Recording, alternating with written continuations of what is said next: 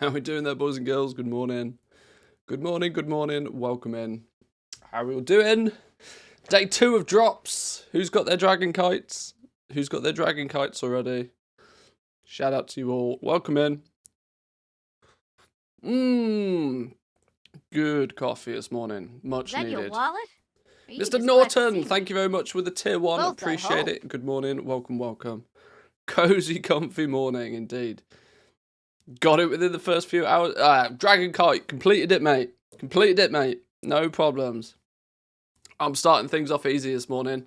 I'm going to quickly run through and check some of my auctions on some of my pet flipping realms. Then we'll do a little bit more pre-patch stuff. I actually was quite surprised that I've managed to acquire enough tokens from just a few hours of farming the pre-patch event yesterday to get the mail, the plate, and the Let's cloth make sweet, sweet profit together. transmog sets complete already. So we're absolutely blasting this event. We only really need to do something for leather workers, and then maybe a few of the odd weapons and offhand pieces, and then the event's done. So hold on, you actually play retail? It's a shock, right? It's a shock. There's a prime. 18 months. My man, thank you very much. Welcome in. Appreciate it. The support over the last few days has been incredible. Thank you, everybody. Tempests Unleashed, Alderman, Drakthir Evokers. We might play around with the Evokers today, actually. I've not made an Evoker. I kind of went by the assumption that every man and their dog was going to be making Evokers yesterday, so I thought I might wait a few days to level mine. Let's get some auctions listed though. We've probably got a lot to sell. What's dying on me? Battle Pet Cage Match is having a fit. That's annoying. That's one I would really like to actually for it to work. Is there an update to that? Has it been updated? Has it been updated?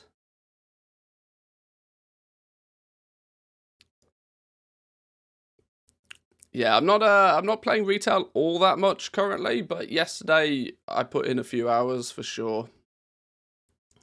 It was good fun for a while. It was good fun. There was a few crazy things happening yesterday. A couple of crazy things that it was, you know, patch day problems, right? But there was a few crazy things going on. People started finding out that the treasures in Shadowlands, for some reason, had no level requirement on them, so was basically being farmed for and then sold to level 10s, which was quite interesting. Like item level 150 plus Shadowlands weapons equipped on level 10s. Little bit bonkers, little bit broken, little bit definitely going to be fixed. I got a few of them up on the auction house. None of them sold even at a big discount. It's one of those, right? People didn't know it was going to be a thing. That's one of the problems with these sorts of things. They become apparent. If you can take advantage of them yourself, then sure. But to try and cash in and, you know, make some gold off them is probably slim. I saw Zanzafall wasting a bunch of gold buying a few of them, testing them out. I think he spent 400,000 gold on one of them.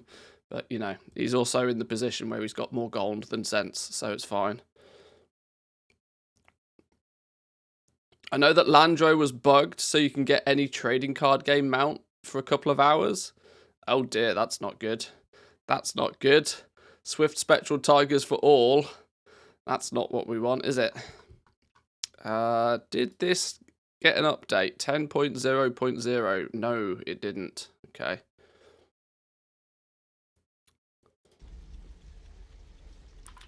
Maybe that means we might just need to disable the add-on till it's been fixed.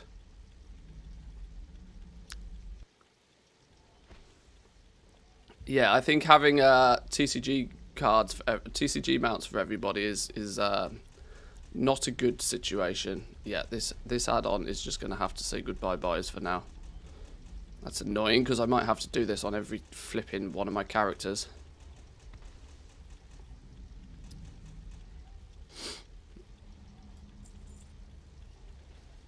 Can we at least post things without it going cray? I think we can. Good. Blizzard removed the NPC, took away all the mounts that people had gotten. Imagine going there with an actual card just to have it taken away. I can't imagine that there was many people strolling up with a real ticket, you know. I would suspect that it was a bit broken. In the US, you could get Tyrell's charger from the Taiwan shop. Blizzard removed that for them. Oh, I'm sure there's shenanigans going on. There was loads of crazy things happening. We've had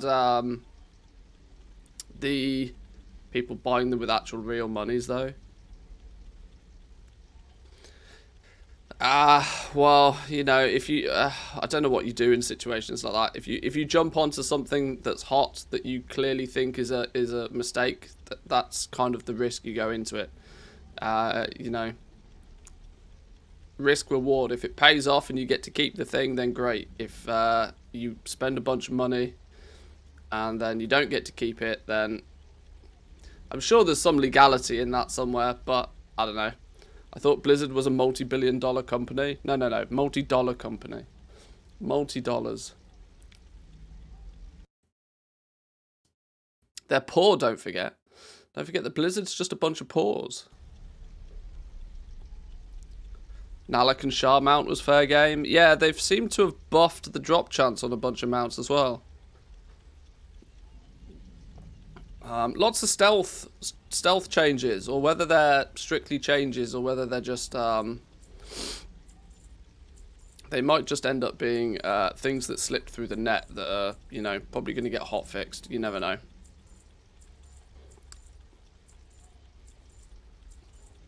But yeah, we'll take a little bit of a look at the news from yesterday, because there was a few things that cropped up, and we'll see what's going on.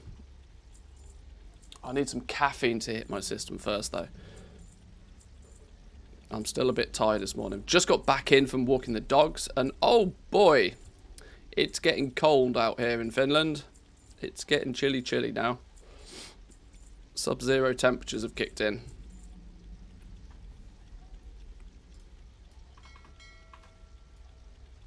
Am I going to have to turn off this add-on manually everywhere? It's going to be really quite annoying.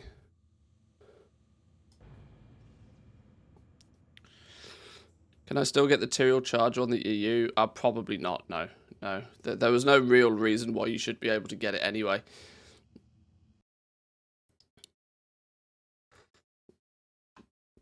While we do this, maybe we'll have a little bit of a flick through Wowhead and see what pops up. Live, what's some of the news then? Drop chances for Mists of Pandaria and Warlords of Draenor world boss mounts have greatly been increased. Further statements from NetEase. Dragonflight will launch on schedule. What's this? Why would it not?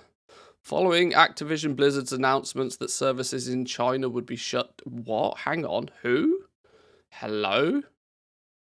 Further statements from NetEase clarify that Dragonflight will still launch on schedule, whilst promising to continue negotiations in order to keep the games. What? Huh? What's all this? Who broke China? Hang on. What's the original to this? What's going on here? Hang on. Blizzard Entertainment and NetEase suspending services in China on January the 23rd. Blizzard Entertainment has announced that it will be suspending services in China due to their current licensing agreement expiring with NetEase. Okay.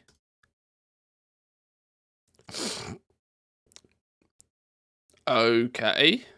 Is this a Microsoft thing? Do we think this has got Microsoft reasons? Blizzard Entertainment's announced that it will be blah blah blah blah blah. Can we just see what Blizzard actually said? Announced today that it will be suspending most Blizzard game services in mainland China due to expiration of its current licensing agreement with NetEase. NetEase basically oversees everything Blizzard related in China. This includes World of Warcraft, Hearthstone, Warcraft 3 Reforged, Overwatch, StarCraft, Diablo 3, Heroes of the Storm, Diablo Immortal, co-development and publishing is covered under a separate agreement between the two companies.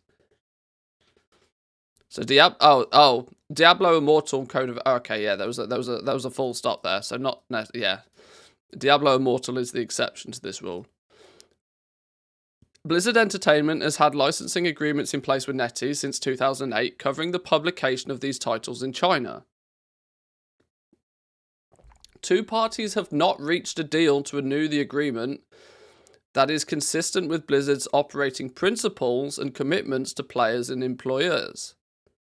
And the agreements are set to expire in January 2023. This has got Microsoft written all over it. Is this because we'll suspend new sales in the coming days and Chinese players will be receiving details of how this will work soon. Upcoming releases for Dragonflight, Hearthstone, March of the Lich King and Season 2 of Overwatch will proceed later this year. So they'll still sell you shit, but then they're going to take it away from you in a few days. Wow.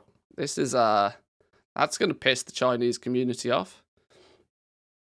We're immensely grateful for the passion our Chinese community has shown through nearly 20 years of bringing our games to China through NetEase and other partners, said Mike Ybarra. Their enthusiasm and creativity inspire us, and we're looking for alternatives to bring our games back to players in the future. Are they just straight up pulling out of China? Wow. That's a lot of moolah. That's bold. That is bold. Now, I have a sneaky suspicion that this is because it's planned for, I think they're quoting the third quarter of 2023, the Microsoft deal to go through. And it's very likely that Microsoft would want to have some say in this. Now, whilst they don't have any say in anything yet until they've actually bought the company, what might be the case is that maybe there's some restriction from Blizzard to signing into a new deal with NetEase that might extend far into the duration of Microsoft owning the company. So there's got to be some, there's some lawyer situation on the go here, right? Surely. I thought Blizzard and NetEase had fell out. Well, they're clearly not happy with each other. NetEase wants to do its NetEase thing and just monetize the balls out of everything. Look at Diablo Immortal.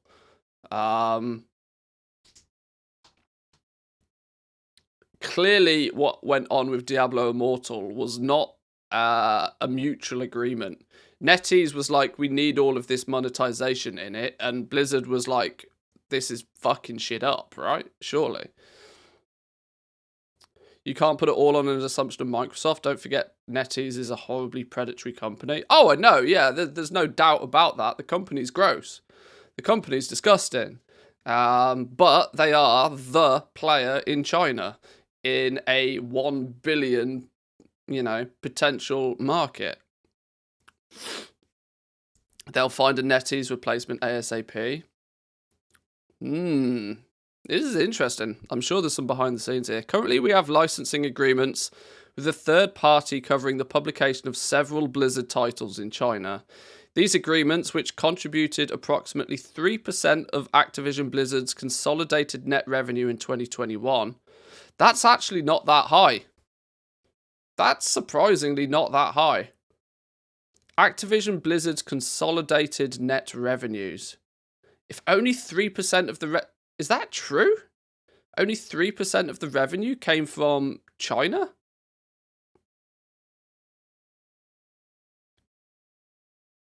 Really? I know King's included in all of that, which is the lion's share of a lot of it. Is Call of Duty a big thing over in China? It's probably not then, right? We're in discussions regarding the renewal of these agreements, but a mutually satisfactory deal may not be reached. We continue to see substantial long-term growth opportunity, blah, blah, blah, blah, blah.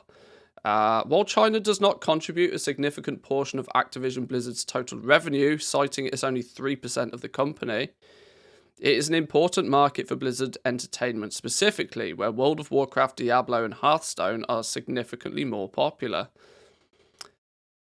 It's way more for Activision, but King isn't in China as far as I know. That could definitely be a reason, right? King just prints money. You know, those flipping soccer mums buying extra lives on Candy Crush is just big business, right? NetEase must be taking a big cut, so Blizzard wants to find a partner that takes a smaller cut. Well, there's nothing to say that they might not. Well, I suppose there's. I don't know. I don't know the Chinese market well enough, but all I do know is that as gross as NetEase are, they are the big player over there. Wow, that's interesting. Okay, I wonder how that's going to. I wonder how that's going to affect things for the fact that they're still going to release stuff and then go yoink. By the way, you can buy this, but by the way, crazy. Okay, where's the clarification on this then? There was another article that was talking more about this. This one. NetEase response and impact of Blizzard shutdown in China. Blizzard, Activision Blizzard statement. Is this the same one? Literally the same one. Activision hints at disillusion. We were previously warned about growing troubles between Activision and NetEase earlier this month by way of a paragraph buried halfway through Activision's third quarter financial results report. Treated almost as a throwaway statement, it didn't even mention NetEase by name and downplayed the impact by noting the market is only 3% of Activision's consolidated net revenues, even though that doesn't quite tell the whole story.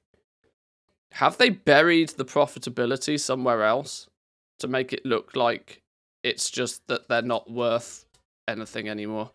Currently, we have licensing agreement, blah, da, da, da, da. That's the same paragraph again. In truth, in truth, China is not a huge market for the entirety of Activision, as many of its games have had difficult time establishing a foothold in that region. Are you mad? The Chinese market is booming for stuff. Do they not remember StarCraft? Maybe they don't. Or today, maybe it's not even a thing. Tencent serves as the local publishing partner for most of their non-Blizzard games, but Candy Crush was shut down earlier this year after having trouble reaching the same amount of popularity that it enjoys in the West. Obviously not enough soccer mums in China, leaving only Call of Duty showing some serious success. The same isn't true for Blizzard Entertainment specifically, however, for which the Chinese is a major market due to the long-term popularity of WoW, Hearthstone, Diablo, and Overwatch. This makes the loss of China as a market not only devastating for Chinese players, who are now left wondering what, if any, steps will be taken to secure new operations, it's also potentially a huge loss of revenue for Blizzard Entertainment specifically. NetEase have just pissed them off. NetEase have just pissed them off, clearly.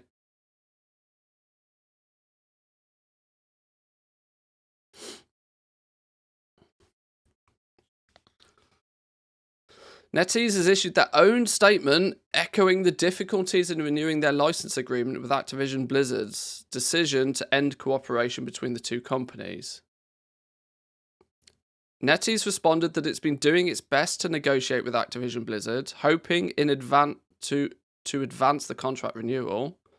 After lengthy negotiations, we are still unable to agree on some key terms of cooperation with Activision Blizzard. This could just be like you can't have like two bulls fighting each other. Something's gotta give, right? Considering Activision Blizzard probably consider NetEase as just the publisher, the gateway, the middleman to sell their stuff in China, and NetEase clearly wants to take far more control over what goes on. They want to do more than just publish the games. I mean, it's ridiculous that publishers are even needed nowadays when everything's digital. but they clearly have the infrastructure and the connections.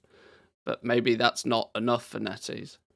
Noticeably, Diablo Immortal, which was developed jointly by Blizzard and NetEase, is covered under a separate agreement and therefore should not be shut down alongside other services. It should just be shut down full stop. Never mind just in China, that game is a scam. Although the inability for the two companies to reach an that's the word I can't say. Amenable agreement doesn't bode well for its future either. Bloomberg reports that NetEase is already feeling the effect, falling 14% in Hong Kong after the announcement. The biggest intraday fall in more than a year, whilst local Chinese tech firms are selling fast. Well, that's an interesting one. I didn't expect to wake up and read this morning, but it's a bit of a blow for the Chinese market, generally speaking. It's a bit gross. NetEase obviously pissed them off significantly enough. Where was the other one? Further statement, Dragonflight will still go ahead as normal. You can still buy the game, but you got 20 days to play it. What's this going to be?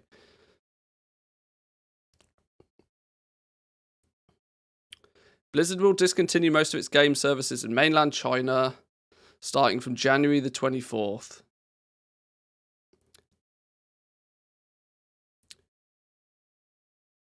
With NetEase, there were also several thousand hardcore fans of Blizzard games. Therefore, we're more empathetic to the feeling of players at this moment. Before today, we'd been doing our best and negotiating with Blizzard in good faith to seek continued operation in mainland China. The words NetEase and empathetic do not belong in the same sentence, ever. They're ceasing its cooperation and will have to accept this decision. NetEase will lose its distribution and will no longer be able to continue to manage and operate these games that have carried players' memories for 14 years. Do a better job then, NetEase.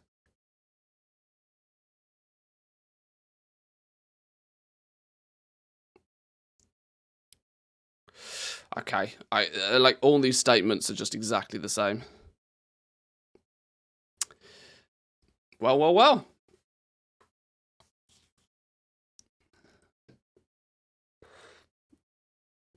Chinese party is closing the world to China. They must be in control of the product and the propaganda within it. That's a little bit too political for me to comment on, but I would not be too surprised if that at least plays a part in it. Let's maybe get back to this we need to watch later. Dragonflight Professions interview with Soul Breezy. Has he turned this into a video yet? Is this up on his YouTube channel yet? I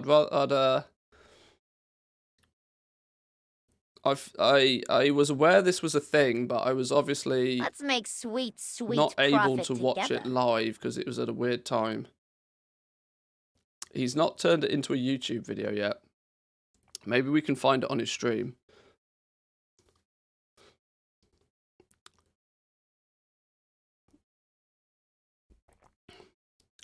I want to say that your name is pronounced Bone, but I'm not sure if it is. But either way, thank you very much for the tier 1. I appreciate it.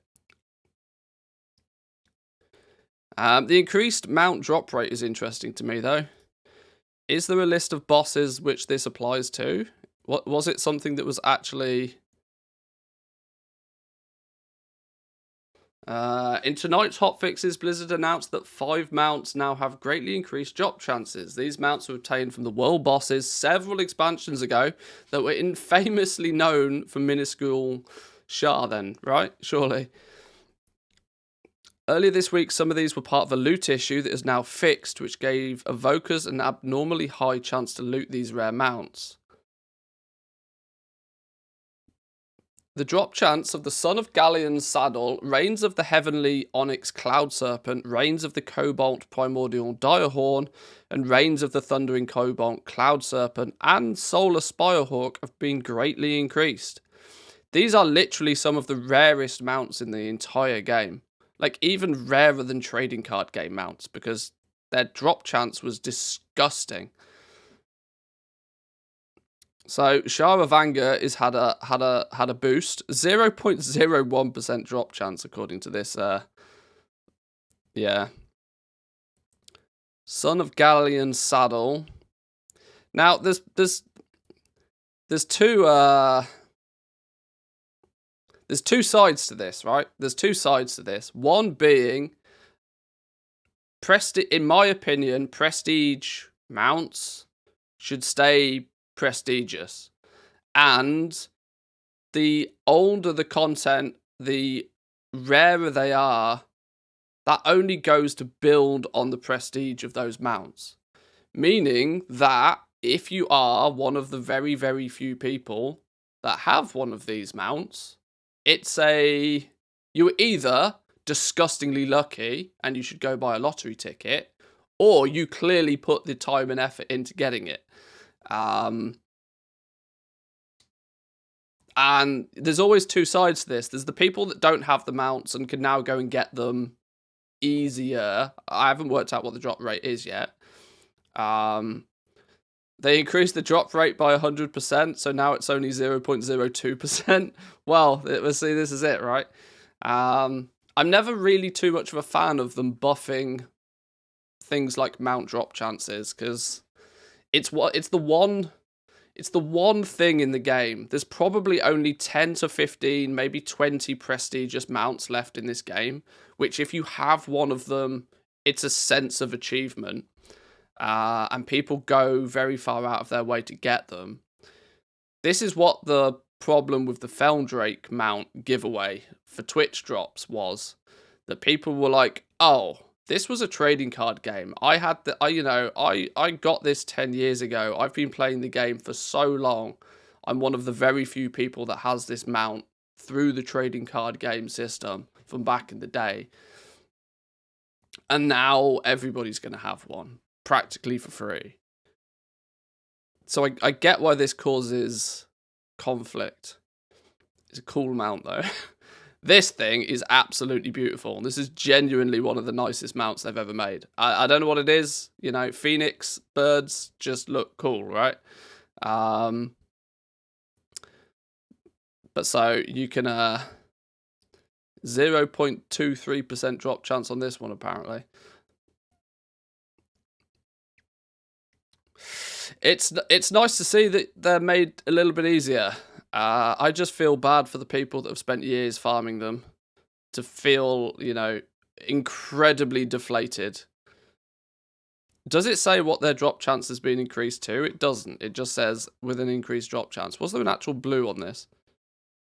Have been greatly increased. Yeah, that's typical Blizzard. That's like, oh, now instead of 1 every 2,000 kills, it will take you 1,900 and 800. I don't know, just a smaller number. I've heard people getting them in like 5 tries. I'm at Galleon now. There's easily 200 people out here farming it. Really?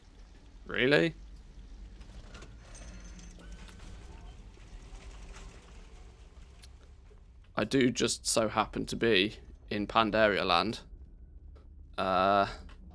Although, that said, I don't have even a keybind for a mount on this character, because it's my bank toon. Give me a mount. Give me a mount. We'll go on ye olde faithful Albino Drake.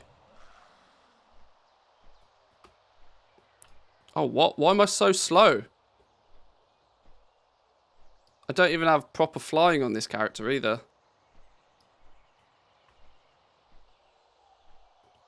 Tend not to kit out my bank characters quite so heavily.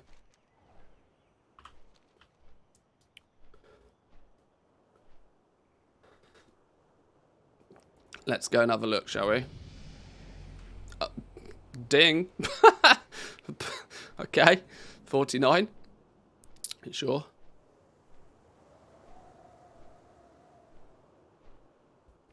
$16,000 attempts on Shah, and they buffed the rate. Does feel bad. So many people sitting on them over here now.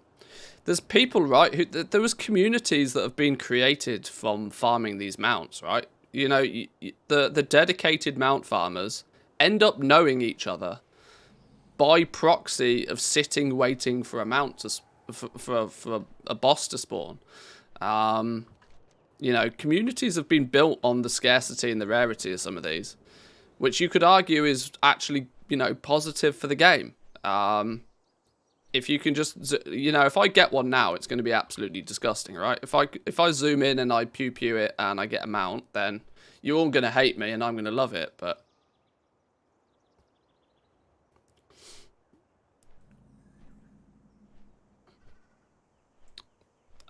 there's nobody here.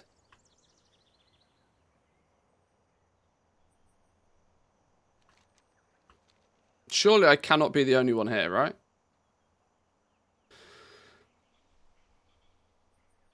You're not in Chromie time? I have no idea what I am on this character. Am I in Chromie time? Your guess is as good as mine. I could be. I'm probably in Chromie time then. That's annoying.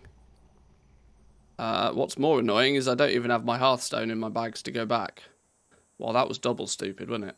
That was double stupid. Let's look at the level of the zone. Yeah, I'm in Chromie time. I may be a mage, but I don't even know if I've learnt all of the portal spells. Or do you get them all by default nowadays? You didn't used to get them all by default. Veil of the Eternal Blossoms, there we go.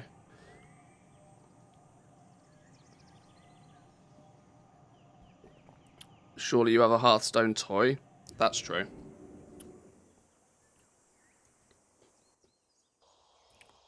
Okay, we'll try this again on another character. Let's get another character on the go.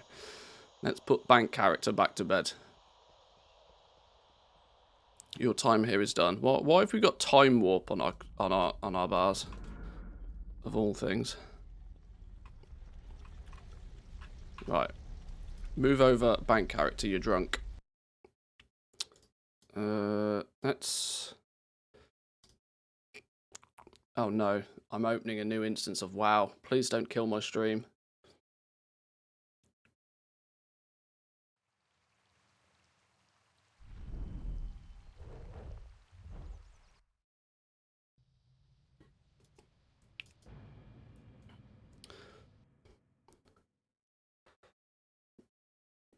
Spires is packed with people. I'm not surprised. I'm not surprised at all.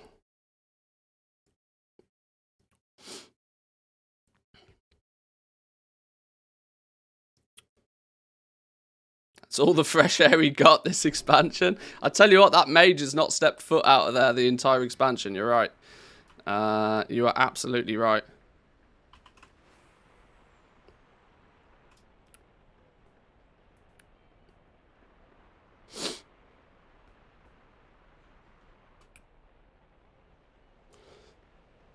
Right, let's go have a look. I might head over to Spires because of all of the mounts, I would really like the Firebird one. The Solar Spirehawk, that's the one. I can never remember its name. Let's give that a go.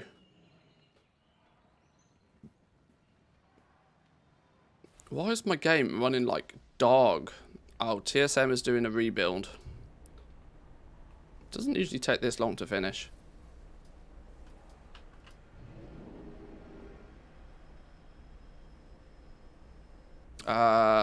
Hang on. Okay, I autopiloted that real bad, didn't I? Okay, well, I guess we're going back over to Galleon. I got distracted by TSM and forgot that we were trying to go to WOD, not flipping.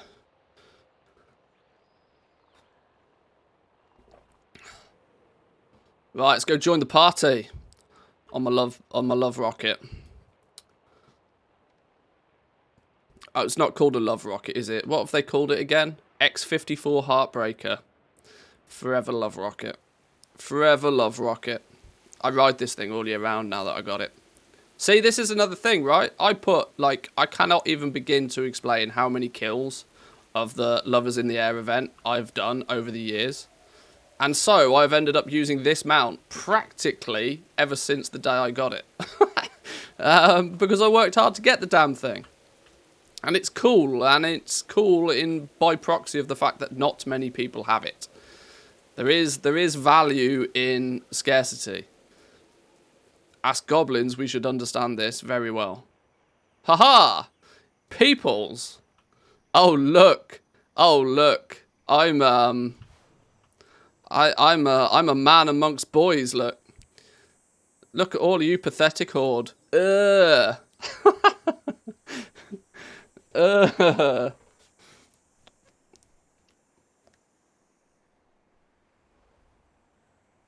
Same thing for me with the Heavenly Onyx Cloud Serpent.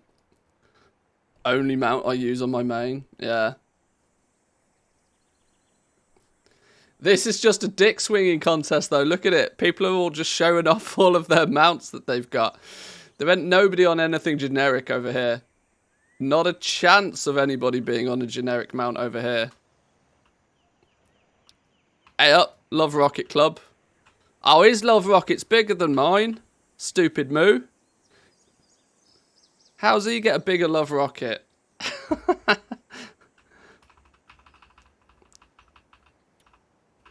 Mr. Kingslayer.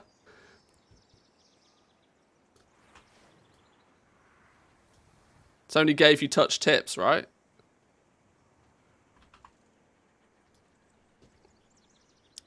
It's not the size that matters. Check out the other rocket behind. That's a money rocket, that one.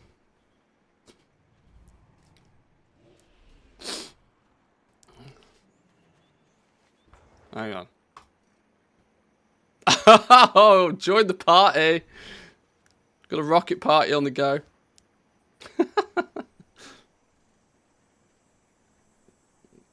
This is what they commonly refer to as a game of soggy biscuit. If you know, you know, but please do not Google it.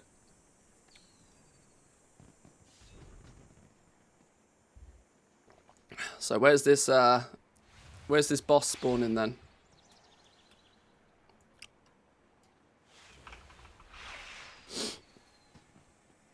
Just tuned in to hear that. Sorry.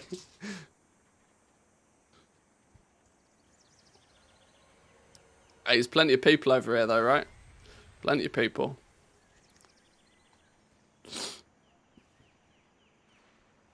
Now, if I had Asmongold level influence, I'd get everybody to line up and we'd do a mount off, but I don't, unfortunately. What's the actual respawn timer on this dude anyway? This is very much new to me. Just do /yell. I'm alliance amongst many horde. It's not going to work, unfortunately. I am clearly the odd one out here. And they say the game is he died at 10:04 server time. I was here. Ah, thank you. Appreciate it.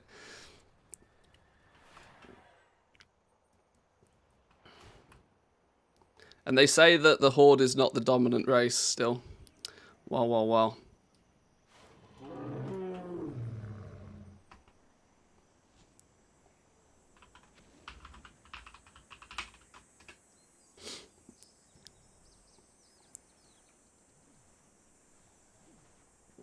Hey, look, everybody's getting their, have you guys been into the, where is it? The adventure guide. Have you scrolled across to the end of your adventure guides? If you haven't scrolled across to the end of your adventure guides, give it a go. See if there's anything special there. And then tell me I don't ever make you any gold.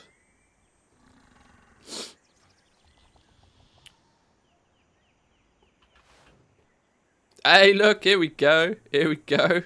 Show off. With his, what's the buff he's got on to make him wham? Ah, the World Shrinker. There we go. Free money! It is indeed free money.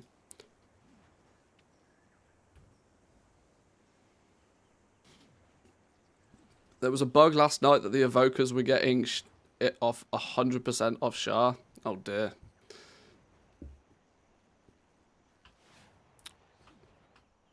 See, this is the thing, right? This is what I was alluding to. Now, this is obviously slightly more people than probably would normally be chilling out here, because of the news that the drop rate has been increased. But, like I said, communities were built upon just people waiting, just chatting with each other amongst themselves, waiting for these bosses to spawn. That's a big floof. That's a big floof.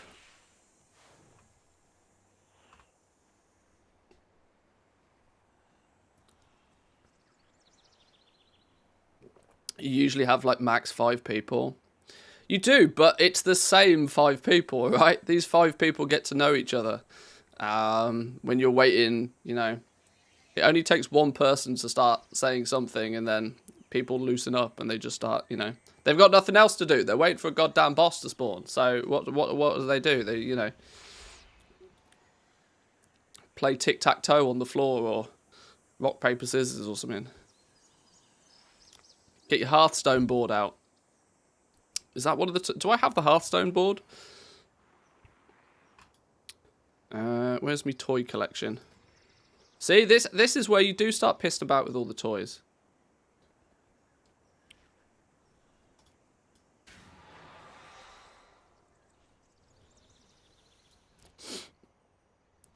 Be fast to tag it, he dies in seconds. 10:05 somebody said he spawned, so there's still a few minutes away from what I can gather. I think I turned up like literally not too long after it'd been killed.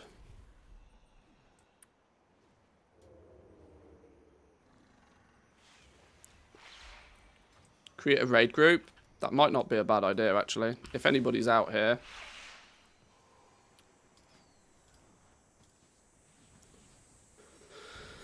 What's this dude's name? Galleon or something? Mantheus Mount Raid. Join it up if you wish, boys and girls.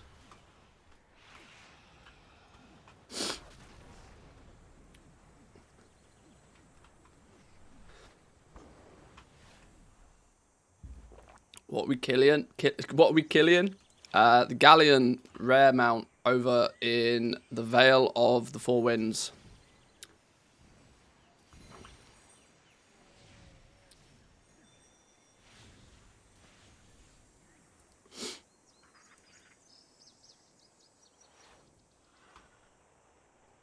If they've got an increased drop chance, we're going to get some of them. Hey, we've not got too much else to be doing whilst we're all waiting for dragon kites, right? So let's get it going.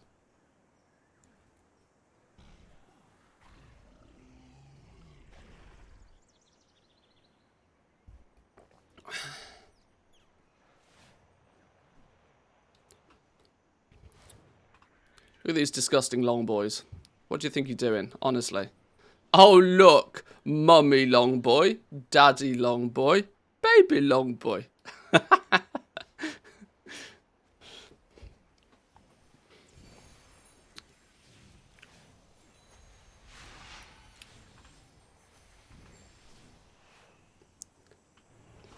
That is a big auction here.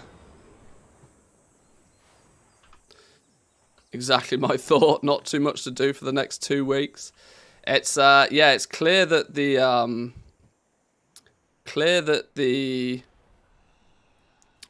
pre-patch of do not click the animal horde. That's the biggest bait. Clear that the pre-patch event is not going to keep people busy for very long. Are people now starting their AoEs to get the tag? Do they think that that's it? That's the thing? Is this the meta?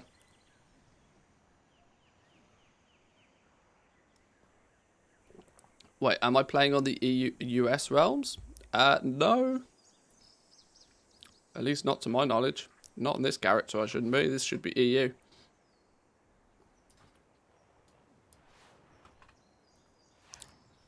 Did I list it up in the wrong place? I could have done that. I didn't even actually pay much attention.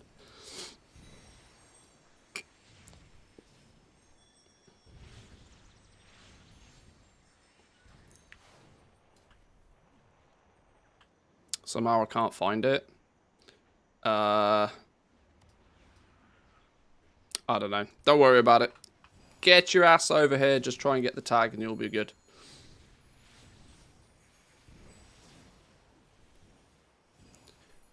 Put it on the raid category so it's both factions. Oh, that's probably what I've done wrong, yeah.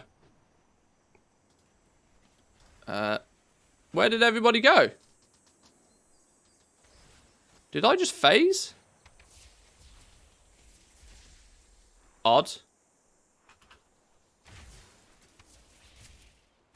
Oh, you have to actually select the raid? World bosses.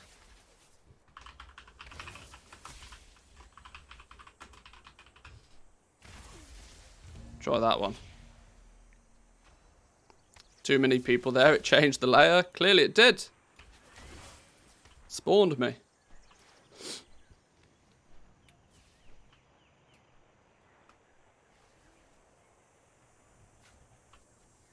Now it might spawn in template. Well, that's also true. Now it might have kicked me off like 10 seconds before the flipping thing spawned.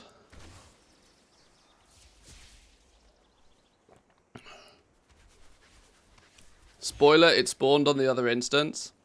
Thanks. Thanks.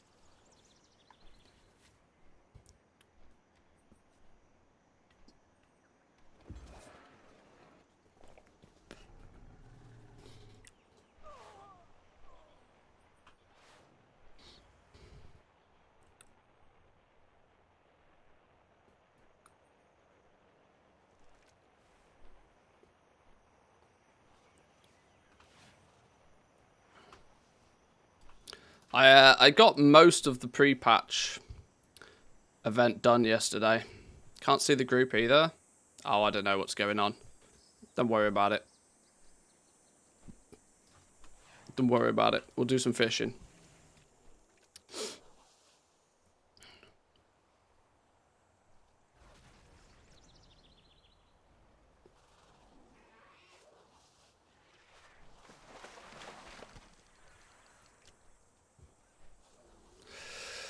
I want to do this achievement at some point. How many people actually bothered to do this to get the secret fishing achievement, to get this ball thing, the hyper compressed ocean toy?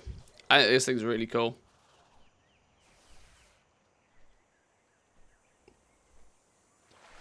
There's loads of those little things in the game that for some reason I never get round to doing, and I don't understand why. I stream World of Warcraft for a living. I should literally have every achievement, every toy, every mount, because I can turn every single thing into content in some way, shape or form. This is why people, you know, this is why over the years World of Warcraft streamers have done quite well for themselves, because there's practically unlimited content. It doesn't translate too well to YouTube content, but there is for the purpose of streaming. It's kind of fun to do. You had to put on some funky goggles and stuff, didn't you? Doing Annie Fuchsia, go 100% achievements. She's put in the time. You know, when we talk about people have got their dragon kites out as well. When you talk about people putting in the time and putting in the effort and, you know, gaining the right to say that there's that sense of achievement of collecting these things, Annie has definitely done her bit.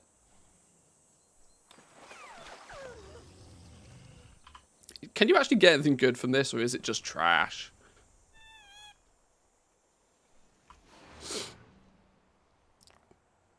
And boosts.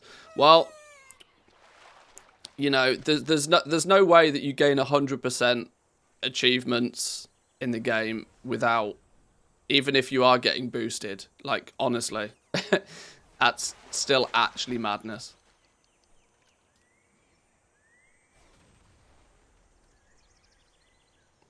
Have you got a good fishing skill?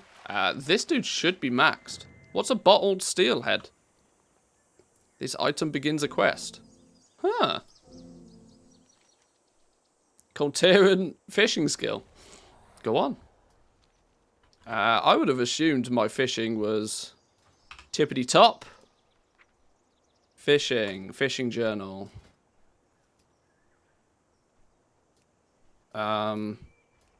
Can we even see? Oh, see, this is why I don't like the new interface. Cold Tyran is maxed. Legion is maxed. Draenor, max. Pandaria, max. Cataclysm, max. Northrend, max. Outland, max. Classic, max. It's actually only Shadowlands.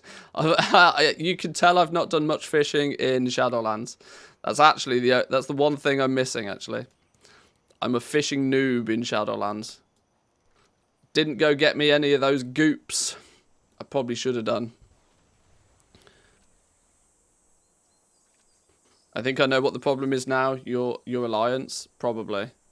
Although cross-faction things are, cross-faction raids are a thing, but maybe I don't know. I don't know the mechanics of this game anymore. I just play it.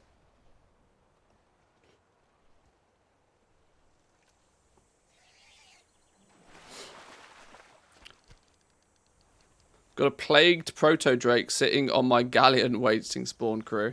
Nice. Everybody move your stupid mounts out of the way. Man's trying to do some fishing here.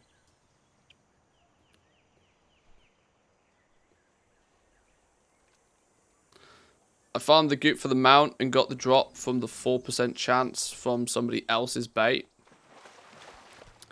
I think I just cheated. I think I just bought the materials I needed. I think I just bought that mount. In a roundabout way, anyway.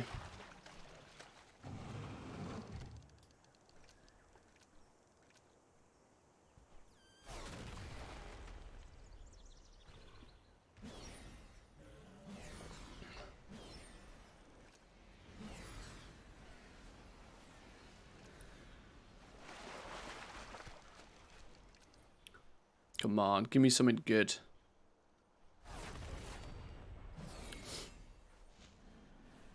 Can we make this the official Evoker emoji on Twitch? I think we should. That looks quite cool. Skinny pog lizard.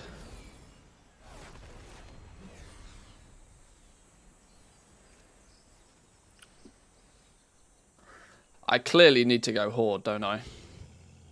I clearly need to just join the Horde crew. Am I fishing in the pre-patch? This is the pre-patch event, didn't you know? This is actually the new pre-patch event.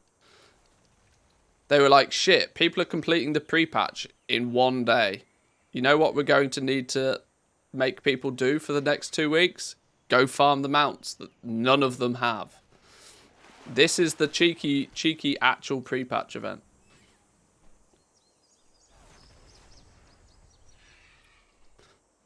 I'll go Horde only if they give me plus 10 rep as human. That's true. I'm very tempted to re-roll human just for the rep bonus, you know. Super tempted. On the basis that the first time that you're grinding the rep is going to be the most frustrating. Then if you need or have the desire to do it again on alts, it'll be much quicker and easier anyway.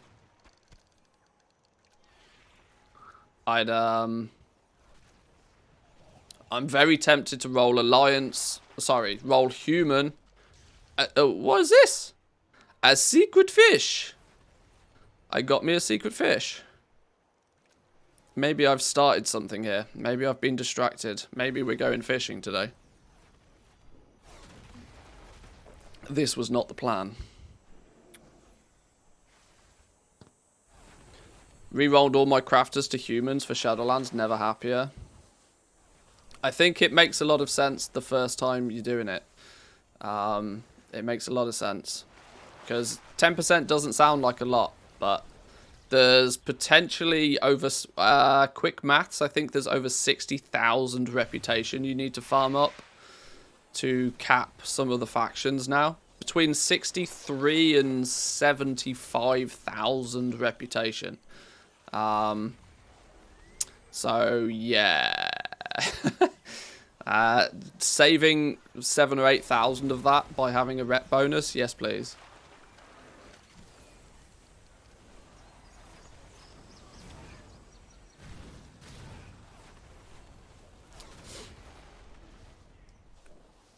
People seem to be under the assumption it's about to spawn, which means I might stop me fishing situation.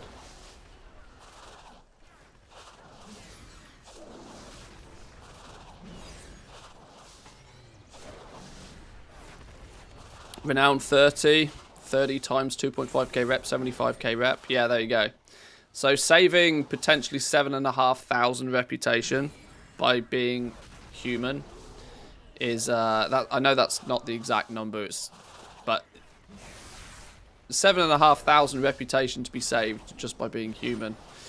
That's a lot of world quests. That's a lot of, you know, that's the difference between hitting 27 and hitting 30.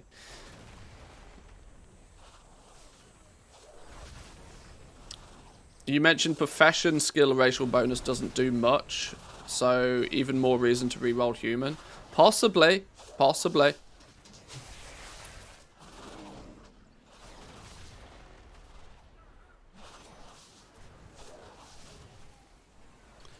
You'd actually save 6,818 rep. Yeah, see, I knew it wasn't the exact number. I'm aware how percentages work, but it's easier to just say 7.5. It's it's like printing contracts a couple of days in advance. Yeah, exactly. There are some. Dragonflight is clearly going to be an expansion where being first is where you make gold, and if you want to make silly gold, you need to be first. And some things you need to not only be first on your realm, you need to be first in the region. Hang on, dog. I'll let you out in a minute. I've got mounts to kill, doggo. I've got mounts to kill. And if I let you out, I can guarantee it will spawn and I'll miss it. One minute 17 seconds, somebody's claiming. That's long enough for me to let the dog out. I only need 10 seconds to let the dog out. Go on then, doggo. No wolf bagging, no. No wolf bagging.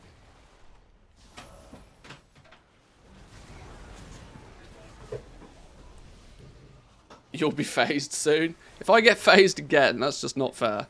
That is just not fair. She's barking already. Dog's got one on her today, I don't know why.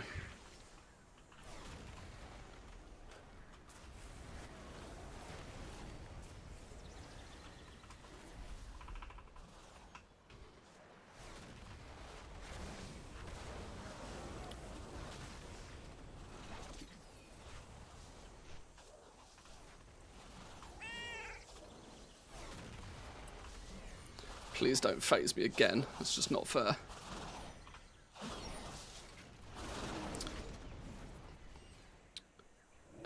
This is where 8 seconds. He's coming. He's coming.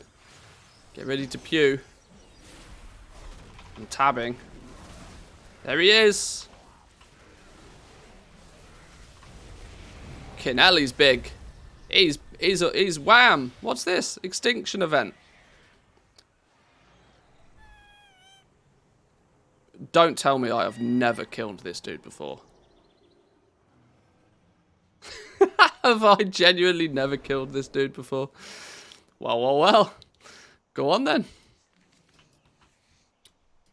Check me out. On to the next one.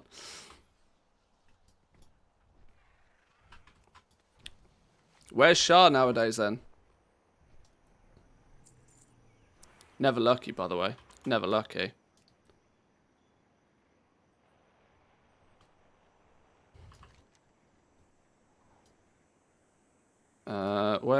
Let's head up to Shah then.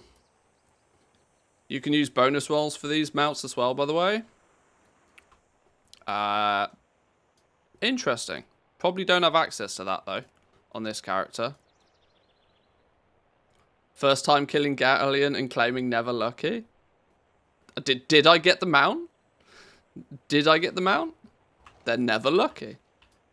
I am 100% not lucky. I think that's speaks for itself. Alright, let's head up to Shah then. Well, I think we've officially found what we're doing for pre-patch then. Got the mount for Galleon on my first kill back in Pandaria. That's big. That's the kind of luck that I feel that I had with the vial of the Sands recipe. Act swiftly before all is lost. Getting the vial of the Sands recipe out of my first jar. Stream of benefits right there.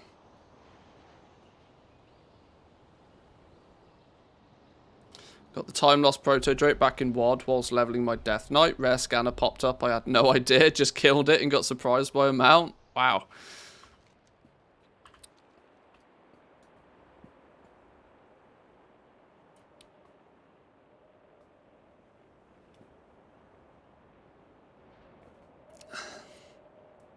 Do these stay as a higher chance only during the pre-patch? I presume they probably stay as a higher chance. But considering the pre-patch event can very easily be done in a day, this is officially the new pre-patch event. Killing world boss mounts. Oh, he's dead, look. Boo. Well, I guess we're waiting a few minutes on this one then.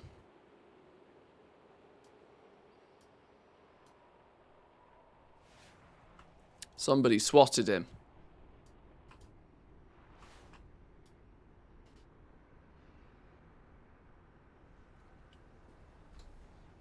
I literally got every rare Tol'vir artifact before getting the recipe.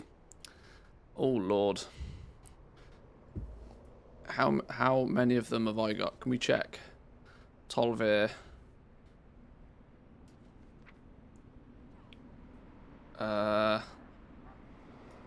Which ones are the Tol'vir ones? Oh, this isn't even the right character. It's not going to make any. It's not going to make any difference.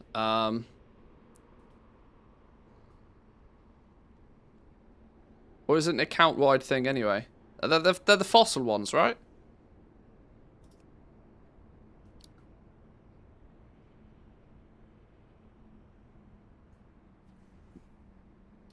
They're not account-wide. Ah, okay. First completed back in 2011. Over a decade ago. 2012, 11. Was this maybe when archaeology was still like really a thing? 2011, 2012. Scares me just how long I've played this game for. And have like, considering I've played this game since late vanilla, and I still have like less than 22,000 achievement points, is pretty tragic, to be honest. Leveled 4 characters 50 to 60 last night. Fastest level was 6 minutes. Oh, you can super speed level now. There's a bit of a misconception because it's there's a bit of a misconception that the pre-patch event is, yes, very good for leveling because it's AFK, practically mindless, just tag things and wait till they die. But it's actually not that fast for leveling to what you can just do anyway now. It feels like going from 50 to 60 is super fast now, but that's because 50 to 60 is just a meh level now.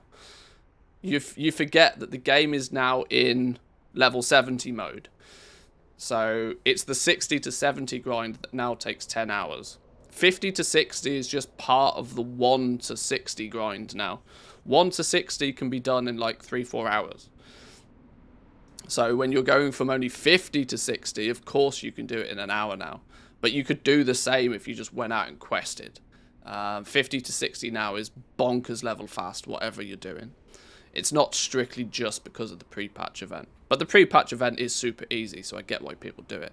I leveled a couple of characters yesterday because of it. I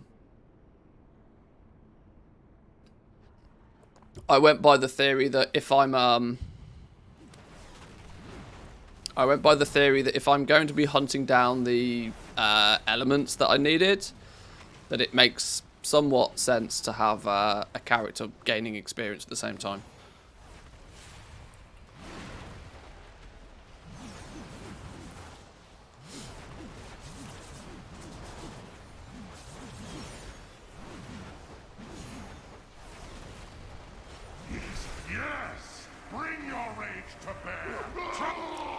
Boom. cache of Shah-touched gold. Claw of Anger.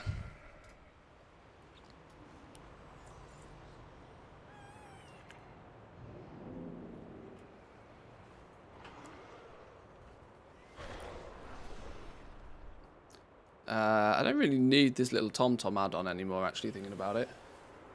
I'll leave it over the side here. Maybe we'll put this one just next door. Keep track of things.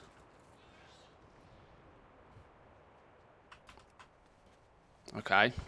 2 down. I can't remember what this quest does. It just allows you to deliver it back, and it allows you to pick up a piece of gear. I wonder if I need these for transmog. Not learnt, not learnt. I suppose I might as well go turn that in then, I suppose. Why not?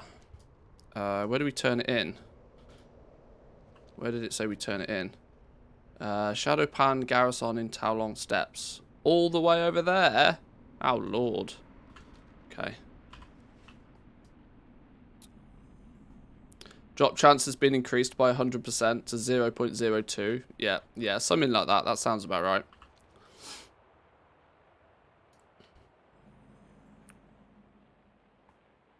World boss is only lasting a few seconds, so lame. Well,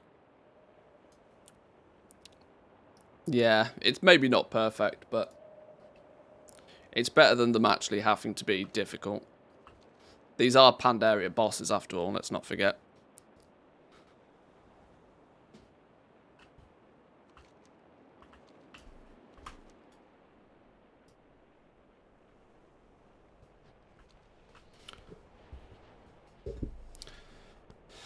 So which were the other ones that we need to pew pew? Shah of Anger, we've pew pewed him. We've done Galleon. Where are we going now? We need to go kill Ondasta. Nalak on the Isle of Thunder. And then Rukmar in Spies of Iraq. Okay, I guess we do head over to the Isle of Thunder then, right?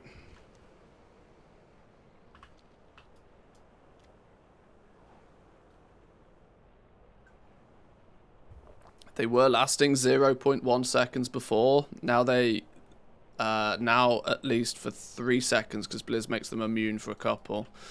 That sort of makes sense. Let people get the tag on it and then just make it deleted.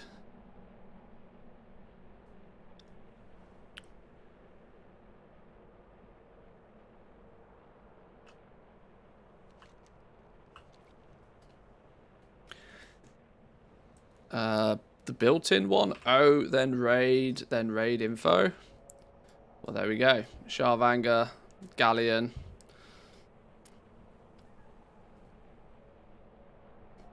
It tracks which ones you have killed. It doesn't obviously strictly tell you which ones you have yet to still kill.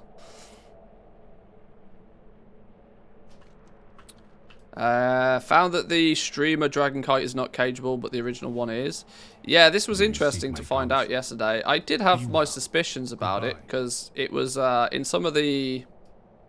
Be well. In some of the footage, you know, the art that was put out about this event, I was like, that Dragon Kite, it's a different colour. I was like, it's a different colour. What's going on here?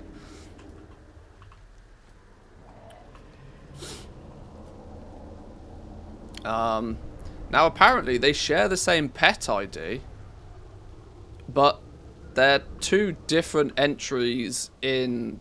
They're two different entries, and one the trading card game version can be caged.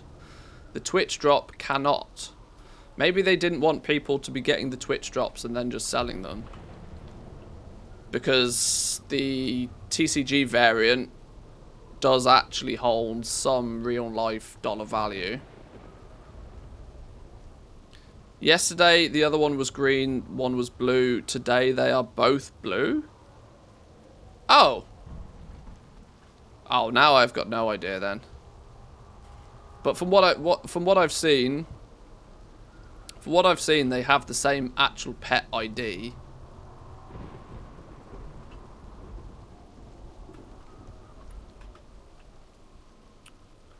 Maybe you know the answer. Thinking about leveling my evoker with herbalism mining. For the first for farming the mats to level my profession on the main for the sweet bonus XP. May I be able to send work orders from the evoker to my main, which will craft? Everything points to the fact that we should be able to.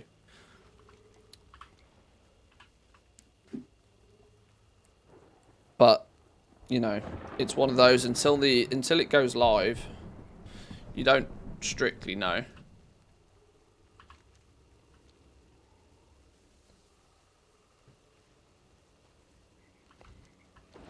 Because there are often situations where what we see on betas and PTRs and stuff don't strictly play out the exact same way when it goes live.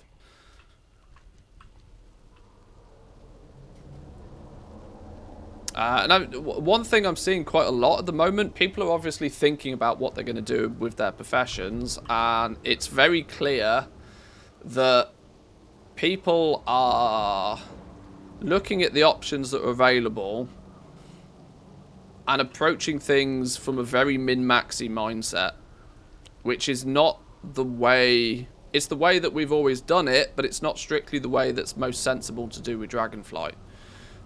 You know, picking up some professions, doing this with some professions, then dropping those professions and going and doing something else, and, you know, all of this profession cycling sweet shenanigans together. is Good a morning. min-maxy sort of system that has worked well in the past, but it's unlikely to work quite as well in Dragonflight, because Dragonflight, I mean, the hint is in the name, right? They want you, and the game, the crafting game is designed on specializing. They want you to pick something and then put all of your effort into it to be the best at that. And if you do that, that's the way you'll get ahead. Jumping and switching and changing and throwing everything about and leveling up this and then dropping it and then leveling this up and trying to do these quests, and that's too much like hard work.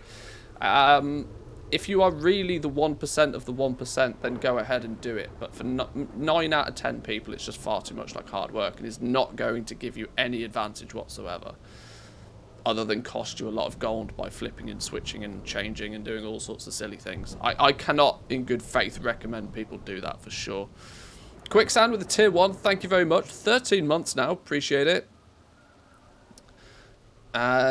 Dedriana, thank you very much for the Prime Gaming as well. Appreciate it. Welcome in. Is Artisan's Metal rewarded from skinning, herbalism, and mining? Yes. It has a first-time gather bonuses, just like there were first-time craft bonuses. Having extra Artisan's Metal will help you with gold making. Yes and no. It will help you if you're on the cutting edge, but it won't help you otherwise. I did a little video the other day talking about what Artisan's Metal is used for. There are mainly 4 things where you're going to look to use Artisan's Metal. Two things are the profession gear and the assay currency to buy the knowledge points from the Artisans Consortium vendor. They're both one-time spends. They're quite big one-time spends, but they are one-time spends. Some of which will give you more of an advantage than others.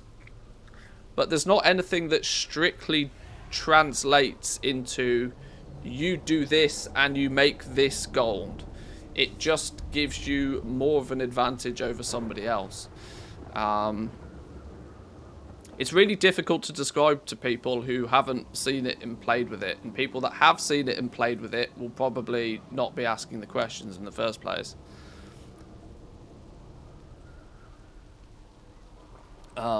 A lot of this will become a lot clearer to people once they get their hands on it, which is why I wish for the longest time Blizzard would just give people access to the beta at this point. It's not like we've got anything better to do for the next 2 weeks. Let people have a little bit of a play about.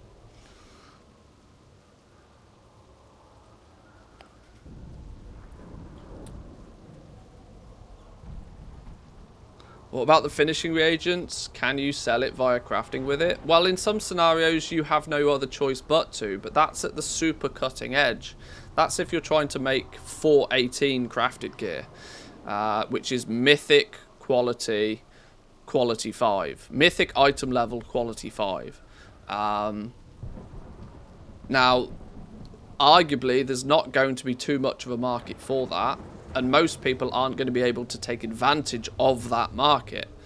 So it's difficult. People could do this profession shuffling, gain a whole bunch of artisan's metal, and then end up not really needing it for anything. You need to have a good grasp on the entire system before you decide to spend what will be, and I should clarify, this profession shuffle will cost people hundreds of thousands of gold to achieve. This is what's not very well documented about it. People are like, oh, I'll just level up this profession and then level up this profession and then drop it and then level up this one and then this one, and yeah, that's great, but that's expensive. At the beginning of an expansion, that's expensive. It's not expensive if you've got 50 million gold, but it's expensive if you have got less, you know. It could quite easily cost you a few 100,000 gold. A few 100,000 gold that could be better utilized somewhere else. It's not an optimization for the average person to really look at doing, I think.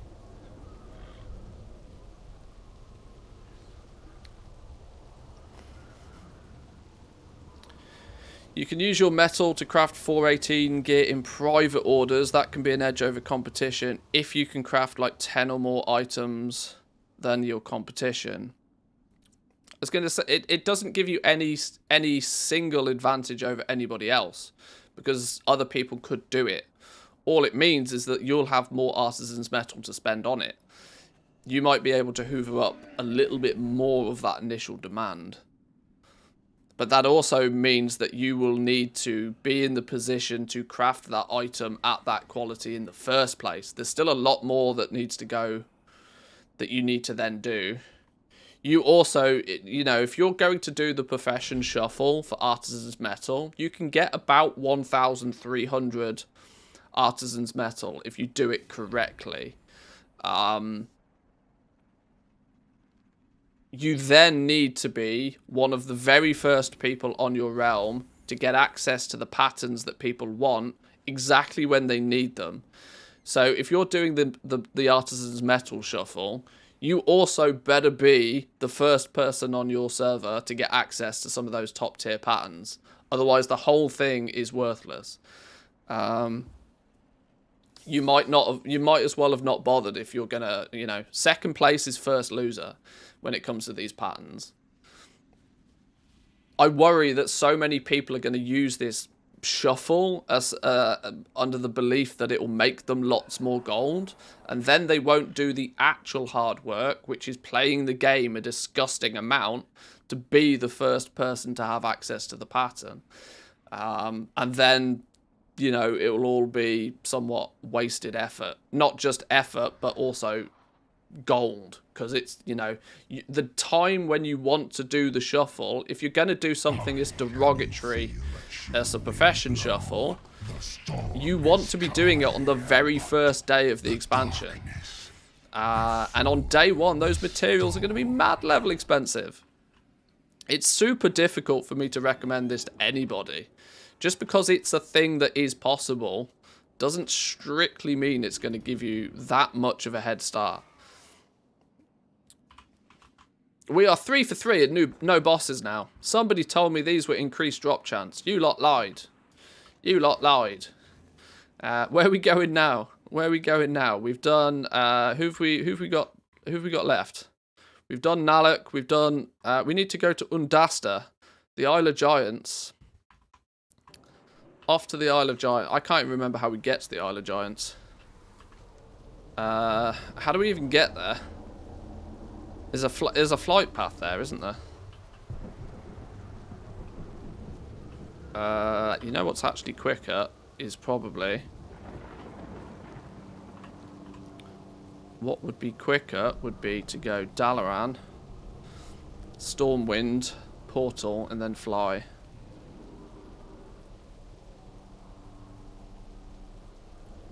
That's what happened with the Zereth Mortis rep contract with me. I farmed the rep when the contracts went for 10k. When I managed to learn the recipe, they were down to 2k. Still made bank with them, though.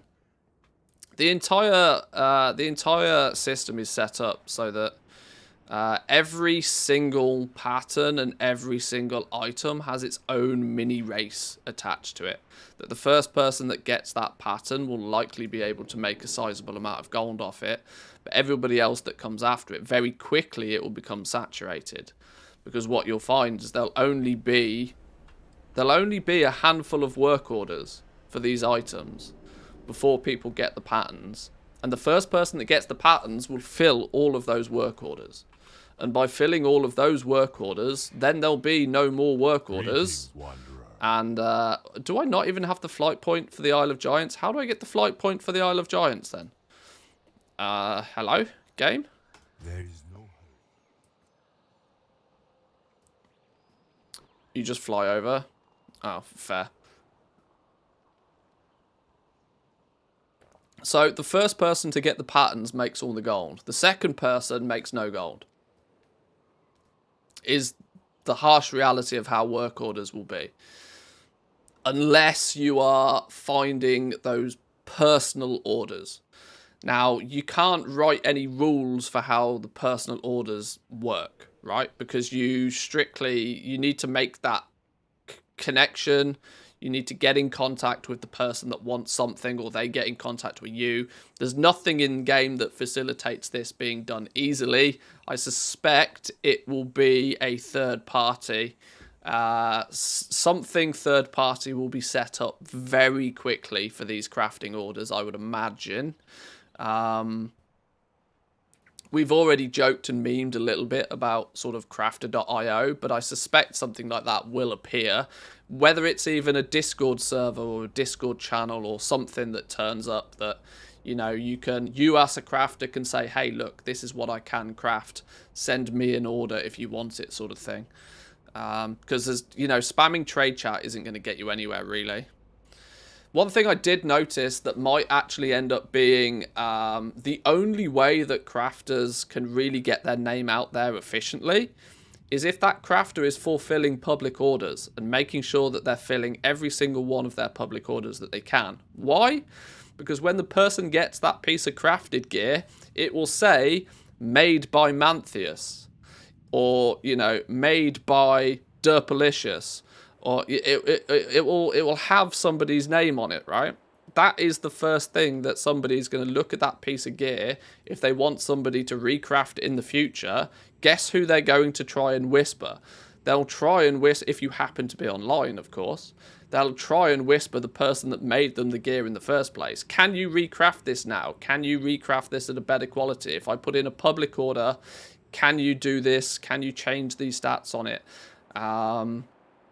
That might be one of the first ways that people try and find somebody for recrafting orders. It's going to be interesting to see how it plays out. For your spreadsheet, is it possible to just be a Twitch Prime and have access to it, or do we need to be Patreons? I'm going to tell you two answers here. You can, yes, of course. If you Twitch Prime, you can have access to the spreadsheet. I personally would prefer it if you were a Patreon, simply because Twitch takes 50% of the revenue, whereas Patreon takes a substantially less of a cut. Patreon only takes about 8% off me, whereas Twitch takes 50% off me. So the greedy I don't know, is it Greedy Goblin? I don't know. My personal preference would be Patreon, obviously, but if you sub here on Twitch, together. You do also get Thank access you to for the your cheat great sheet, yes. content. Baby Spinat, thank you very much for the Prime Gaming. Talking of such, 2 months now. Thank you.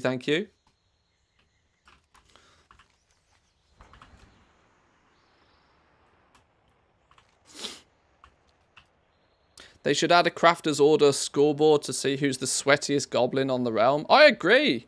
Let the goblins do their goblin things. Let's get some goblin PvP on the go. I think it's well worth. I mean, my recommendation was just a little notice board, you know, just an in-game asset, a little notice board that's next to the crafting order window. So, you know to go there if you need something done.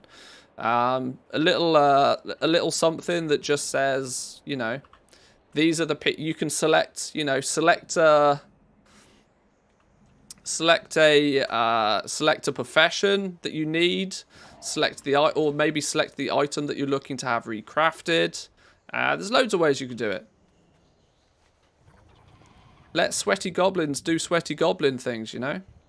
But then again, people have been asking for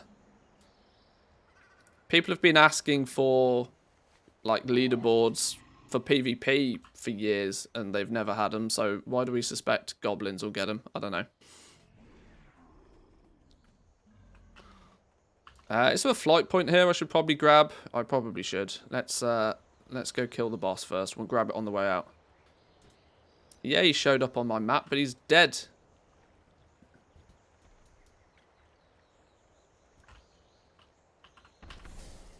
Phew.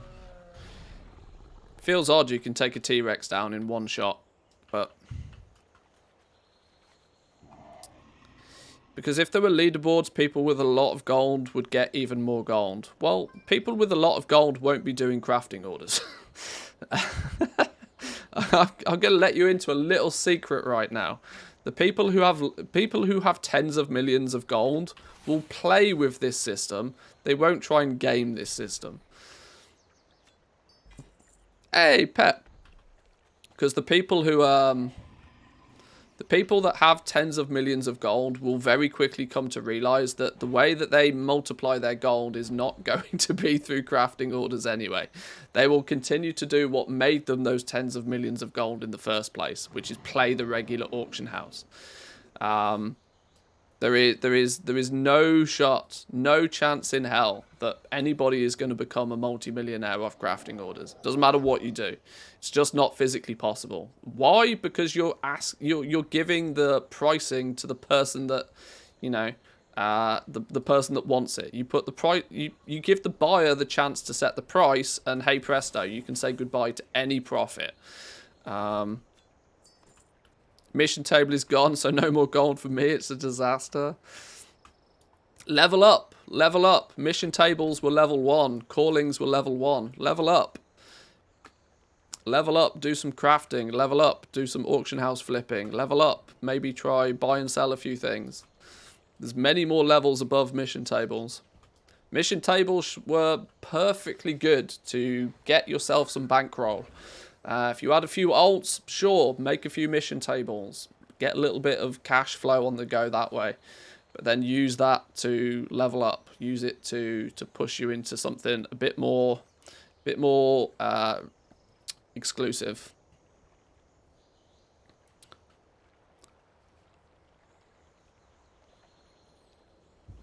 My big money market was ruined by the regional auction house.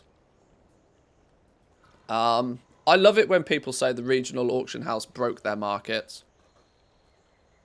Because it means that there's more gold out there for the people who realise that the regional auction house is the biggest blessing to gold making that we've probably ever had. Especially on materials. Like, honestly, I can't even begin to explain to you just how good the regional auction house is for making gold. Because your the quantity of people that can now potentially be buying what you're selling is multiplied tenfold in most cases. Even if you played on the biggest server possible. The one thing that I stand on my soapbox and I shout about is forget about profit. Profit doesn't matter. Focus on selling more stuff. Focus on turnover. What you want to do is to be turning over hundreds of thousands of gold every day. And even if you're making 1% profits on hundreds of thousands of gold every day, all of a sudden you're making millions of gold over a period of a couple of months. And every single material is its own mini market now. There used to be things that there wasn't enough customers for the supply of them.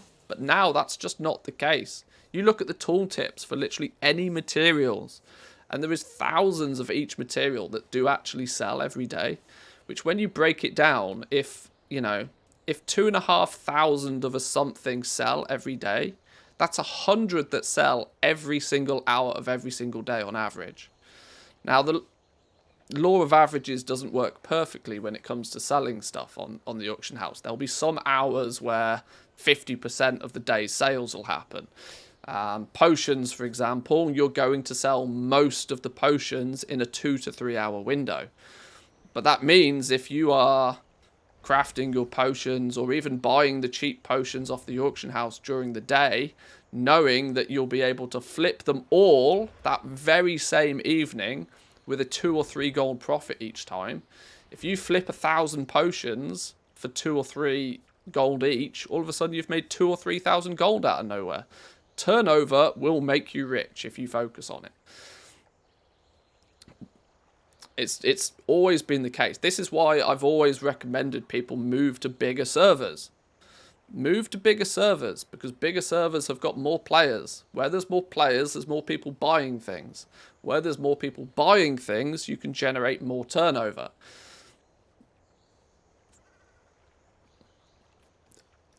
Oh, but you can make bigger profits on low population realms. True, but you sell a fraction of what you would if you were on a high pop server. The region-wide auction house has made it fair for everybody. It doesn't matter if you're on high pop or low pop.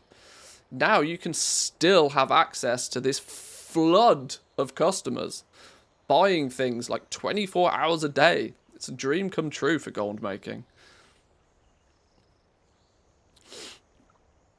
You just need to find something that, somebody else isn't already focusing on. But there's thousands of materials in this game. Start small. Start with something, Don't try and control the Progenitor Essentia market overnight, because even I don't have enough gold to do that. But start with something small. Work out how much of it sells.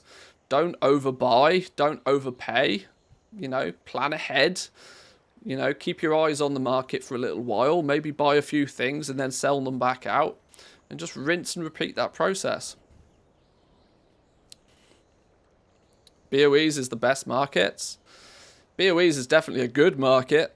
Definitely a good market. What's the quickest way to get to Ungro Crater? Take the portal to Oldham and then fly north. Is the one I found from yesterday.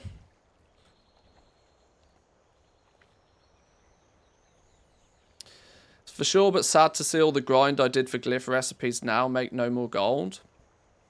That's temporary though, because if you're making no gold on glyphs, guess who else is also making no gold on glyphs? Everybody else.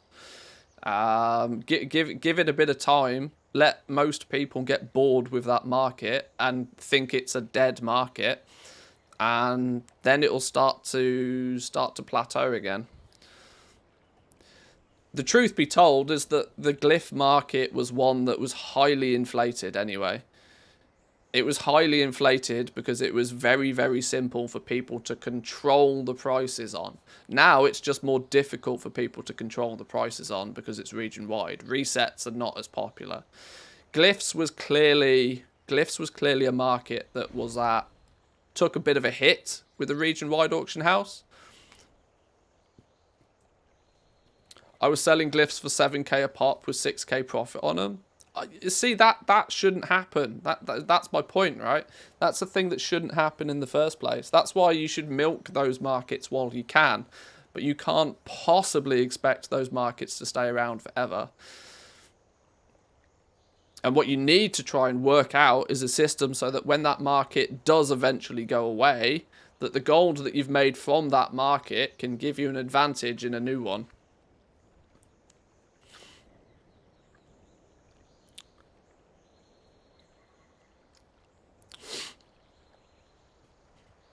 Only craft at the beginning of an expansion.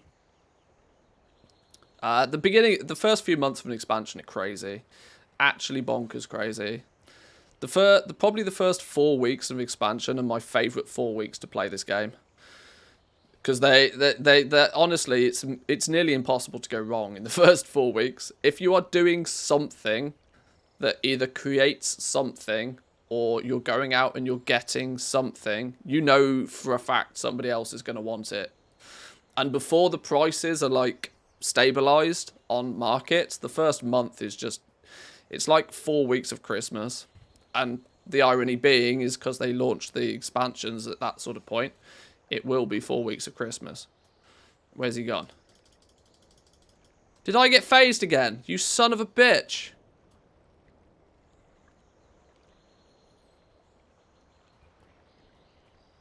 I blinked and I got flipping phased again. What a bunch of ass clowns.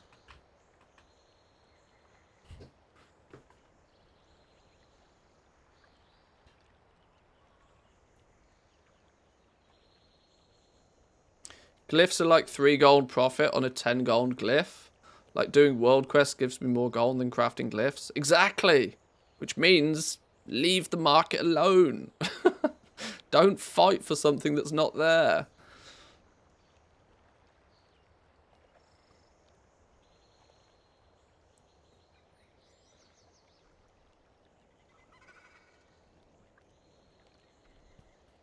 I got an ad in Finnish.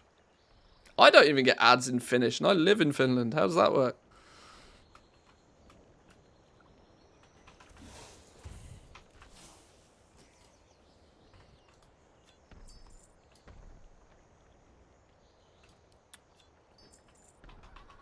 Is anybody on a dead realm? Can anybody send me an invite?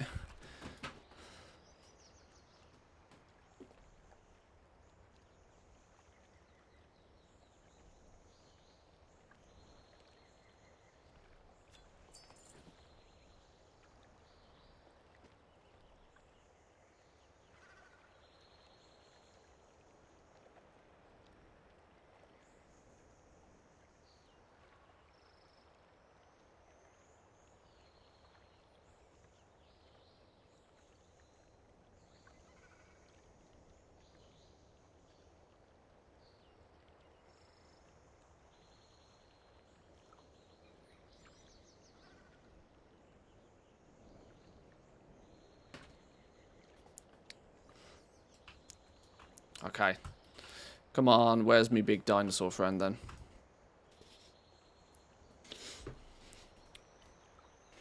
Also hard to see what markets are good nowadays with the new expansion coming up and player base having weird fluctuations. Well, the start of an expansion, everything just gets reset. You know, it's a full reset. There's not... The weird thing is that there's not going to be much that we can take from Shadowlands that's really going to hold any significant value. The things that have done as well in Shadowlands, you know, legendaries, crafters mark gear, none of that is worth even coppers when we move into Dragonflight. What's this? Learn the ancient Zandalari secrets of taming direhorns. Oh, cool. Well. What do you know? Tame me a direhorn, I suppose. Can't be bothered with the undercut. Prefer to do research for BIS items and then just flip. Started from one server, now have 15, just BOE flipping. Crafting on one server at the beginning of an expansion. See, this is it. Now you can tame the boss instead of killing it. Yeah, I don't think that's ever going to happen anymore. This is the thing, right? The people who historically make a lot of gold will still continue to make a lot of gold. And this is why I always try and push people to level up. Don't find something that works and do nothing else and only do that thing that works. People found mission tables and were like, okay, mission tables work. How do I make more gold from mission tables? Everybody's solution to make more gold from mission tables was to level more characters and make more mission tables. That's not moving up, that's moving sideways. What you really wanted to do is take the gold that you made from the mission tables and start doing something bigger and better with it. Something bigger and better that required you to have more gold to start with. the obvious thing was crafting in Shadowlands. You couldn't easily get into legendary crafting without a shitload of gold. How do you make all of that gold to begin with? Maybe do some basic things like farming, maybe do some material gathering, maybe do some 2x4 skinning, maybe do some mission tables. The things that everybody can do that doesn't require any gold. Those are always going to be your minimum wage jobs in WoW, right? Things that are never gonna, you know, they'll get you a little bit of gold, but you're never gonna get rich from them. Then you want to take that gold, and stepping into crafting was the next logical thing in Shadowlands. You step into crafting, the barrier to entry to crafting was often having enough gold to be able to buy the materials to craft the things in the first place, or in Legendary's case, to actually level the damn things up. Once you do that, you start making a lot of gold. Then you're like, well, I've made a lot of gold on this one server. What's my next option? Well, then you can move sidewards again. You move sidewards again to multiply that out a few times. Start crafting legendaries on 3 or 4 different servers. Do the same thing on 3 or 4 servers. Now you've got a lot of gold, and you've got a lot of gold in a lot of places. Now the sensible thing to do is then step into like some really aggressive multi-realm flipping, and you can take 2 or 3 million gold and you can turn it into 10 million gold quite quickly and easily. Then the reason you can do that is because there's so few people that have access to that method of gold making in the first place.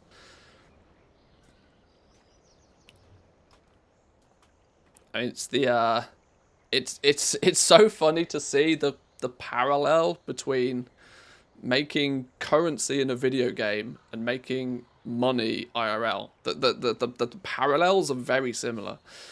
The only advantage you have in a video game is there's no laws against doing anything nefarious. There's no monopolization laws. There's nothing like that in WoW. It's a free market. You do as you please. The Korthia skinning farms were insane. 24/7, minimum of 10 groups listed for it. Yeah, it's why all of the leather is now worth 1 silver on the auction house. Because it just got aggressively over farmed. Like, to ridiculous levels. Anybody else's TSM crafting window flipping out when opening it? Yeah, mine was doing all sorts of loopy loops yesterday. I was just ignoring it, just not opening it.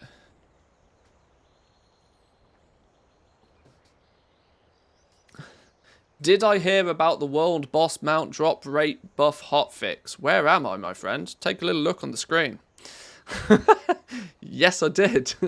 Yes, I did. We're doing a little bit of a world tour of them today. Then we'll probably catch up on some stuff. I want to take a little bit of a look at the Soul developer interview.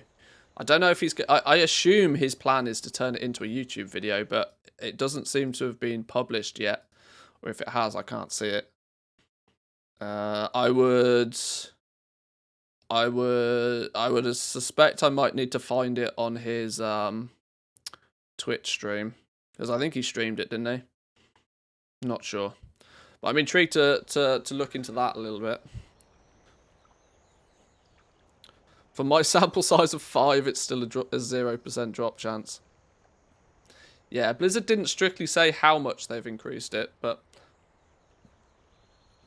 I am pretty certain this is clearly a shit, this pre-patch event isn't going to keep people busy for more than 5 minutes. What can we possibly do? Oh, you know what we can do to waste a lot of people's time? Make them go farm some mounts. Which mounts can we guarantee nobody has? Oh, the 0.0% drop chance ones from Mr. Pandaria. Yeah, I'll tell you what, let's buff those. But then let's not tell them how much they've been buffed by. Let them chase a carrot with an everlong stick. There was a Wowhead post with a Twitch video for the interview. We'll find it. We'll have a little look. We'll do some React Dandy in a bit. The event is very dull.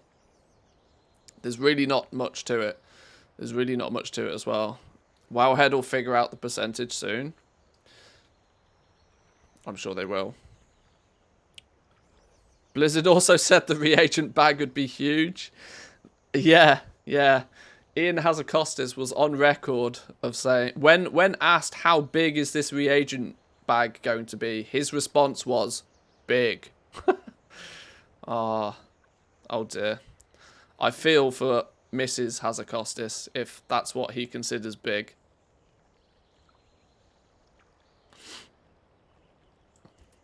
This is just the one that's free. Obviously this one should not be big. Well, even in Dragonflight, the largest reagent bag is 36 slots. We've got 34 slot bags in the game right now.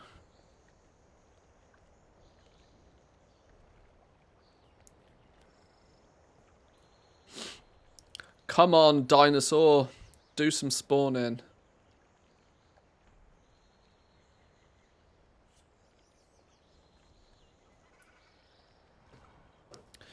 If you compare Shadowlands and Dragonflight, the bag is really big. Sure. Galleon dropped for me? Hey, well there we go, congrats. In before the 100 slot expansion packs from the store. I'm not too much of a fan of things going into the store instead of going into the game, but I shit you not, if they put a 100 slot bag in the store, I'd be all over that like a rash. I'd be hypocritical about things to buy those for sure. Are the old world reagent bags 36 slots too? Yeah. The largest inscription bag, for those of you that have been selling glyphs for many, many years will know, the largest inscription slot bags are 36 slots anyway. You get an additional 36 slots and also the reagent stacked to 1,000. So effectively you've got 36 times 4 equals 144 slot bags. No, you really haven't. That is assuming you're filling your bags with the same material. You still have no additional room for different materials.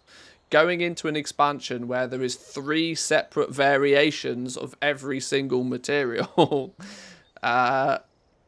you can still, you know, your reagent bag, you can still only put one thing in one slot. That's the whole point. That's the whole point. You can still only put one item in one slot, and when 3 slots will get taken up by Hockenbloom, quality 1, quality 2, quality 3 Hockenbloom, now you've actually got a third of the space that you started with. Not 5 times as much. You've got a third of what you started with. By the fact that there's 3 different qualities of everything, you could very easily argue that we need 3 times as many slots to even bring us back up to, you know, net 0.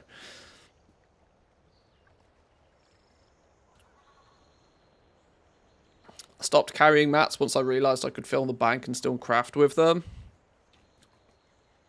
I don't particularly carry mats deliberately, but you know, when you're out and about, you just get them. That's the thing, right? Hey, a big dinosaur. Get wrecked.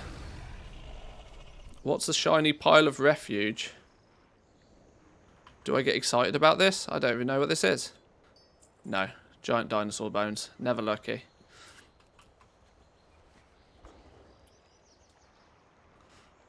Right, one more then, I guess. One more. We've got the To the Spires. Let me grab the flight point before we leave here. It's 2 Spires of Iraq.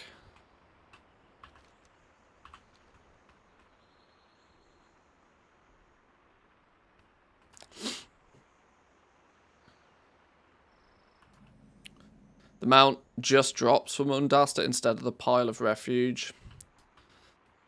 I assume that would probably be the case. Grab this flight point while we're here. Right, I need to get to...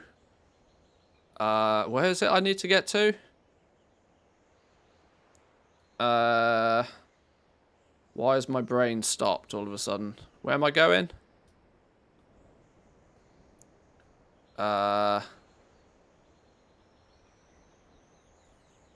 Draenor, Garrison Hearthstone. Garrison Hearthstone.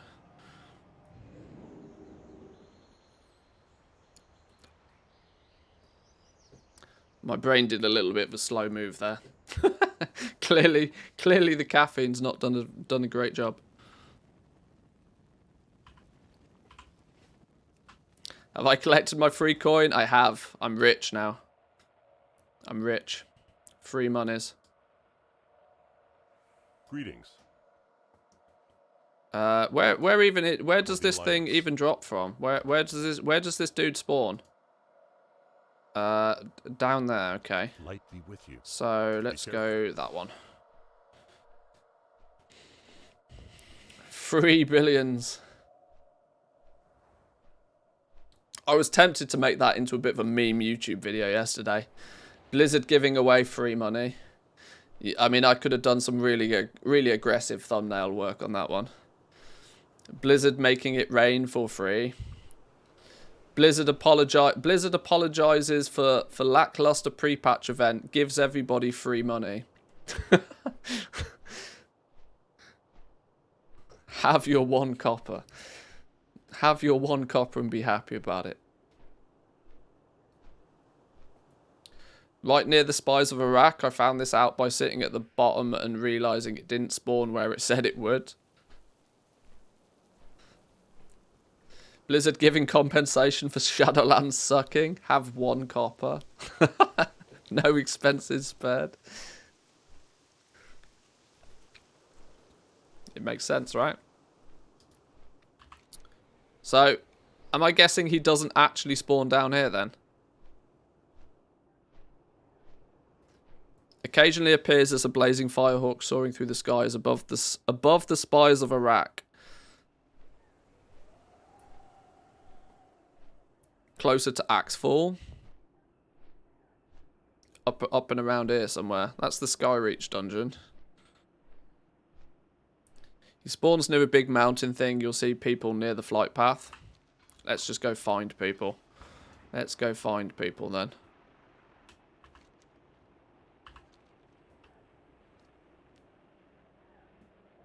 He spawns up top. Don't make that mistake. Beside the dungeon.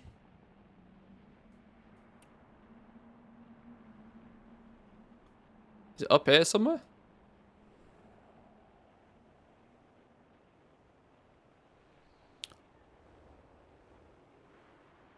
Up here. I'm sure we'll find lots of people very quickly. Hey, look. Yeah, here we go. These people know. These people know.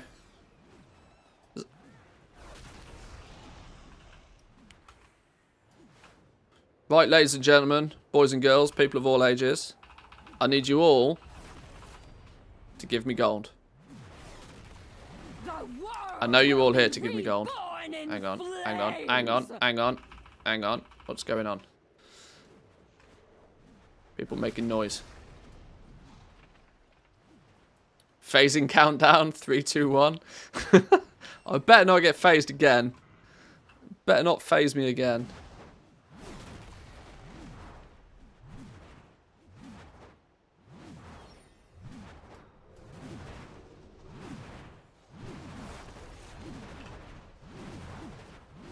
Let me step on this thing. Oh, dearie, dearie me.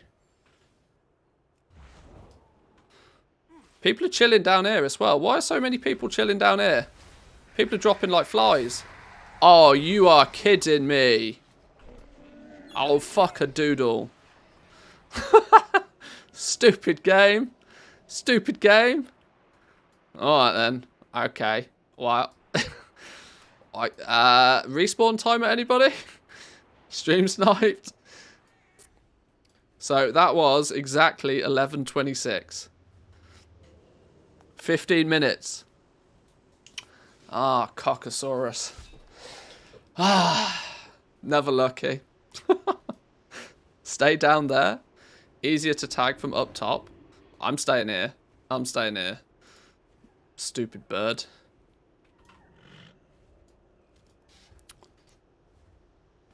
Right, 15 minutes.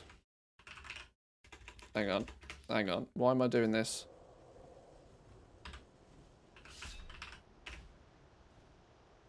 Go.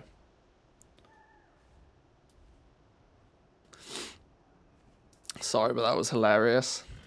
Well, we all knew that was going to happen, right?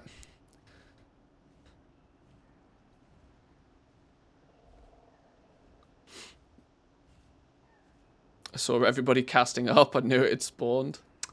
Sod's law, innit?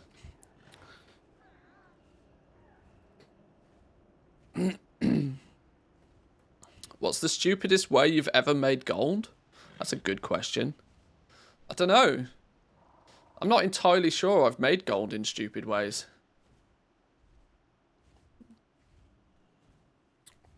I mean, that was the stupidest way I've ever not got a mount, but...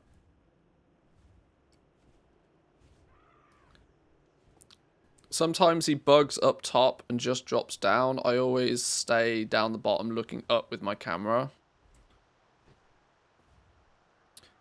Is it possible to get to around 13 to 15 in the first week with 1 reputation? It's possible to max out in the first week. They're all possible to max out in the first. This is the thing. This is what I don't think some people have realized, that they're not the reps aren't time gated in Dragonflight. Which is why I'm suggesting to people spend as much time, like focus on one character, because reps aren't time gated. There are practically unlimited ways to like you can repeat it. It's albeit at a very slow pace, but you can continuously grind rep for all of the factions. Or from what I've gathered so far, at least anyway. Dragon Scale Expedition, you can go out there, you can, you know, it's basically a treasure system, right? The entire factions are based on a treasure system. You can find and then in turn hand in an unlimited amount of artifacts. These artifacts come from different places in different ways, right?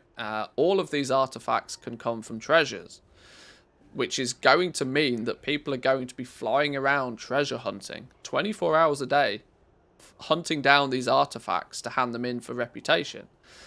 There are likely to be, you know, some things that are more sensible to do first. You know, you want to clear your screen of world quests. You want to make sure you've done all of the quests, all of the side quests, all of the campaign. You want to get the easy stuff out the way. But once you've got the easy stuff out the way, you then want to switch your focus to what are the repeated ways of grinding reputation. And in Dragonflight, there's no time gating on these, which is why people need to, if they want to get those patterns first, they want to focus on a single character. Anytime you spend farming or leveling or doing anything else on other characters is time you're not spending on your main character grinding rep. And is why, once again, the sweaty degenerates that play the game 18 hours a day will win.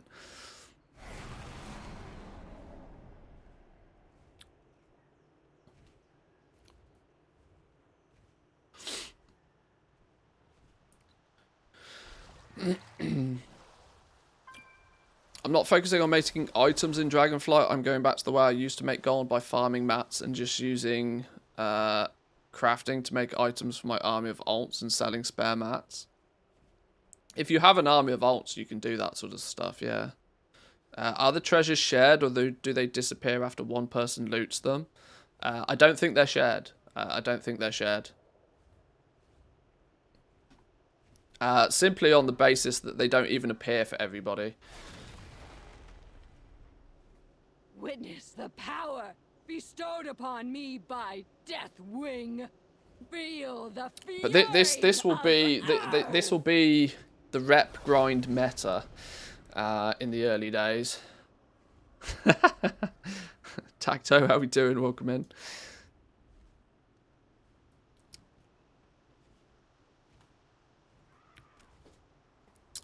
Just subbed over on Patreon. How do I get access to the cheat sheet? Make sure you've connected your Patreon to the Discord, and the Discord bot will give you access to the channels you need or want. But thank you very much for the support. Appreciate it. It's all handled automatically by a Discord bot.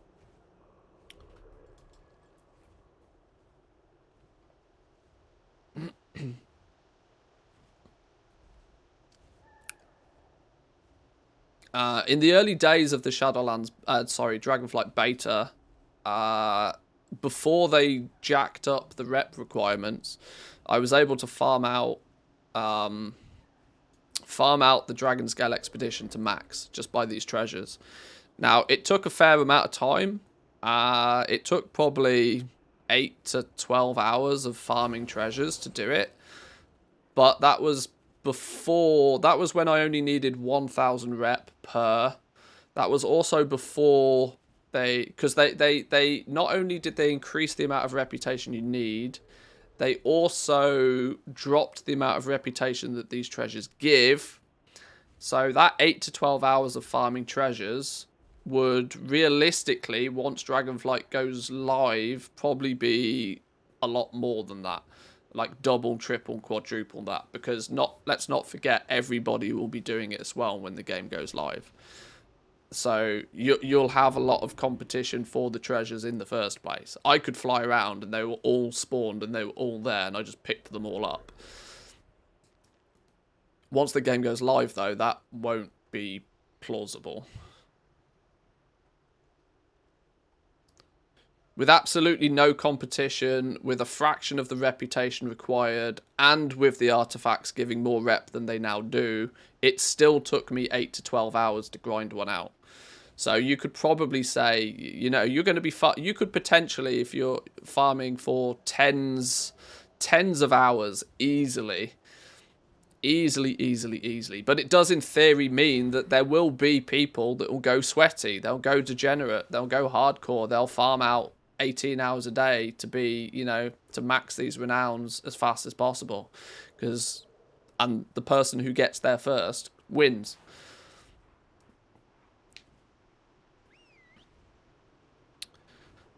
Two things for the rep farming. The first 9 hours of Dragonflight, you can still pick up the Pilgrim's Bounty buff for an extra 10% more. And then on the Sunday, we then have the Darkmoon Fair. Yeah, there'll be a couple of bonuses for sure. And the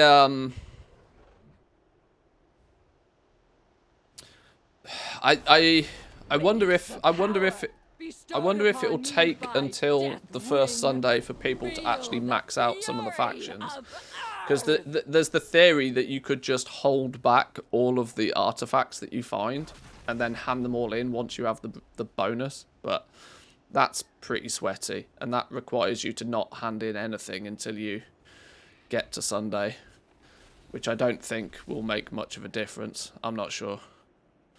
Like I said, these sweaty, degenerate playstyles, ways of, you know, somebody will do something absolutely ridiculous to be first. You cannot even begin to understand the levels of gross things that people will do to be first. Now, if you want to do that, I'm not the one to stop you, but I'm just trying to make it apparent that if you think you play this game efficiently, there's somebody that plays it significantly more efficiently than you do. You know, it's one thing I've learned over the years is it doesn't matter how much you plan, it doesn't matter how much you think you're optimized, there's always somebody that's far more optimized than you are.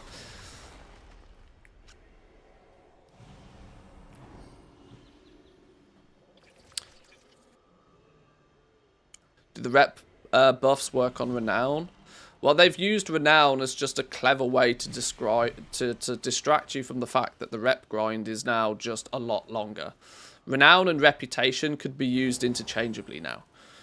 You don't actually earn Renown points. You have a Renown rank with a faction, but you're still grinding Reputation to build that level. They've just used the word Renown to basically mean level. You're not gaining a point of renown by doing an activity like you are in Shadowlands. To be honest, I'm surprised, very surprised, they use the word renown at all.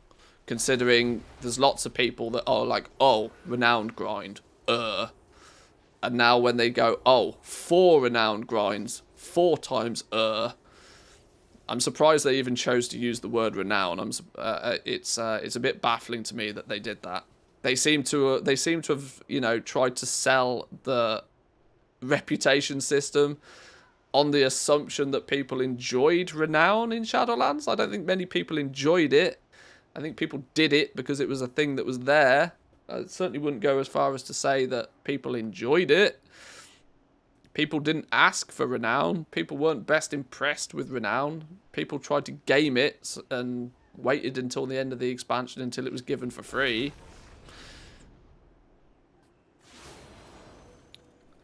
It's just a rebranding, confuse the masses, bunch of sheeps.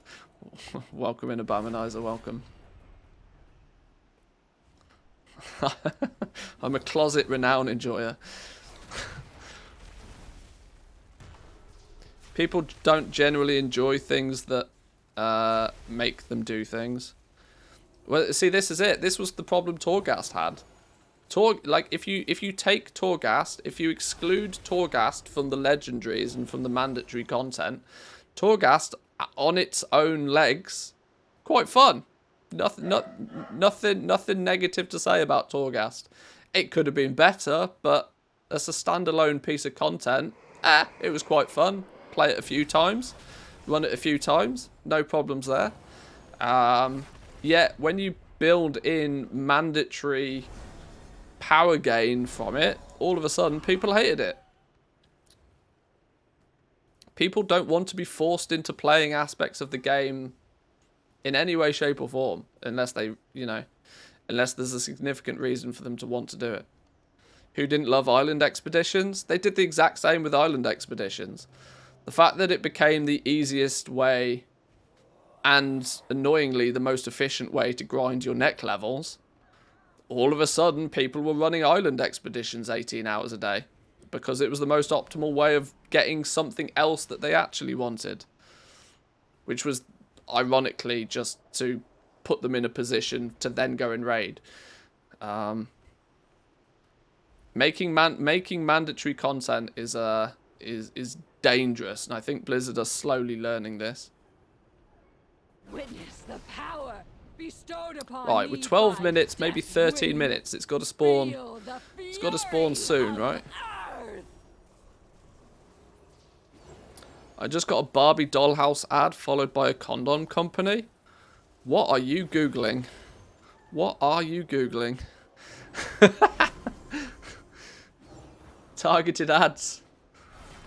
I don't think Twitch even does targeted ads, so I think it's pretty random.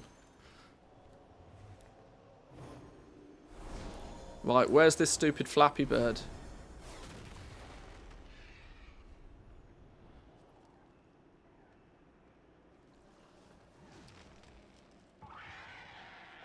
Island Expeditions are actually a pretty fun way to level now. They've actually always been pretty efficient for leveling as well. It's just people tend to ignore it because they don't want to do it. Right, it's going to spawn like in the next minute, I think. I'm going to stop complaining about Blizzard systems being mandatory and focus on trying to get this stupid mount.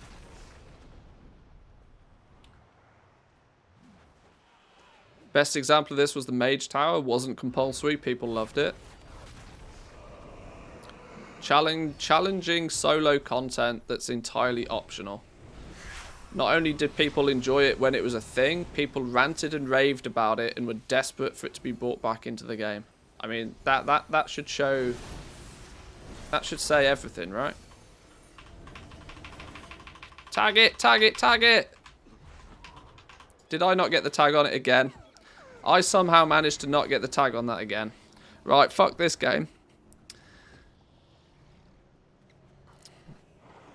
That's actually outrageous.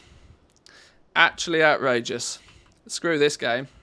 I didn't even have a pet. That's why my button wasn't working. Genius that. Stupid goddamn Flappy Bird. Worst mount farming stream. Maybe I'm just dragging it out for content.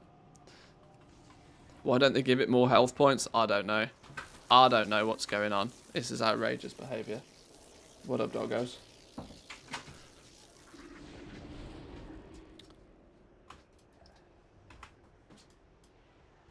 Maybe staying down here and looking up is the play. Why are people using the auction house kind of dumb? The last couple of days I see items selling for 76 silver, but it's a 75 silver vendor item. They actually lose gold by doing it. Ignorance, my friend. Ignorance. People don't know it gives them 75 silver when they vendor it. What you don't know generally can't hurt you. But, yeah. Right, screw this, boss. I think it's about time to try and find this stream of souls and watch this little interview. Is there a Wowhead article for this? There is.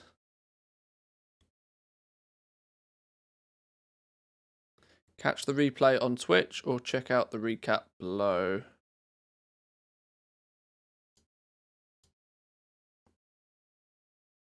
About 30 minutes into his stream from yesterday by the looks of things.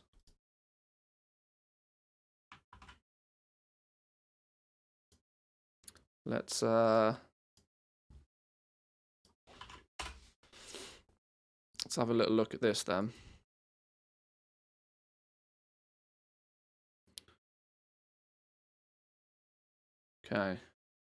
Okay. Now, there's a very good chance, and I would not be too surprised if this ends up being a YouTube video. Souls stream, that is.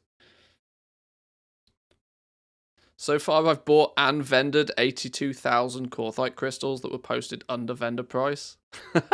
If you only made 1 gold off each of those, you've still made over 82,000 gold. That's pretty crazy. Right. Let's give this a little bit more real estate. Do we want the chat? Do we need the chat? We don't need the chat, do we? Right, let's have a little look at this then.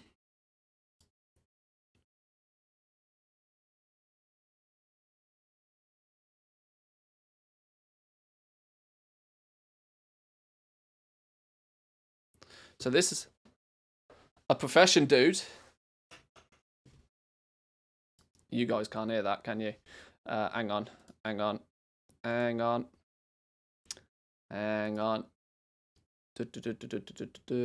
one. So the audience have a lot of nervous energy. So I'm going to just kind of read through questions, do my best to listen, and try to do follow-ups. Let's make and sweet are we ready to go? profit Shall we get to together. it? Neon 10, thank you very much for the tier 1. Happy to be here. All right, very cool. So let's first talk about just things that didn't quite make it. So archaeology didn't make it into Dragonflight, although we do have these with activities archaeology. like rock climbing and digging for stuff. So could you tell us why it didn't make it, and maybe tease us on Because it's in the bin. what your possible future vision of it is, if anything? No, archaeology's in the So- bin. Archaeology is absolutely like a very cool. I'll kind of call it a profession that seems like it would match well with Dragonflight. It's this giant world that you can explore, lots of history, stuff like that. So I think it would be a great match. And Where's the but? I think we can look forward to something cool there. The main reason it's not there right now is we really wanted to focus on the primary professions with this refresh of professions. So that meant we just wanted to focus on those main ones, which meant that we had to go a little lighter on things like cooking and fishing, as well as archaeology in this case. I'm sorry for makes a cutting lot in, of sense. That makes a lot of sense, but that sounds remarkably political. That's like, oh yeah, we hear you want archaeology back. No, no, archaeology's in the bin. I cannot possibly believe that we'll ever see anything archaeology again. I think it's with first aid. It's in the bin with first aid, I think, at this point. It's because the dude who was doing archaeology left Blizzard, and most likely nobody else wants to do it. That's probably not far from the truth. Yeah, about fishing and cooking, because I'm thinking of things like the fishing artifact, or like the Way of the Walk, the Way of the Grill that we had in Miss Pandaria. So I guess those things were not very high priority. Is that kind of what we're getting with secondary professions, at least? So I mean, it was a matter of we wanted to make sure each of the primary professions really shined, and you can't leave out one of the primary professions, right? So we focused to make sure that those are all super awesome. That said, fishing and cooking, while they don't have specializations this time around, they do have a whole bunch of really cool world connections there. There's like there's a whole stew pot quest line you can do, and there's all these different types of ways you can fish with spears and things like that. Fishing is definitely a seen a couple other bump. ways to do that. Cooking, So, like, not so much.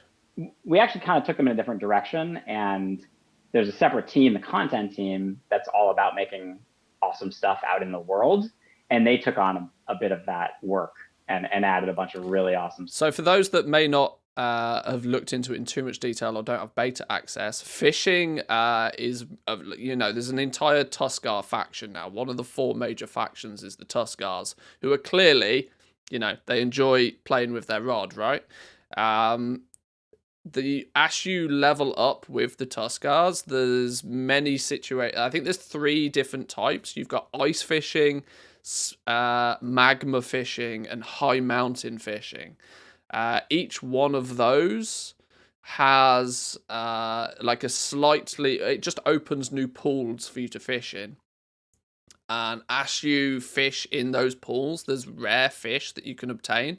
One of the fish can be prospected, which is quite interesting. One of the fish can be milled. And there's another one of the fish that's heavily, you have to kind of like thaw it out first or something. I've not played with that in too much detail yet. But there's definitely some thoughts that have gone into fishing. Cooking, not really too much. We've got the cooking pot thing, which is an event that's part of the Tuskars. But it's... cooking's very much been left on the sidelines. There's no quality for the materials in cooking. There's no spec trees for cooking. Cooking is practically exactly the same as we've always seen it. There's no really any significant. I certainly wouldn't call it an overhaul for cooking. Let's put it that way. Did you say high mountain fishing? I did, yeah. Or highlands fishing or something maybe. I can't remember what they've called it, but it's high altitude fishing.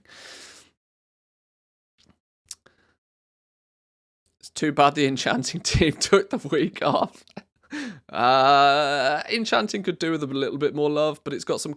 Enchanting is boring at face value, but the spec trees for enchanting do seem to look as if they could be quite interesting.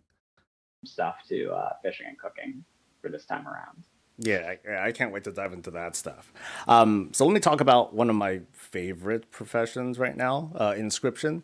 So Inscription has some really cool customization. Make it rain, kind of Inscription. With dragon riding customizations. There's a ton of stuff that's been added. Although there's a lot of folks that have been clamoring for good old spell customizations, being able to get like Seal of Blood, those kinds of effects. But more so, like during Battle for Azeroth and Shadowlands. That's an enchanting thing, though. While really? there were some glyphs that were added, it was kind of a drip feed, and overall, I guess not all classes were made equal when it came to glyph making or spell customization. So, is there any hopes of improvements on that front in the future? So, glyphs are definitely an area that are really exciting and fun to play with. I look back on those days when there was the full glyph system for Inscription really fondly.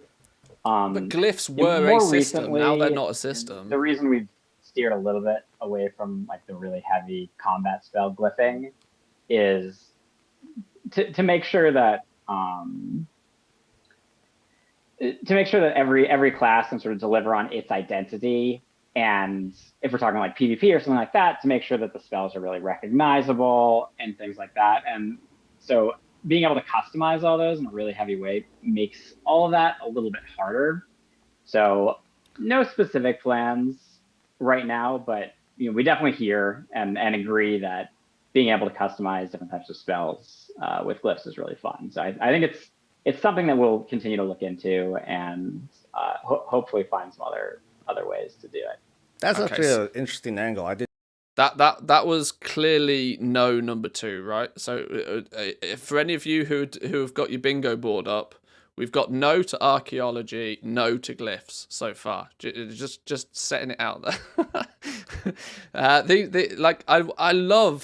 don't know what sort of PR training the Blizzard devs have, but the PR, all of the devs that do interviews for Blizzard often tend to have a very, very well-defined way that they answer things.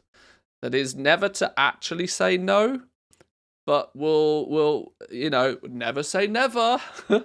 but no, it's not happening. Didn't really think about how it would affect PvP and how some person might see some effect and be like, oh, that's nothing. And then all of a sudden, oh my God, that's totally something. And, so that's kind of that's definitely an angle that I didn't really consider. I guess last thing on this side of things so far is WoW has been really pushing transmog stuff, and that's been great. I love collecting transmog. I'm a big fan of that. For example, the Covenant sets with the 4 color tints, the Maw shoulders, there's like a bajillion of those. But the way that the Maw shoulders, there's a bajillion of them, and K-Chak owns all of them. Just saying. Some of those are being distributed or, rep, grinding, things like that. Is there any chance or any thoughts on professions taking a bite out of that and just having pure cosmetic things that are made via professions? Absolutely. I mean, it's something that's been done in the past, and we absolutely want to do in the future. They make the customizations for the drakes. Learn a rare recipe, find a bunch of crazy reagents. You do it with a crafting order now to get some kind of rare transmog. That's definitely something that we'll be doing more of in the future. All right, cool. So let's talk about endgame, because I'm sure that folks are cutting through the VOD trying to find the endgame stuff. Can you talk us through this might be where it gets juicy. As briskly as possible, kind of the experience of obtaining the major bind-on pickup reagents, and by that I'm talking about the Sparks of Ingenuity, the Primal Infusions, or the Primal Focuses, and by that I'm talking about like the timing, or the cadence at which we'll get these, and then I'll have a little bit more on that. But yeah, let's start on like how often or how long does it take to get these?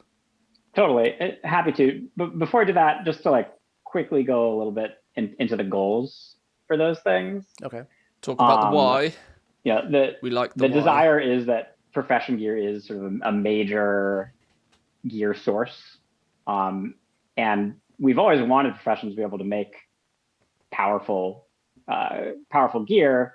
And we were kind of in this catch-22 before, where like, if the profession could make it, but it was soul-bound, then you had to be that profession to be able to craft that gear, right? So it's very cool for a blacksmith to be able to make high-end plate, but if we say to be the best warrior, you have to be a blacksmith, and that doesn't feel as good as being able to choose a profession because that's the profession you're excited about. So that way to do it is not ideal. And then on the other side, we could have profession gear that's just to play devil's advocate here. Is that not a problem caused by the restriction of individual characters only being able to have access to 2 professions? Is this not something that if they made it so that to use this example, to be the best warrior, if you also need to become a very well established blacksmith to make the best gear for your warrior, that's great. But that limitation is only in place because we have access to only 2 professions on that one character. A third or a fourth or even a 5th profession, or going, you take the Final Fantasy approach a little bit here, where you can level up everything on that one single character if you wish. It's going to take a lot of time, and with things like spec trees, you're going to have to make choices. Well, maybe I'll level up my blacksmithing on my warrior first because it has gear that's going to be powerful for me. But then I can also take enchanting, and I can make some enchants, and I can sell some enchants, and there's options there. Not bound, they're going to be sold on the auction house, and we've done that in the past too. Problem with that is if you have too much of it, then you can just use gold to gear out, and that can kind of undermine progression from other systems and things like that. So with the introduction of crafting order. If every character had access to every profession, the player economy wouldn't be a thing. My kickback to that is it's just not proven to be the case. Every character has access to cooking and fishing, yet the food market is a very well established, super utilized, super profitable market. Every single patch. There's not a single player that plays this game on any single character that doesn't have the ability to make their own food. Yet, people 100% still buy food off the auction house. The economy doesn't go away just because people have access to something. Laziness is a pillar of the player economy. That's very, very true. People pay for convenience. People pay because somebody else has done it, and they don't then need to do it. That's what people are willing to pay for. And this new system that I'll get into in a second, we've sort of given ourselves this third method of gearing, right? Where we can ask every player to go out and get gear, and we can make sure that everyone can. And then even if you're not a crafter, you can then make a crafting order to get someone to make it for you. So we want professions to be a major gearing source. That's and like, at the same time, we don't want it to take over or anything like that, right? Like, we want you to, if you're outside, you do spend time working on your faction. I like that. Most of us can cook, but we still choose takeout food. Yeah, exactly. It's very true. Convenience is what makes economies go round. It's more Is it more convenient to buy something off somebody else that somebody's already done? Yes, 100%. Will you pay a small premium for that luxury? Yes, 100%. And find treasures and all the other fun things that you do if you're doing a raid or a cluster or PvPing, those activities should be your primary source of gear. So we want professions to sort of insert in there and be this extra source that helps. So given that, there's sort of three major things that you need for your profession gear beyond just like the tradable reagents. As you mentioned, there's the Spark of Ingenuity. So weekly time really gated. Cool quest is he going to where say you it? Learn about and unlock the Engine of Innovation, which is sort of an old Titan artifact that allows you to craft these sparks. And you'll be able to do that quest sort of as soon as you unlock other end game quests. So play through the campaign and all that stuff, and you'll be able to do that first one. That'll give you one Spark of Ingenuity, which translates to one piece of profession gear if you get all the other reagents. Ding 70, first The spark. second stage of that quest will unlock with the season start. So as soon as the raids open and everything else, you'll be able to get a second one. And then they basically unlock every 2 weeks after that until you have 5. So you'll get 5 Sparks of Ingenuity from that quest line. At that point, you unlock the ability to discover bottled essences out in the world. And these are the things that you feed into the engine to create additional sparks. And those bottled essences are sort of a rare drop that you can get from whatever you're doing, basically. Tuned to be expectation depending on how much you play and how lucky you are. You might get one once every 2 weeks or so. If you're unlucky, it'll sort of increase the chance over time. They're modeled similarly to Legion legendaries, with the sort of part of the problem with Legion Legend. Sorry, what was that? Like rubber banding, like you get bad luck protection, kind of. Yeah, there's a little bit of that. I always love the feeling of like whatever I'm doing, there's always a chance of getting something off. Okay, he's rambling now. Break that down then. That's really interesting. This is one of the big questions we've had about these Sparks of Ingenuity. There is not a single piece of end game crafted gear that doesn't use at least one Spark of Ingenuity. Things like two-handed weapons then use 2 of the things. That then means that we are going to get one of them the second we ding level 7, or access to the first one when we ding level 70. When you ding level 70 and you start the end game content, I've played through this quest line on the beta, so I've seen how it plays out. You'll get the first one very quickly. It's interesting that we then won't get another one until the season 2 starts. That's going to mean that weapons will not be craftable before the season starts. Because most, or two-handed weapons, I should say, most of the two-handed weapons need 2 sparks.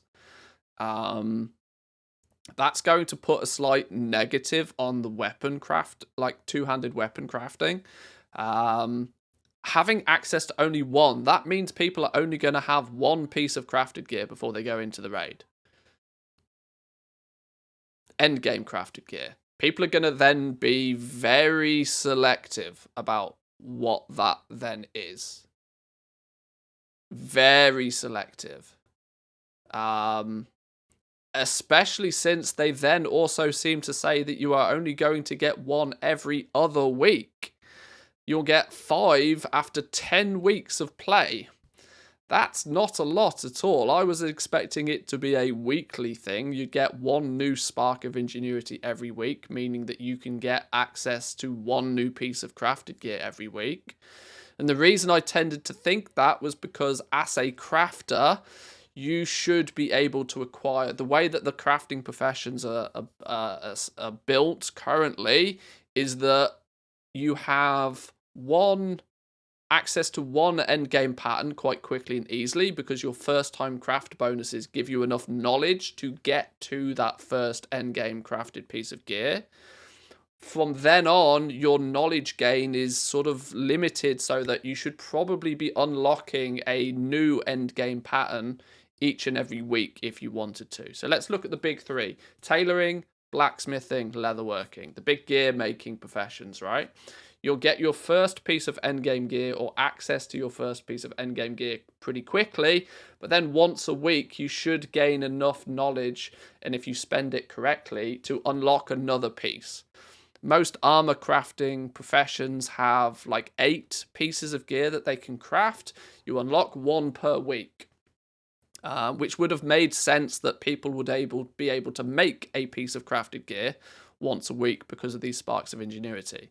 If you're only going to get 1 spark of ingenuity every 2 weeks, that's really, really, really going to slow down people's ability to buy endgame gear.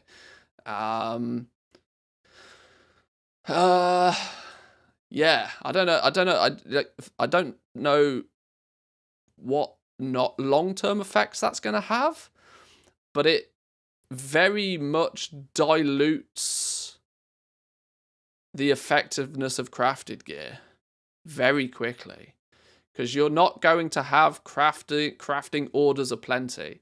This only goes to strengthen my opinion that there will never be outstanding crafting orders.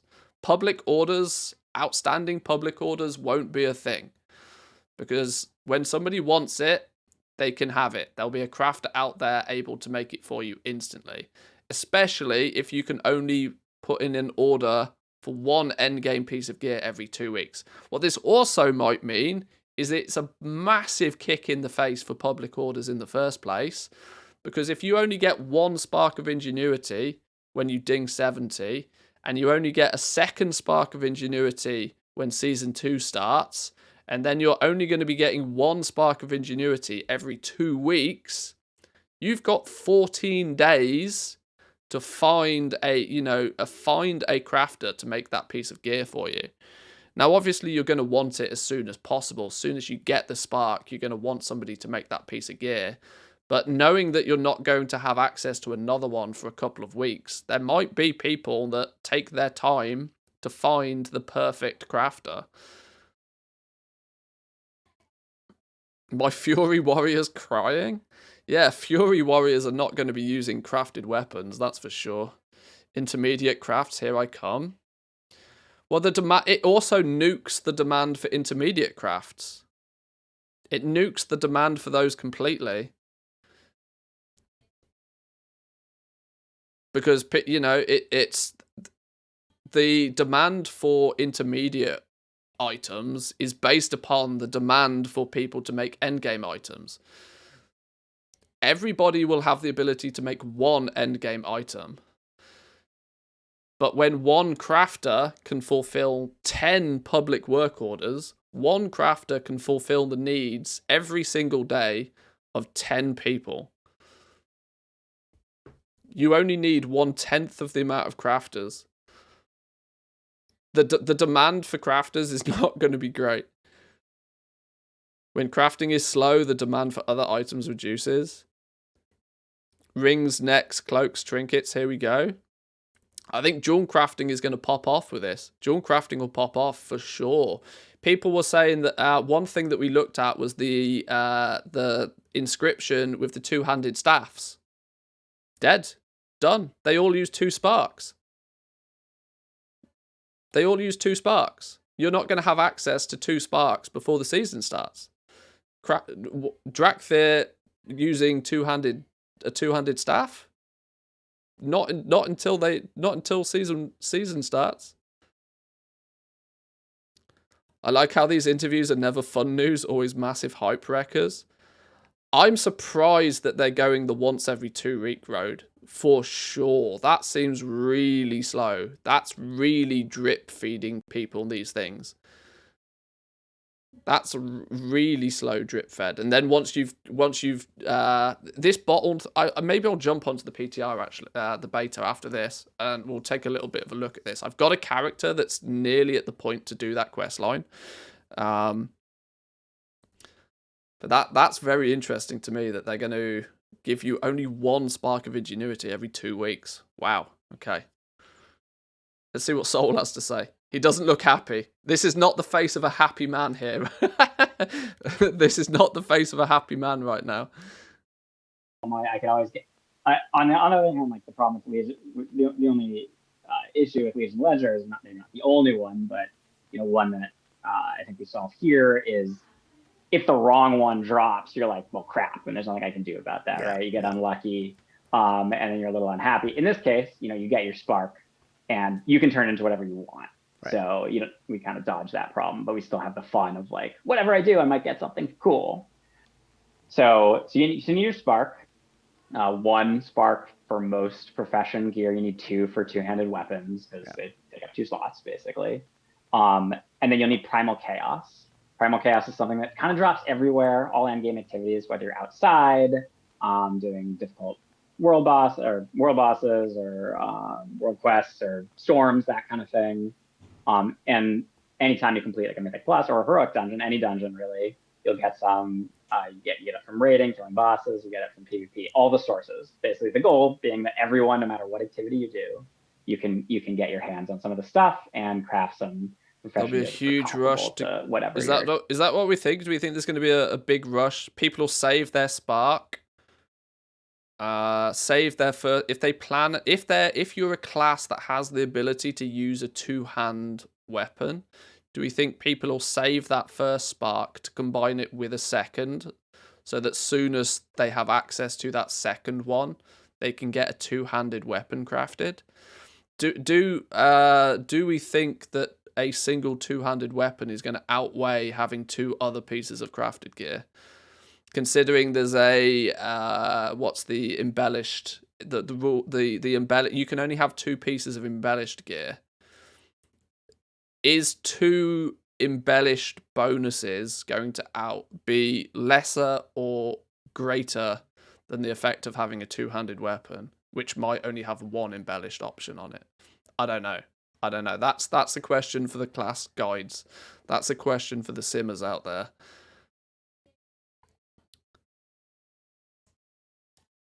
For sure, it's the highest weapon that they can get.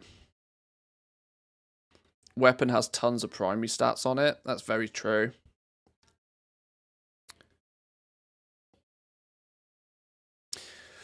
Ooh, I really was not expecting them to limit these sparks quite as much as this. Activity is. That's all you really need, other than tradable reagents, to get the first stage of the high-end crafted gear. If you want access to a optional reagent, a primal infusion, or a concentrated primal infusion, which will upgrade that gear to either heroic raid or mythic raid item level, then in general you need to do an activity that's sort of comparable to that. So every heroic boss, for instance, will drop a primal focus. You need 10 plus some primal chaos to make a primal infusion, which lets you upgrade 1 piece. Okay, clarifying what this dude's saying here now then. So, to make the optional reagent that upgrades a piece of crafted gear to heroic or to mythic quality, the heroic optional reagent is called a primal infusion. To make a primal infusion, you need 10 primal focus, which will come from killing heroic bosses. 10 primal focus. You combine 10 primal focus with 100 primal chaos. Primal chaos being the material that you needed with your spark of ingenuity to begin with to make the item. So you'll be able to get the primal chaos quite readily available. You can get it from treasures, you can get it from completing world quests. Primal chaos is easy to come by. You will take 100 of this primal chaos, you'll add it to 10 primal focus. I really wish they changed the naming of this because it's not easy for me to remember, and I've looked at the system in detail. 10 primal focus, 100 primal chaos will make you 1 primal infusion. That primal infusion is your ticket to upgrade a piece of crafted gear to heroic item level. So you're going to have to kill 10 heroic bosses before you can make 1 piece of heroic crafted gear. The same system applies when you move up to mythic. It's just the items change name slightly. When you're killing mythic bosses, when you kill a mythic boss, you will get a concentrated primal focus. You then need 10 concentrated primal focus, and this time you then need 150 primal chaos to make 1 single concentrated primal infusion. That is the optional reagent that will turn your piece of crafted gear into mythic item level. So for every 10 boss kills, you'll be able to make 1 piece of crafted gear of the equivalent level of difficulty of which you killed the boss on. Add on a bunch of primal chaos every time as well. Yeah, that's the system. It's difficult and complicated to explain, never mind to get your head around it, so I understand if it's a touch confusing, but this goes to show you're going to have to kill a lot of bosses. I'm focusing just on raiding here because it's easier to understand, but for every 10 bosses you kill on a certain difficulty, you'll be able to make 1 piece of crafted gear at that equivalent difficulty. So people are not going to be fully kitted out in this. This is why people are saying that, oh, well, people will just buy mythic crafted gear. No, you're going to have to kill 10 mythic bosses. Now, let's say you're progressing mythic. If there's, 8 bosses in the raid? If there's 8 bosses in the raid, the first week in mythic, you might only kill 1 or 2 of those bosses. Maybe you get to the 3rd boss. And then the next week, you get those 3 bosses again. So then you've got 6 in the 2nd week, but you're going to need to kill at least 5 bosses a week, even on Mythic. So people aren't going to be making Mythic crafted gear until at least 2, maybe 3 weeks into Mythic. And that's if you're a really good guild. If you're progressing through Mythic fast, people are not going to be like fully kitted out in Mythic crafted gear. Not ever. It's just not a thing. The Mythic Plus side of things is where it becomes a lot more. I can see people already in chat. Like the Mythic Plus side of things is spammable. You're going to need to be doing at least plus 15s before you get the Mythic version. So what you will probably find if you are primarily a raider, and this is what will annoy people, clearly, if you're primarily a raider and you focus on raiding and you're not particularly a fan of Mythic Plus, get used to doing Mythic Plus. Start liking Mythic Plus because you're going to be heavily incentivized as a raider to go kill Mythic Plus dungeons to get your optional reagents to upgrade your gear, because the getting them from the raid itself is going to be a slow burn. yeah, get ready for that. Get ready for that. It's easy for me to sit here because I don't particularly engage with either of them, but I know there's lots of people that are very passionate about raiding and they don't care about Mythic Plus. I also know there's a lot of people that are passionate about Mythic Plus that don't care about raiding. Because for some reason they seem to not like doing both activities. So it's going to be, I suspect that the plus 15 keys will be still a popular purchase. Boosting will be big again. Boosting's always big. Where there's gear to be had, boosting will be big, for sure. Crafting is being treated as the bad luck protection system. That's pretty accurate, really.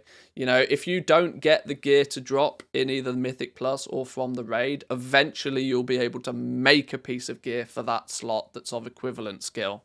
It may not be your BIS, because BIS probably drops from a boss in the raid, but it will be close enough to keep you, you know, content, I guess. Isn't it plus 18 now? I think plus 15 isn't top level gear anymore. I'm talking about the optional reagents that drop the primal focus and the concentrated primal and focus. From what I've seen, I think it's actually Mythic plus 16. I think 16 is where you get continue the video. Oh, I sense somebody's already watched it. I think it's Mythic plus 16. I will probably be corrected in a minute. I think it's plus 16 where you start getting the concentrated or the Mythic equivalent.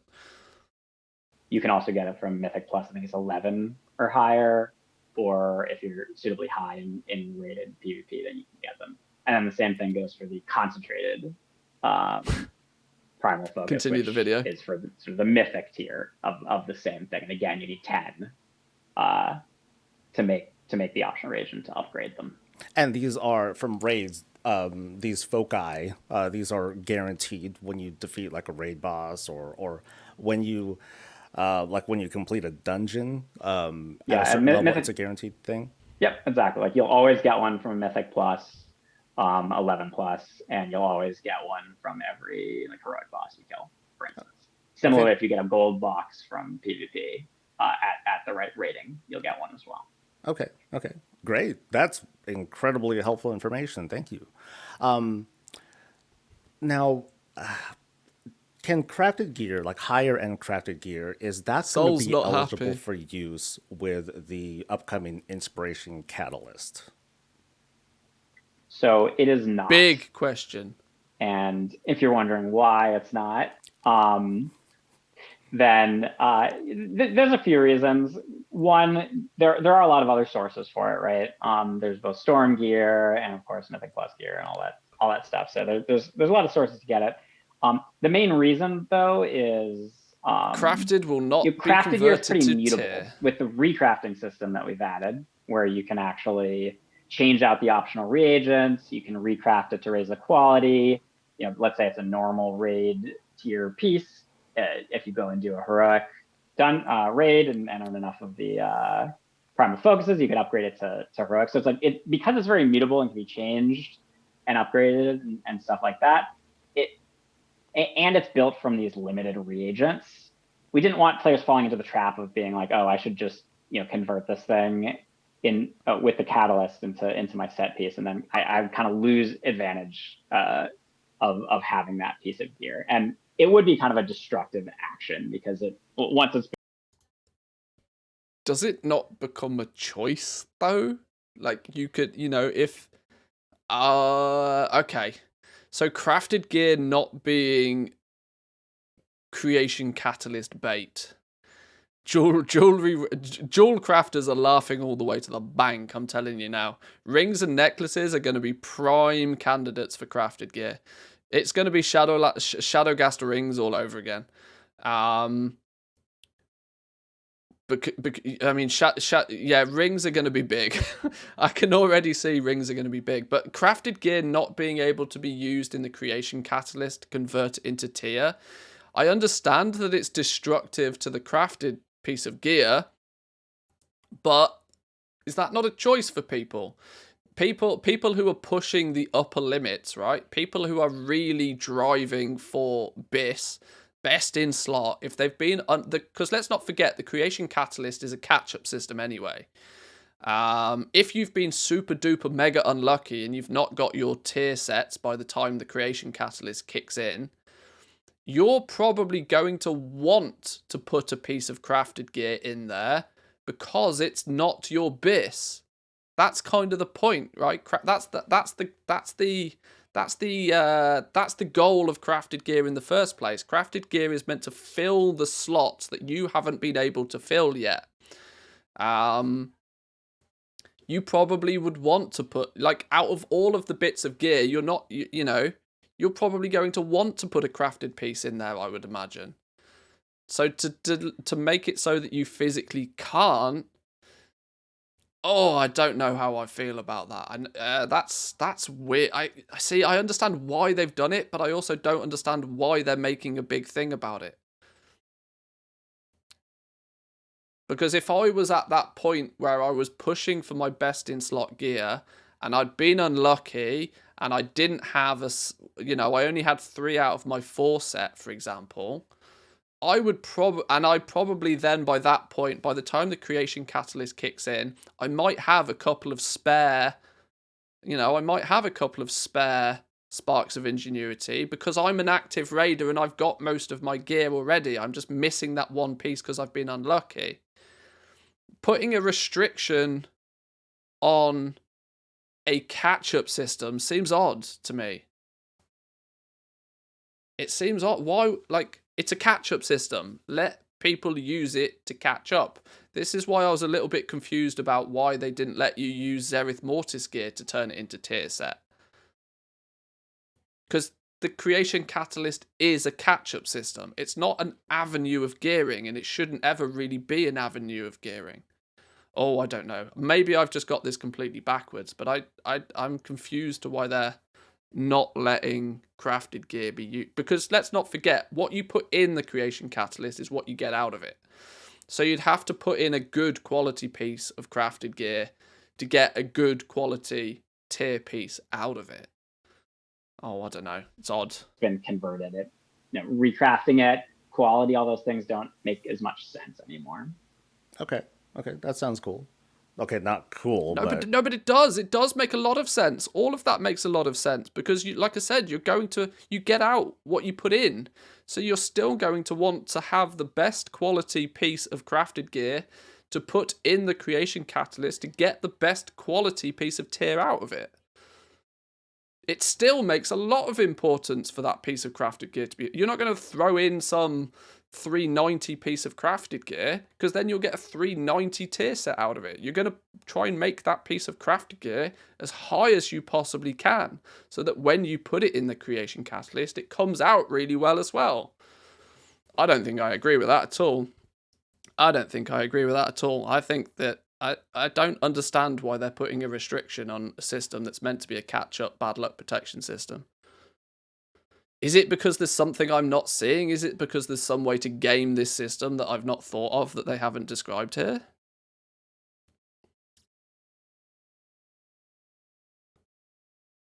The other gear for the instances can be put in there as well. I'm sure the Vault gear is better than Mythic Plus drops.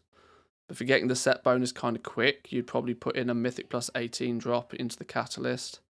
Oh, I don't know. I think that's just an odd restriction. There's the answer, guys. Now, going back to Primal Infusions really quick, I noticed that at the end of each of the 4 Renown tracks that you can get 1. And that's kind of cool. Now, when it comes to solo players, people who don't do any of this group content, are those Primal Infusions going to be like, is that it? Is that all they're going to have that sort of access to? And how is that going to translate in later seasons? Are they just not going to get anything either? Like after that, because they might have their renown maxed out after that point? If you don't do the content, you shouldn't. It's definitely an experiment. We think that it's really fun to be able to get gear that is higher than sort of the activity that you're normally doing. So this felt like a great way to give players some access to sort of heroic tier gear without Give them a having it be tease. completely unlimited. First hit is so it's meant to free, be right? a satisfying thing to work towards, basically. There's actually a fifth one, I believe, that you can get for killing Razageth the first time. So if you do LFR, for instance, once all the wings have opened, you kill Razageth, you can get a fifth one. So that's 5 pieces of heroic Final gear, boss of which, LFR will give you. is quite a bit. Okay. As a quick comment, you don't have to answer this part, but if I guess it might be kind of satisfying if, say, the Paragon chest that you would get after you max out your renown would have like some small chance of having an infusion there too, just to give those kinds of world content players like a little bit something further to push for if they happen to satisfy their requirements for the season. And it's like, oh, I want something to do, but I just wanted to. I think that's definitely a cool idea. And, with this being an all-new system, makes a lot of kind sense. See where it shakes out. You were asking about the next season, and we're still trying to figure out, exactly how that's going to translate. But the general intention is that you'll be able to continue to use that existing profession gear and probably upgrade it to be competitive in the next season, as well as we'll likely be introducing new recipes as well. So you might, craft your own next season version of something that's thematic to that season as well. Okay, yeah, that's kind of where I was jumping in next. Like, so you guys aren't too sure right now whether you're going to say, hey, here's a new thing to recraft our existing gear versus, okay, here's a brand new recipe. Good luck. So I think we'll do both. Like, there's a lot of recipes that we made in Tenno, and players are going to spend, in Dragonflight, and players are going to spend a lot of time earning those recipes and specializing to get good at crafting them and things like that. We wouldn't want to undermine any of that. So I think all those recipes will continue to be relevant. It's just, we might also introduce some new ones, and then players will be able to pick, do I want to craft something new, or do I want to try to upgrade one of my existing pieces? So by the time we get to season 2, we're going to have we're going to have a more mature market in terms of like resources, gathered materials, and things like that. With season mature, mature is definitely a good way to put it. By the time season 2 turns up, that was a really good pitch, good way to pause, wasn't it? By the time season 2 starts, there is going to be floods of all of the materials, that's for sure, without questions, especially with the region-wide auction house. And it seems to be that they're with what feels like a very aggressive amount of time gating on crafted gear. Like literally one piece of craft. You might get a few pieces of crafted gear quickly, like one a week level quickly, and then it slows down to one every 2 weeks. Nobody's going to be kitted out in fully crafted gear. It'll probably be season 2 before people are finishing their last piece. By the time season 2 hits, they'll implement a new reagent and we'll have to start all over, take my word for it. Oh yeah, for sure. Yeah, they're clearly going to build on the optional reagent system that they developed in Shadowlands. They liked that sort of approach. It offers a soft reset. If you make it so that there's a new pattern that allows you to make a new optional reagent, it's a soft reset. It means that people who didn't engage with the season 1 can then start at season 2, work towards getting that same pattern, and be at a somewhat even playing field with everybody else. Which is what was one of the big takeaways I think they took from Shadowlands, is that the optional reagent system did kind of work. People were still selling and still crafting 168 gear when people could make item level 200 gear. It didn't sell anywhere near as well, but people still had the opportunity to. But the people that were crafting 168 gear, this was the Venari Crafter's Mark, by the way, people who were making 168 gear had probably capitalized for many weeks, if not months at that point, on some good consistent sales on that gear. So they'd made their bag, right? Their bag was nice and secure. They were significantly richer from that. But then people that started in patch 9.1 were able to work through Korthia, get access to the new Crafter's Marks, and be competitive without being, this was where Legendaries failed. Legendaries failed because the actual barrier to entry. There wasn't this soft reset with legendaries. It actually just made the barrier even harder to achieve, which was the problem, which is probably what they're trying to clear against. So Beyond, are you guys also thinking about adding like new materials, or like hey, here's a new herb node or something? Or okay, you're gonna gather the same herb nodes, but now there's like new stuff that you get from it in order to kind of counterbalance everything that people might have been gathering during season 1. Still trying to figure that out. Like I think if thematically it makes sense, we might add some new reagents. Again, we sort of have to balance it with existing specializations. That's and another no. Existing recipes and stuff. If you add a new recipe that uses a new reagent, then everyone wants that new reagent for that new thing. We don't want to invalidate any of the old ones. So it's a balance. I mean, if you look back at like 9.2, we added one new ore and one new herb and stuff like that, and a set of recipes that use that. So I think when Zereth I think there are Mortis materials was a makes fail. sense, and we'll be looking to big fail. add some new reagents without throwing out of whack the existing. Because if you add new reagents, you damn better be sure to add patterns that use those reagents. That's the thing that they completely failed with in 9.2 with Zereth Mortis. They put in a whole new flurry of new materials, but they didn't add any additional patterns that use those materials. So they all just went to waste. The only thing that used the new Zereth Mortis materials were the new crafter's marks.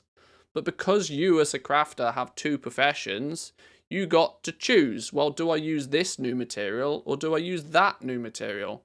And there was mathematically always, we got a new health potion. There was always a mathematical correct answer to that, which meant that some of the new materials were just instantly dead. It was really stupid. You can't add new materials and then add nothing new that uses them. The only the progenitor essentia though was obviously but anything that went anywhere near a legendary item was instant cash in the bank. But the other materials were a big flop. The soup kettle, God. Existing economy. Okay, cool. Specializations, I love them. They're great. But there are a lot of folks that are really antsy about, ooh, I don't want to make a mistake. I don't want to mess up. And right now, there's no opportunity to respecialize these points as far as I've seen. Could you kind of explain the philosophy behind that? Or is there a surprise? Oh, you can respec. No surprise. No surprises. The philosophy is basically you can eventually fill out that whole specialization. There are more than enough. There's more than enough knowledge in the world between sort of one-time sources, like first time you craft a recipe, and repeatable sources, be they world quests or weekly quests and things like that too. He said world quests. Was that a slip of the tongue? He said world quests. I have not yet seen a knowledge point come from a world quest. I think that might have been a slip of the tongue. I think he meant weekly quests there. Eventually, over the course of the expansion, get everything.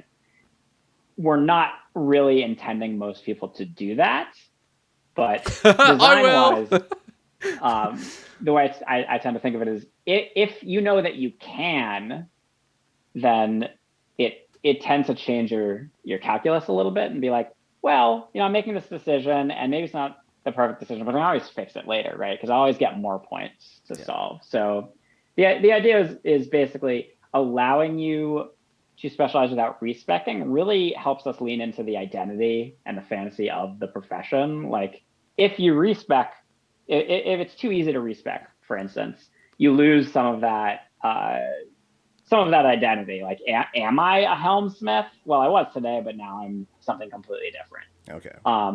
So there's that side of it, and there are many progression systems where respecing works very well. For instance, just classes. It's great to be able to so much better way he could describe this for Mythic Plus or for. But it uses a word that Blizzard are not allowed to use. I don't think that takes away from the system in any way, shape, or form. But for professions, we really wanted to lean into that fantasy. The other thing is just on the economy side, like making a choice and devoting yourself to it can have a pretty big impact on sort of your ability to make money and you might get lucky or make a really smart decision and find a niche that is very successful. And if someone could just respec into that later, then that decision wouldn't mean as much, right? Like everyone will all of a sudden just undermine you because you made the smart thing, and then everyone just respect into it. I think it makes it a more interesting sort of economy. Okay. What he was clearly not allowed to say in this was that the spec trees are actually really quite shallow. The spec trees for professions are wide. They're wider than they are deep. When you look at the talent trees for classes, right? Talent trees are spec trees, but they're very deep. They go a long way. They go a long way down, and working your way all the way down to the bottom takes a long time and a lot of effort. With the professions, though, they're not very deep. They're super shallow.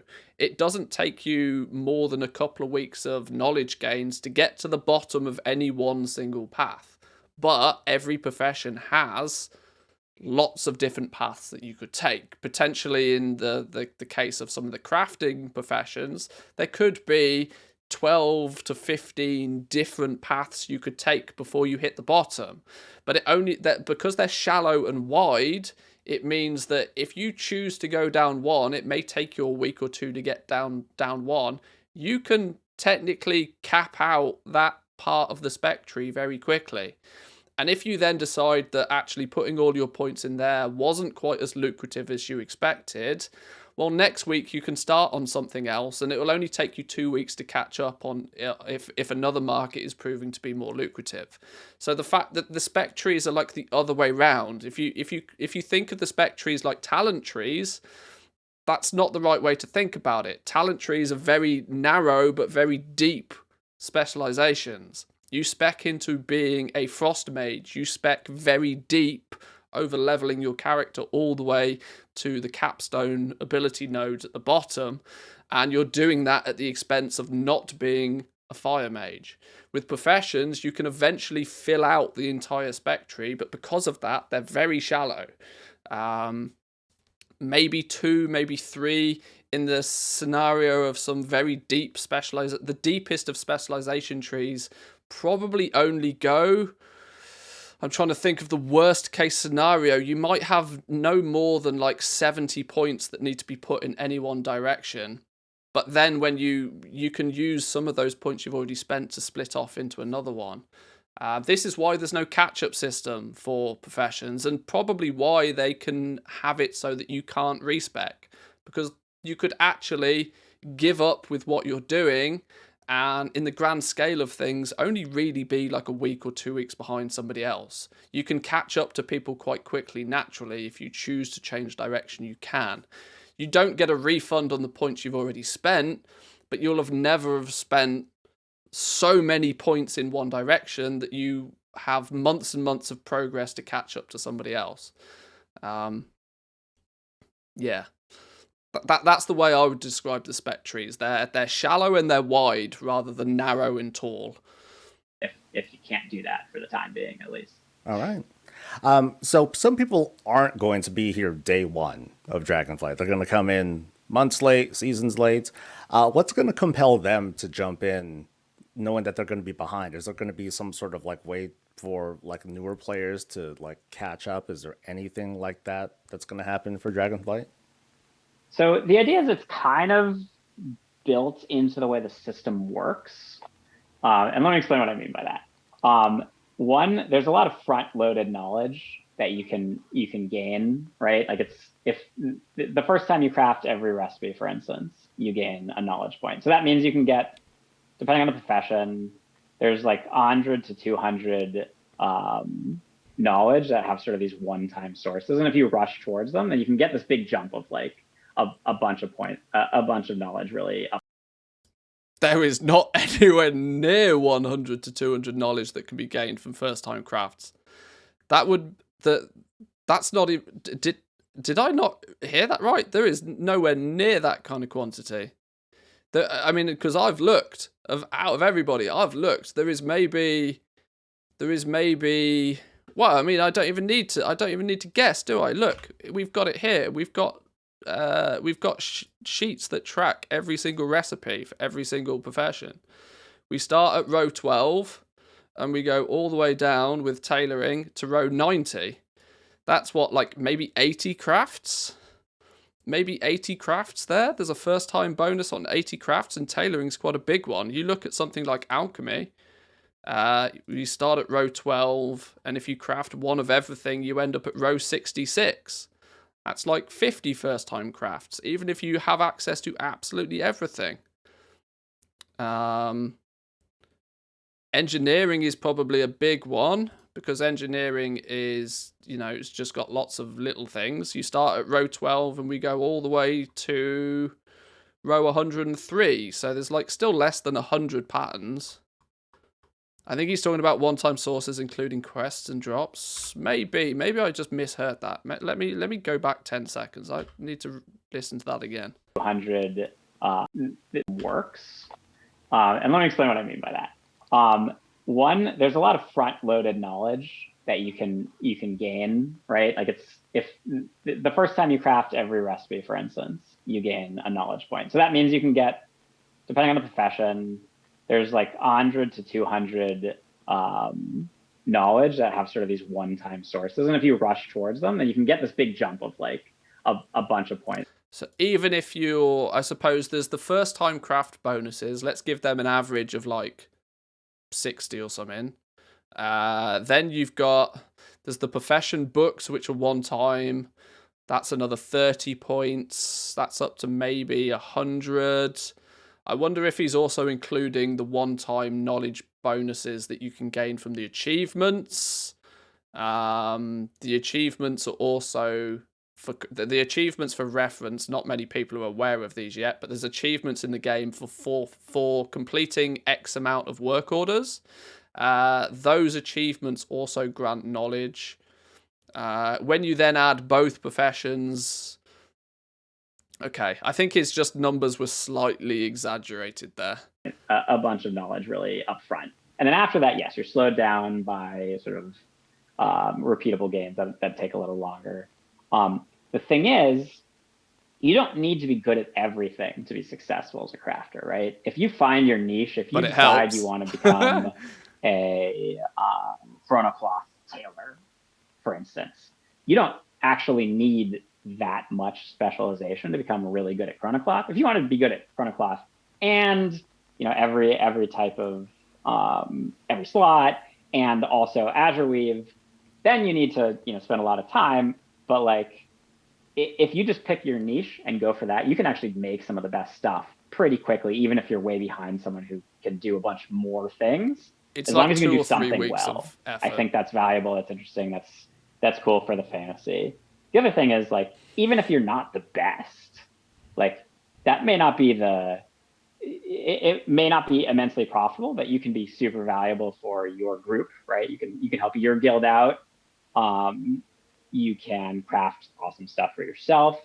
And in a lot of cases, you actually don't need to sort of, again, get every single point from every single thing to craft something at max quality. If it's not, say, mythic level with every optional reagent and every other thing. So like if you're out there to, say, craft normal raid gear for people, which a lot more people will be looking for, I think, than mythic raid gear. So there's just more people that not that many people do mythic raids and really high on Mythic Plus compared to the wider audience, right?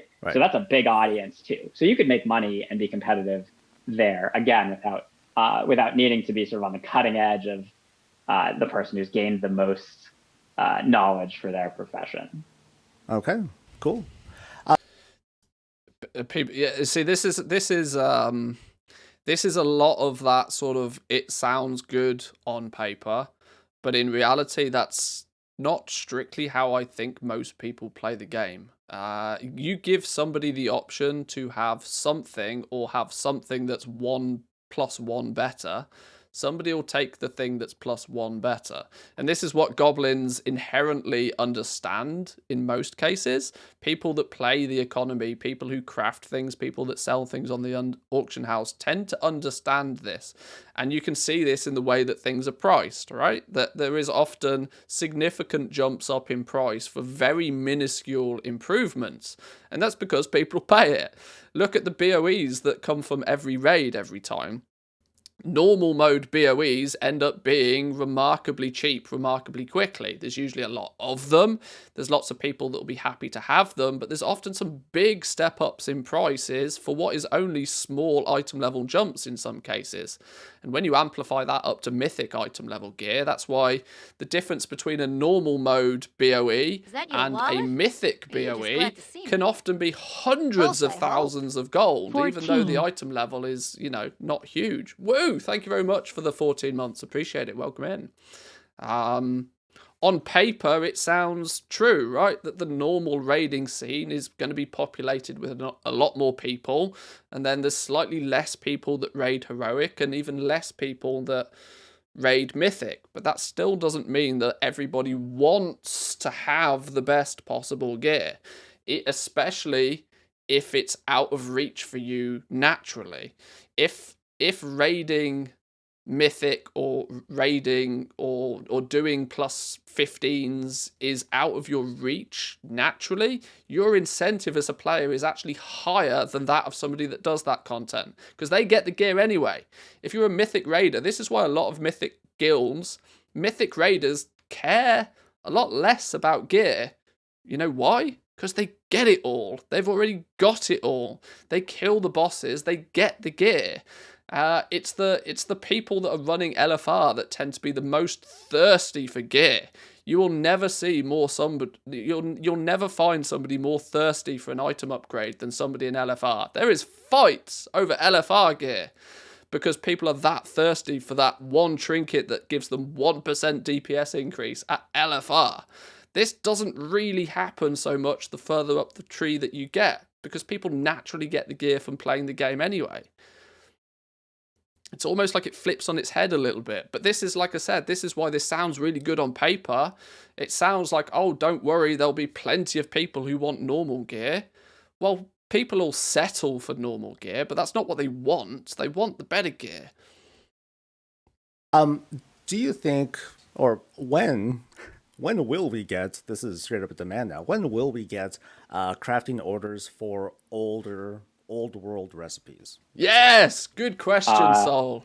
I don't have a specific date for you, but we absolutely want to do that. Totally see it. Like, there's a huge amount of value in like this old random thing that like not that many people know how to craft. Craft me the Vial of the Sands, please. Very often, but you know, you can throw up a crafting order and put a bunch of gold on it, and then word's going to get around, and someone who can actually craft it will want to do it for you. So we think that's a really valuable aspect to the system. So we're going to be looking into that sort of as soon as we can to get that in. And I hope to see it. I can't promise it, but I hope to see it, you know, sometime fairly early in the patch cycle for Dragonflight. All right, cool. So that's totally cool. Promised, fairly folks. Totally early 100% promised. That's what I said. Okay, so 100% guaranteed. 10-1. A couple more real quick. So crafting orders right now, we can do up to 10 a day, and it kind of banks at 30 for those who aren't like really on top of that right now. But there are some folks on small servers with smaller communities that say, oh, that's way too many, because among the fewer people who are there's going to be a lot of competition. But other people from large servers are saying, oh, dude, that's not enough. I'm not going to be able to do nearly as many. I'm going to have to pick and choose. And, you know, there's some goods and bads to both. People won't be able to fill 10 a day. Do you agree that those are potential issues? And if so, are there any like knobs or like advanced solutions that you guys are thinking of? So we're definitely still tweaking those numbers. I actually think there's a change that'll be coming that slightly lowers that after looking at potential problems there. Like, we do want it to be kind of competitive. Like, the hope would be that if you really want your public crafting order filled quickly, that you give a decent commission so that those crafters can make some money off of that. And keeping that number a little bit tighter helps that, right? Because if it's more limited, then there's more competition for those limited numbers of crafts that people can do. which means that if you want it quickly, then you'll pay a commission. That said, there's this backstop to the whole system, right? Which is anything that's about to expire. I want to say it's like 2 hours. I'm not totally sure what the number is we landed on. Where anything that's sort of close to expiring, you can craft without limit. Basically. Never so you going to can fill be a public order that's about to expire. It's not going to take away from your limited number that you can fill, and so anyone can choose to do it. In cases like that, in certain circumstances, I would imagine people are willing to even do it for a silver commission because it's an opportunity to gain some skill. Right. If it's a higher end craft, right? So that creates hopefully this ecosystem where both works. The rich and impatient player will pay a lot, and crafters can make a bunch of gold doing that. And then if you're either don't care, you're patient, you know, a lot of gold, you don't want to spend a lot of gold, you can still get your stuff made. We really want to see, you know, most of the crafting orders be filled. So, you know, hopefully. Okay. I've got to pause it here before I absolutely explode. This is never, ever, ever, ever, ever going to work this way. There is absolutely not a chance in hell that a public crafting order will not get filled. There's absolutely no chance that a public crafting order will never not get filled. Because when you provide all of the materials, when every single one of the materials is supplied, you cannot specify quality. So there are only two things that you as somebody putting in a public order need. You need somebody who can make that pattern and somebody who wants gold. Guess who those people are? Crafters, loads of them. Loads of people will have access to the patterns. This is why I say that the very first person that has access to a pattern wins. They get to fill all of the outstanding orders. The only time there'll be outstanding orders is before people actually have access to the pattern, which is a matter of days, right? 2 weeks into the expansion, there'll be loads of people that'll have the patterns. They'll log on, they'll see if there's an outstanding order, they'll click the button, boom, gone. With a daily crafting limit of 10. Yeah, but look how many... The barrier to entry is so disgustingly low for these. There is the way World of Warcraft has always worked and will continue to always work is that there will be exponentially more people who are able to make something than there are people that want that thing. And this is by virtue of the fact that when you have the recipe, you can continuously remake that thing. You only need to earn the recipe one time. As soon as one person has earned the recipe one time, they can make that same thing as many times as they want. Sure, there's a daily limit of 10, but there's not a single market out there that has, for crafted gear anyway, to where hundreds, if not thousands of them sell a day. There just isn't, especially when the top-end gear, like Sparks of Ingenuity, players only get one of them a week. One of them every 2 weeks, in fact. That's not a huge supply. That's not a huge demand for anything. There's going to be crafters, after literally the first 2 or 3 days, there will never, ever... If you want to fill a public order, you will have to be sitting there, waiting, and sniping those public orders. Especially considering it's all for gear and it's all local, right? You'll have to be sniping those public orders. What this will ultimately end up meaning is that people can put 1 silver on the public orders and somebody will press that button. If you are that impatient goblin and you put a fat stack of gold on a public order, it's not going to sit there. It's not going to draw attention. There aren't going to be crafters out there that are going to be like, oh, I wish I had that pattern. No, because they'll already have the pattern. They'll click the button, done. Instantly. It's never going to work like this. Not with public orders. No way, shape, or form. Those two things together means even if the number's not perfect for any given realm, that it kind of works itself out. Meanwhile, we'll be keeping an eye on this and listening to player feedback as well and making adjustments as necessary. Okay. Do we have... And the further this goes, the more thirsty people will be to fulfill those public orders as well. In turn, meaning that people will very quickly be willing to fill. And like he even said it, they know it. They know it internally. They know it for a fact that somebody will see a 1 silver order and they'll fill that 1 silver order because they themselves have an alternative reason for filling it. They're not filling the public order because they make gold off it. They fill that public order because there's a chance it puts their skill at +1. Oh my lord. Oh my lord. What I remember from the UI, you don't see the commission value until you open the work order anyway, right? At which point you've already committed to it. At the public orders, you can see all of the public orders that are available for your profession. You can even, there's the category headers, you can even filter them by most gold. You filter them by the most gold and you just click through the list until you've run out of orders. And then you come back and you do it again the next day. Is that it for us? I'm fine on time. I don't know. Okay. Yeah, you can do one more. Okay, so I guess this is the last one. So basic materials right now, those are available on the region-wide auction house. I find it, personal opinion, I find it a little bit inconsistent that public orders are not region-wide. Can you explain the decision as to why that is so? Yeah, totally. So this is a brand new system. We don't know how it's gonna kind of work itself out, right? So we wanted to start just ask me. a little bit conservative there, keeping it on the realm on a realm basis.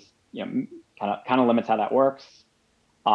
It's consistent with part of the auction house, right? Because the part that's not commodities are limited to your realm still. So it's consistent there, and we basically wanted to start it there, both to see how that feels, because we could always go wider later, but you can't really go back in the other direction, right? Once you're more allowing, you can't be less allowing. That would make everyone pretty unhappy. So that's one side of it. The other side of it is really do not give and trying take to satisfy away this goal of fantasy, of being able to feel like you are the best scribe, or the best tailor in your realm, and that's a lot easier if the order system is limited to that realm, because you're not competing against the rest of the region and however many millions of crafters there might be out there trying to do it as well. So it can help you stand out and be cooler. And then the final thing is like, the hope is that like, as a public crafter, you might actually be trying to sort of build this audience, build this customer base, right? So like maybe you do a couple of recrafts, to get inspiration to like craft something at a higher quality than someone might have expected otherwise. Like you don't need to deliver something at quality 5, but maybe you take the effort to do that for someone. And then in your message, you're like, hey, like next time you need your engineering needs met, come to me, right? Like and that's also a little easier when it's like smaller scale, right? And if there was a world where like public orders were region-wide, but then the other ones weren't, then like the chance that a person that you're filling an order for is actually on your realm is pretty low. So that would be a lot harder to do with it all being consistent. That's actually a very good point. I mentioned this earlier in the stream today, that actually what we might find is that one of the best ways to drive more people to know who you are is by making sure that you are fulfilling your public orders, even if they are worth nothing. If there is you could have negative gold on them, and as a crafter, it makes a lot of sense for you to continuously craft people's gear, even if the commissions are low. Because when you craft something for somebody, it then has "made by Mantheus" wrote on it, right? And that is going to give you the first chance, potentially, to recraft on that gear at a later date. So if you spend the beginning of the expansion making everybody's gear for them on your realm, and you by proxy have lots of gear out there that people are wearing that at some point in the future they may want to have that upgraded, this is by no means a perfect system, but there's at least that chance that they'll look at that piece of gear when they decide that they want it recrafted, or maybe a couple of weeks go past and they get their heroic optional upgrade, or they even get their mythic optional upgrade, and they're looking for a recraft order, they're looking for a crafter to use that, the first point of call is going to be that made by tag on the piece of gear. If they can /who and find you and you're actually online, then there's a very, very good chance that they will then see if they can put in a recraft with you, because they know that you made it in the first place. There's nothing else in the game currently that makes it easy for crafters to say, hey, look, this is what I can craft. There's nothing better than actually having a piece of gear crafted in the first place. That's a guaranteed, oh, I know that person can make this because they've already made me one. I can send it back to them and have it recrafted. You can only make 10 items a day. There were 20,000 people on a realm. Yeah, but you think those 20,000 people on your realm don't also have crafting professions? Those 20,000 people potentially could supply 200,000 items a day if they all have 10 crafting orders. The barrier to entry is not that outrageous. There'll be the people that dedicate their time to it and spend a lot of time doing it, but if you have the ability to craft something, I can guarantee that somebody else will also. What if the person drops their profession and picks up another one or stops playing though? Well, I mean, it's like I said, it's not a perfect system, but it's the first opportunity, right? A lot of the time in Shadowlands, my reasoning for this is a lot of the time in Shadowlands when we were selling legendaries, and we were selling legendaries quite aggressively, I'd be sat at the auction house and I'd get whispers saying, can you make me this? And the reason they knew that I could make that in the first place was because they saw me selling one already on the auction house. And they then looked at they looked at Umberhide gear and they noticed my name consistently. And so they, put two and two together and like, oh, this is the dude that can make X, Y, and Z. We're not going to have that public listings of stuff that we can craft because it can't all go on the auction house. But what we will have is our name attached to the bottom of people's crafted gear. And if you are filling your public orders every day, even when they're not profitable, it just puts, if you craft 10 items a day, after a week, you've crafted 70 items. That's 70 pieces of crafted gear out there that at some point might come back to you for a recraft. If you do that every single day, as time goes on, you've got hundreds and hundreds of crafted bits of gear that might potentially come back to you for a recraft. And that recraft or the upgrade is where the personal orders come in. That's where you're likely to be able to, get a bit of a deal on the go. Okay, I can recraft for you. You only paid me 1 silver last time. I know you did. How about you actually tip me properly this time, or go and find somebody else to make it, because they're going to have people who have crafted gear. When it comes to recrafting, they actually have quite a strong incentive to recraft with the person that made it in the first place, because there's no other easy way in the game for them to find people. Sure, there might be some dude saying that he's the best leather worker since sliced bread in trade chat, but that still doesn't mean that he can actually do what you want him to do. This is the advantage, and this is where I think the gold can be made from this system. The front end of it, the public orders, nobody's ever making lots of gold off public orders. No chance. No chance in hell people will make lots of gold off crafting orders. This theory of that, there'll be a public order there, and if somebody wants it quickly, they'll pay more, is guff. Every order will get completely filled within a matter of minutes. There certainly isn't going to be anything expiring. There is never, ever, ever going to be 10 times more demand for an item than there are the number of crafters that can make it. Not a chance.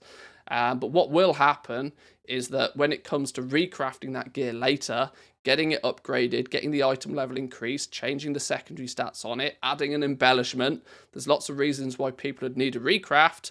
The one person they're going to start with is the person who crafted it the first time.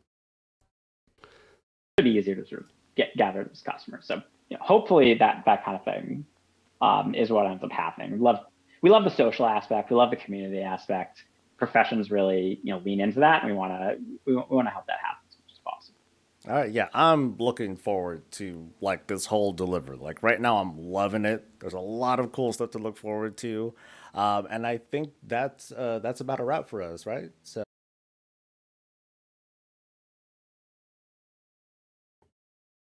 Aha, that was it. Okay. He's muted. So that was his little interview. I'm sure Soul is going to put this up on his YouTube at some point. I don't. That was a 30-minute long interview, and I'm quite sure that's taken me way over an hour to react to it. But we learned some cool things from that, right? We learned a few things. The number one thing for me is that sparks of ingenuity are going to be remarkably scarce. You're going to get your first access to your first spark of ingenuity when you ding level 70. Or at least the quest line to get your first spark will unlock at level 70. From that point on, you'll get another one when Season 1 starts. And from that point onwards, you're looking at only one spark of ingenuity every 2 weeks, which is quite surprising. I think they might probably need to relook at that. Because that is going to be the absolute bottleneck for the entire system completely.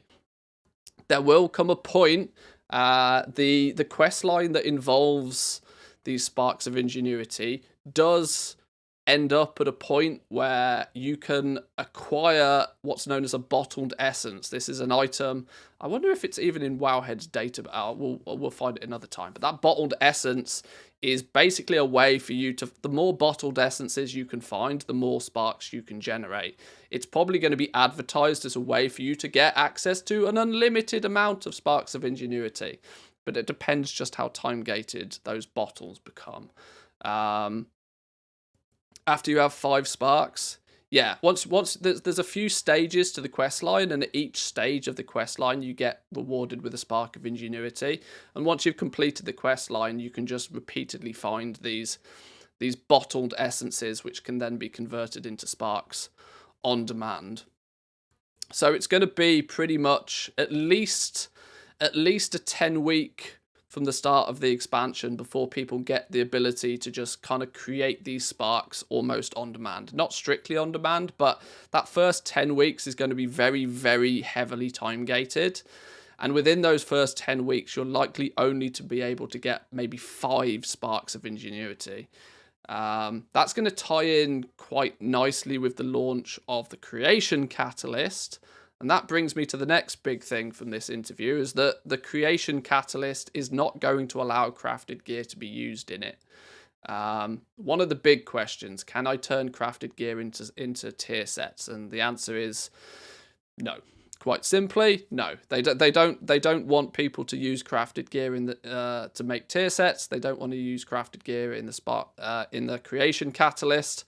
Their reasoning for this was such that, well, actually doing so diminishes the value of the crafting system, because it's quite but because you're limited to the amount of crafted items you can make in the first place. I personally disagree with that. I think it's actually the other way. I think people would be far more interested in the crafting system if they can make a high quality, high item level piece of crafted gear, knowing that when they put it in the Creation Catalyst, it's going to produce a good quality, high item level piece of tier.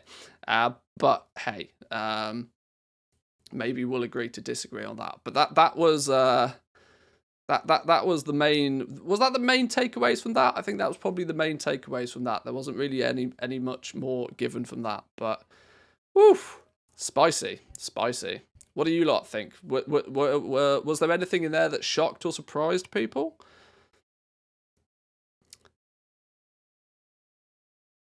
The bottled essences for creating the sparks are modelled after the Legion Legendaries drop rate. Yeah. If that's the case, you'll probably get a few of them quite quickly, and then they'll be on some sort of internal cooldown thing. Because everybody loved the Legion Legendaries drop rate saga, didn't they? Everybody loved that. Oh, Lord. One more spark is going to come from killing the last raid boss. Many will kill him in the first week in normal. That's true, actually. That's true.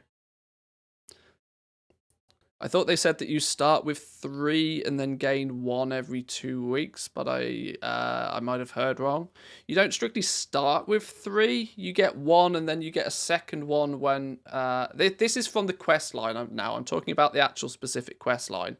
There might be additional sources for these Sparks of Ingenuity. There has been reports, and I can confirm because I've found them myself. But there is a point where you can actually get Sparks of Ingenuity from treasures. Treasure hunting is going to be monstrous in Dragonflight. Everybody is going to be flying around treasure hunting because it gives primal chaos. And if there's the chance of it producing a Spark of Ingenuity at the same time, then people are clearly going to be hunting them down. Especially if it's going to be this aggressively time-gated.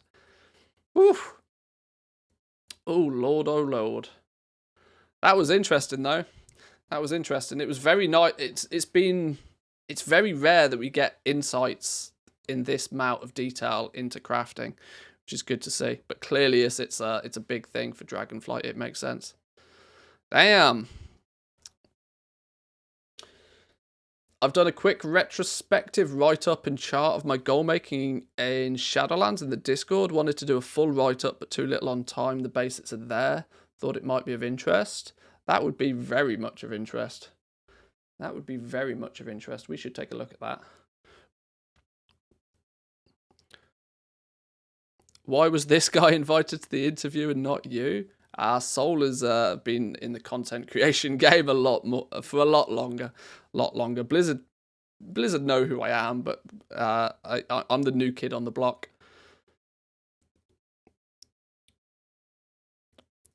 Right, let's put some tunes back on. Let's have a little look at Woo's. Where did you post it, Woo?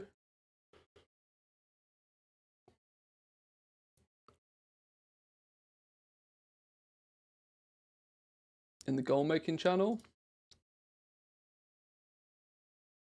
Oh my god, I'm miles behind on the chat in here. Here we go. So here's a chart. How much of this can I safely show on stream? So for reference, Woo is a... Hello there. I'm going to call you a big-time goal maker, whether you like it or not.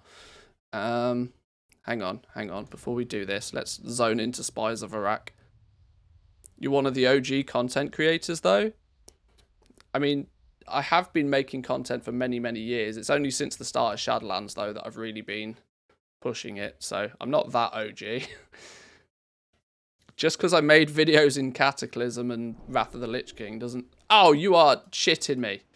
Okay, well, I guess 15 minutes we wait.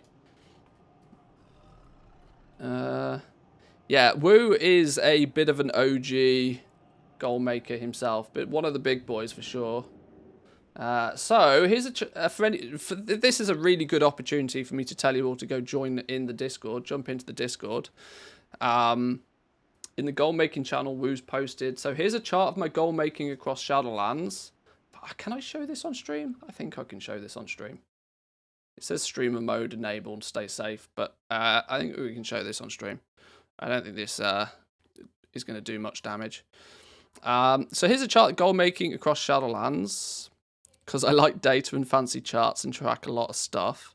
Plan to do a full write-up of my lessons learned, overall experiences, mistakes during Shadowlands, but I simply don't have the time to get it done before Dragonflight launch. My gold is currently spread over a total of 57 different realms, of which I do pets on 33 of them, and I'm actively flipping on 48, with around 9 being pretty much dormant for now. In terms of the basics, I estimate for this expansion, my profit has been broken down in these ways. 20% from pet arbitrage, 25% from BOE flipping, 30% from Legos, a single realm for patch 9.1, not so active around for patch 9.1.5, 3 and 6 characters, 3 and 6 character realms for patch 9.2. Well, that's where the big money came anyway. General flipping, mats, transmog, anything that isn't nailed down, basically. Clearly very little on mats since the region-wide auction house, but still 20% from just general flipping. General play, tables, callings, etc. Only 5%. See, this is what I was sort of talking about earlier, right? When you get the foundation, when you get the basics nailed, you want to level up. You know, your tables and callings to the big guys out there that are making tens of millions of gold. Tables and callings is the foundation, right? It's the basic entry-level stuff. You want to level up. You want to level up to some of these other things. You know, flipping stuff on the auction house, maybe crafting, raid BOE flipping pets on many levels, that sort of stuff. Did he level up? He just flipped stuff on more realms? Yeah, but what do you think goes into being able to do that in the first place? This is the point, right? It's a little bit easier nowadays since we can more freely move gold around. But before we were easily able to move gold between realms, actually getting set up on multiple realms was a pain in the ass. And it was a slog and a long ass process, especially to end up doing it on so many realms. Where's this chart then? Can we get this chart going a bit bigger? No. Open original maybe? There we go. So I guess we don't strictly need the Discord here for now. Let's move that out of the way. So, Gold Tracker, hey, data nerds out there, get hard, yo. Shadowlands launch, Castle Nathria, patch 9.1. First phase of legendary selling. CN world drop BOE flipping. Pushed you way... Hang on, what is these two numbers? Combined gold and then auction house value. Okay, clever. The fact that you track all of this blows my mind.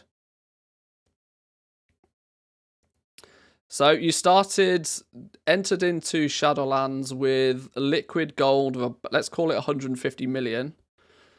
Stepped up to 200 very quickly with the first phase of legendaries. And in turn, your auction house value also skyrocketed because of this. That doesn't surprise me at all. Crafting like crazy. Profiting like crazy. Castle Nathria and World Drop BOEs flipping. 9.0 pushed up to... So in the first patch of Shadowlands, went from a comfortable 150 to 250. That's pretty solid. Pretty solid. Break from the game, no investments, just reposting. Just Korthia launches, Sanctum of Domination 9.1. Take a dip, probably due to stocking up, I would imagine. Pre 9.1, this would maybe be heavy callous hide stocking, I would suspect. Maybe something along those lines. But then legendaries, second phase of legendaries kick into play. Materials, Korthite investments, mainly to flip it in preparation for Korthia launch. Yeah, there you go. That's why your auction house value goes down. 9.1 was slow but steady. 9.1.5 for me personally was where it really started to get ridiculous and really start to get crazy. And it's clear that it was not just me that experienced that. Major material investment for a big Lego push in 9.2. Pushed you down from big numbers to still ridiculously big numbers. But then 9.2 happened. One of my favourite videos, actually, that I've produced on the channel. One that didn't particularly perform very well. But one of my favourite videos that I've produced was the Golden Cake. Some of you guys will remember the Golden Cake. It was my way of describing the reason why 9.2 was so ridiculously profitable and why legendary when 291 legendaries became a thing, it was literally the stars aligned for gold makers, right? There was nothing more that could have been added into this cake to make it any tastier. All the ingredients were there to literally skyrocket people's profits to the stratosphere, and it clearly worked. Phase 3 of legendary sellings across 3 different realms, just chugging all the way up. Then we're at the point where legendaries start chilling out a little bit. Woo certainly doesn't go inactive. Oh, this is actually excluding pets. I didn't even notice this to begin with. This bit being excluding pets. Woo's pet selling shenanigans is basically this entire chart again. 9.2.5, we started to see the fated raids come in. Dipped in liquid gold, probably on the premise of buying a whole bunch, but at the very same time spikes up the auction house value of those. And then fated raid BOE flipping. This is the point where you see your gold always goes up when you stop buying things, right? When you start selling out everything that you have, when you stop actually buying things, your gold increases. Surprising, right? But it's clearly 9.2.7. The region-wide auction house kicks into play. Fated raid BOEs. You've bought a bunch of them now. Now it's just sell them all. Get rid of everything. Sell off everything. So your auction house value deteriorates, but your actual liquid gold goes to the moon. 150 million gold made in 927 off region-wide auction house and BOE flipping. This is what the big guys are doing. This is what the big guys are doing. You ain't never making this kind of gold pissing about with mission tables. This is my point, right? That you level up. You start somewhere and you level up. Now, to be fair, this is an example of somebody starting with a disgusting amount of gold to begin with. When you've got stupid amounts of gold, fuck you level money, as some people call it, you can do some weird and wacky things. You can spend 50, 100 million gold investing in what's coming, because you know that the payoff of that is going to be monstrous. Just level up 50 tables on every realm. 50 tables on every realm, not to mention the amount of time it would take you to deal with all of that. But well done, Woo, making us all feel like small fish. The point is here is it's possible, right? This is what the opportunities are. This is what the opportunities are available to people. And the reason why this works and the reason why this is profitable is because you can probably count on one hand the amount of people that can actually do this. There's really not that many people that have enough gold or knowledge or expertise or time or skill. You know, it's a lot goes into actually achieving this. There are still bigger fish, but getting in the big leagues now? Oh, you clearly are. I mean, you were already in the big leagues. Excluding pets. Wow, billionaire in chat. There's a few of them about, don't you worry. There's definitely a few of them about. But it's nice to see it in graph form. See, this is what goblins do, right? We're data junkies. Absolute data junkies. This is really quite cool.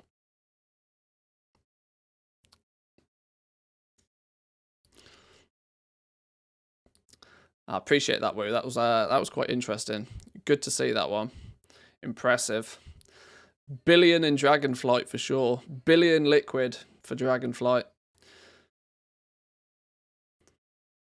Pet value distorts stuff too much. Yeah, pets will do, because those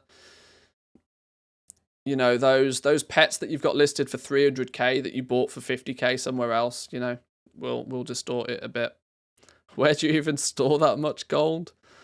On lots of characters and in lots of guild banks, I would imagine. Cool to see, though. Cool to see.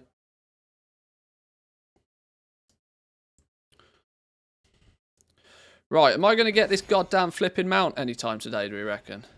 Is this literally people chilling on top of me? Do we have a timer on this one? Why get so much gold, though? Yeah, but why be rich? Why be rich? Just be poor. I can store 60 million gold on a Spectral Tiger, that's true.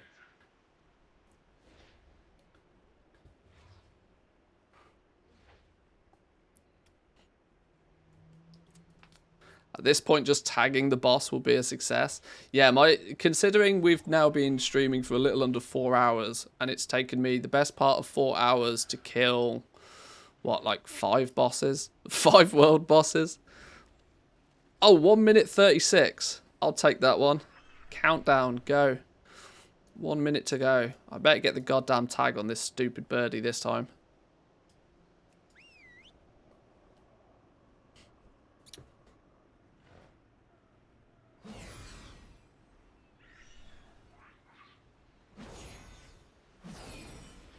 The duped panda TCGs are the billion class now. I don't think there's many people in the game that have got more than 1 billion. There's not many people. There are definitely some. There's no question about it. There's definitely some. I would go as far as to say some of the top tier people in the boosting community are easily some of the wealthiest people in the game. There'll be people at the top of the charts for the boosting community. Not the people that are doing the boosts. I'm talking about the people that run the boosting communities. Those guys are filthy rich. Like, beyond batshit level crazy amounts of gold. Because they were taking a 5% cut of every single boost that ever happened ever. Those guys are absolutely caked.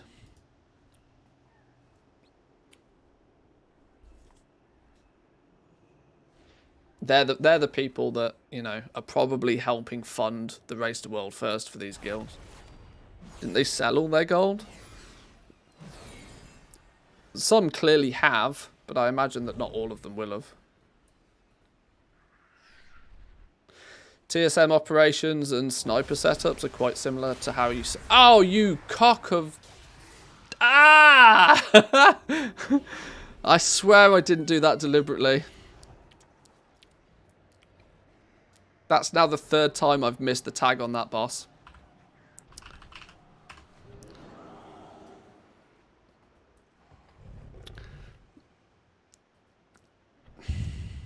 I'm actually pissed.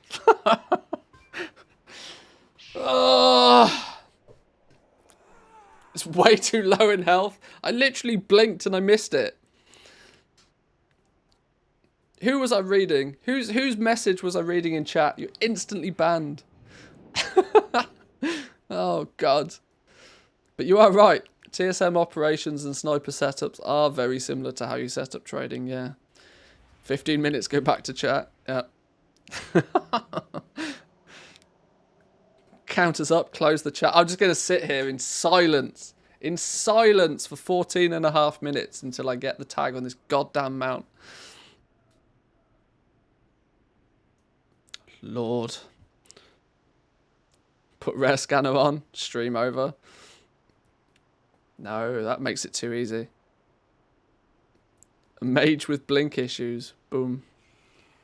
Right, well, I know I've got 15 minutes now, so I guess it's at this point I'm going to take the opportunity to take a break for 2 minutes. I'm going to go grab a drink, take a bathroom break, stretch my legs for 2 minutes. I suggest you guys do the same, especially if you've been sat here chilling, trying to burn the clock on a dragon kite. I'll invite you on a low pop RP realm in a second. Just downloading an update. Nice. Nice. Nice. Give me 2 minutes to go grab a drink though, and then we'll get the tag on this stupid mount. Stream of luck though, right? We've had so much negative luck, then it's got to add up, and we got to get the mount, right? Surely. Surely. Right. Entertain yourselves for 2 minutes though, boys and girls. I'll be back in a couple.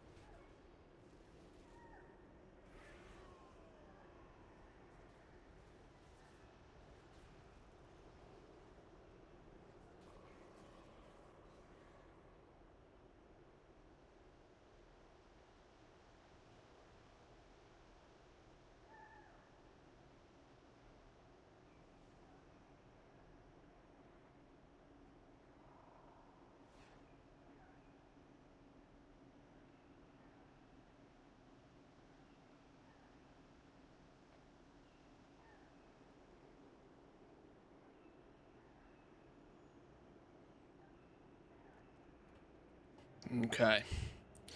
Alrighty. Right, 5 minutes down. 5 minutes down. 11 minutes until I get this mount. It's happening. It's happening today. You need World Boss Timer add-on. Is that specifically for the... I assume that's specifically for the World Boss, right? We got time. What was it called? World Boss... Hang on, get more add-ons. World Boss... timers. This one. An add-on creates timers for the world bosses that drop rare mounts. It provides exact spawn timers where possible, otherwise appropriate timers with minimum and maximum times. Okay. 2 ways to create a timer. Witness a kill. Be close to someone who shares the timer in /say. Automatic sharing is disabled by Blizzard since 8.25. Okay. Go. Go!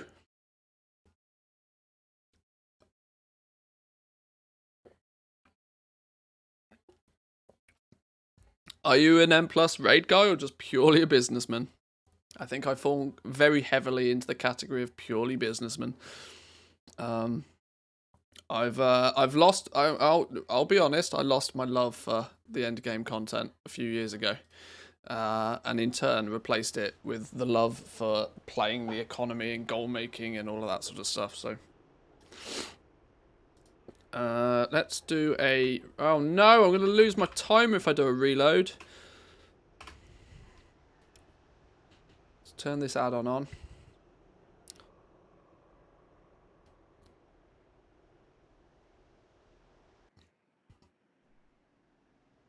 Ooh. God, we're racking up all the timers here now, look.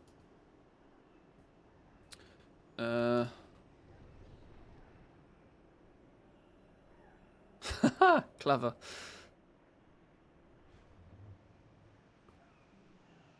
Oh no, I'm at 10 minutes-ish.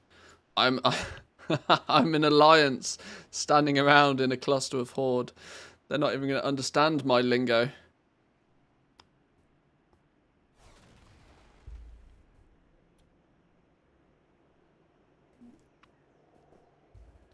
Do you know how much the chance was increased? I do not know. I do not. I don't think anybody's going to have figured that out yet. It's going to take thousands of kills before people can start coming up with a better idea. Even if they doubled it, it'd still be less than 1%. Well, this is it. Like, when they say it was increased, significantly increased.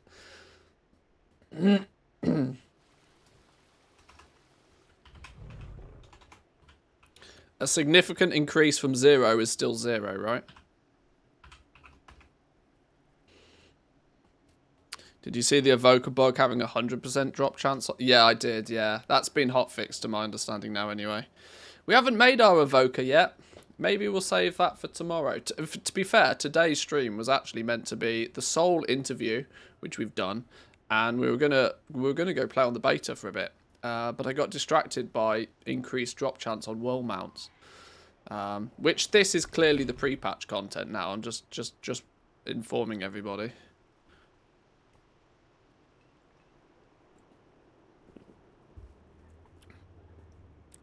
Since the pre-patch event is practically completable in a day.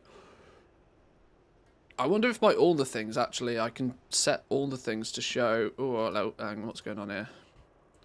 Oh, I don't actually have all the things on this character. Option. Why do I not have all the things on? Because it's dangerous. That's probably why.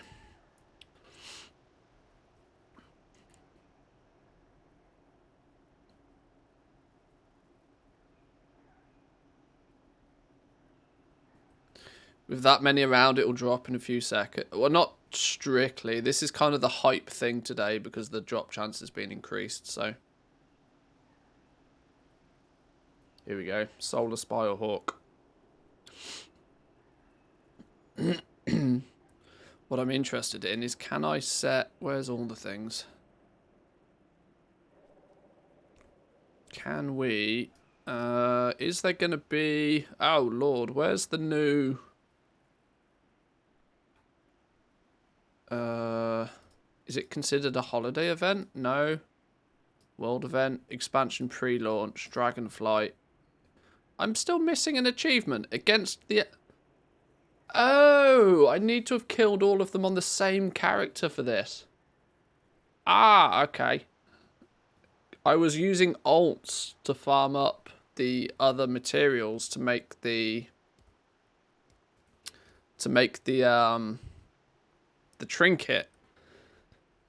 So I haven't actually killed all 4 on one character yet. Okay. Well, that's what I need to do then. But from a gear perspective,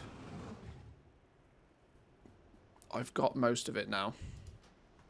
Only you can see my character's now just decked in that gear.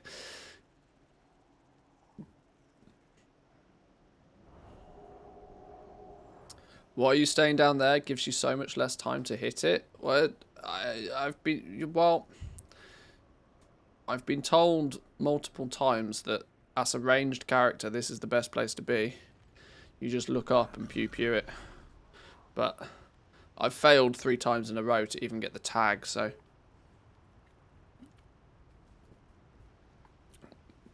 The trinket items are bound on account. Yeah, I know, that's why I was using alts to farm them. I was leveling up alts at the same time, waiting for them to spawn. But it means I actually need to go and kill the,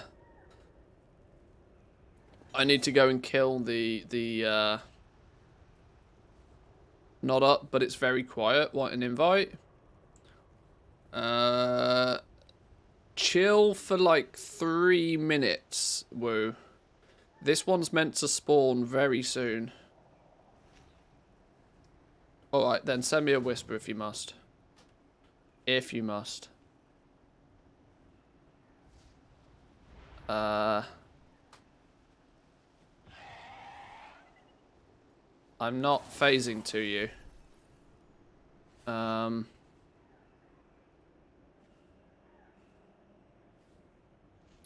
You can't see them until they leave time walking or you enter it. Talk to Chromie near the Stormwind Embassy.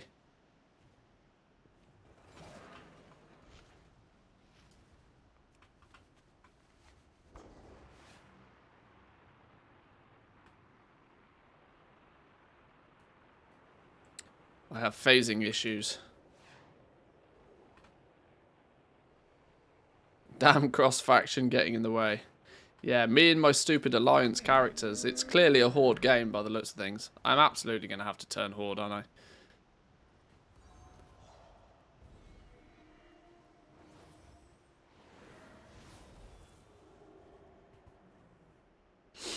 Right, well, he should spawn in apparently 2 minutes by the looks of things, so...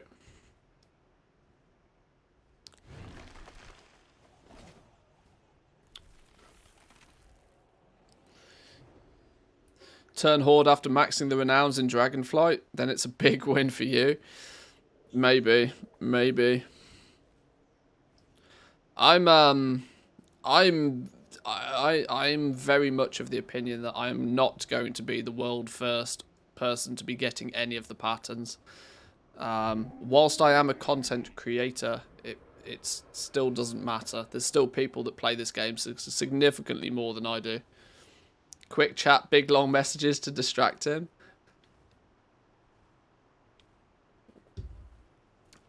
You've got 10 seconds until I go into radio silence until I get this mount.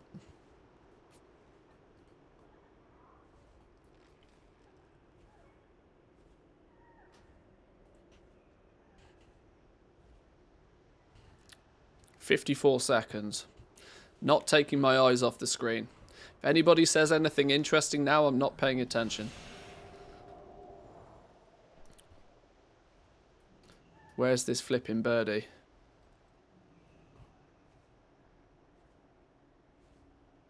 Don't be highlighting messages. I see you trying sneaky stuff. I'm not looking at chat. Don't be tagging me. Don't be highlighting messages. I'm not paying any attention. I got 25 seconds until this birdie pops up. And then he's getting slapped and I'm getting the mount. Hello Not there. looking. Don't be doing all of that hello there business. No, not distracting me this time. It's not happening. 9 seconds till we get the mount. Stream of luck incoming. You ready? I looked at the camera then. That was distracting. Do not take eyes off screen. There's... Tagged! Tagged! Boom!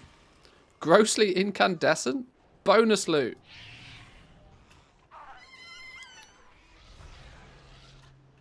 Bonus roll that bitch. Gold! Ah, never lucky. Never lucky. Well, we tried. We tried. Right, now now to check in with chat. Oh my god, what's going on? All of these tags. I don't understand why you would do such a thing. Manthius would clearly not read a long message like this, for example, or I'm just wrong with this assumption. What a load of guff. Welcome in, Gumdrops. Guff is a fantastic word, you're right.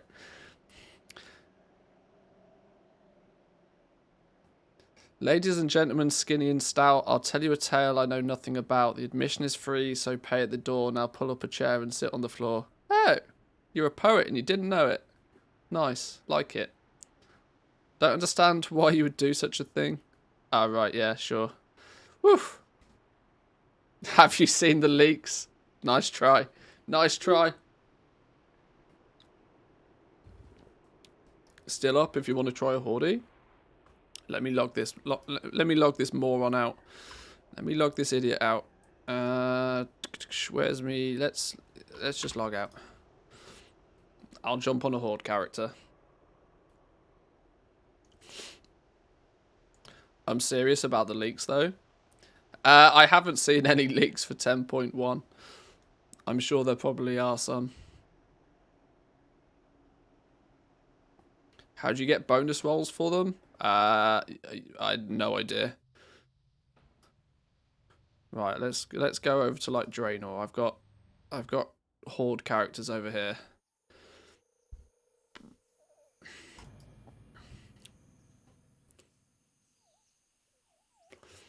If they're leaks and they're spoilerific, then please don't be spilling the beans in chat. There are people that are still trying to stay in the dark about 10.0, never mind 10.1.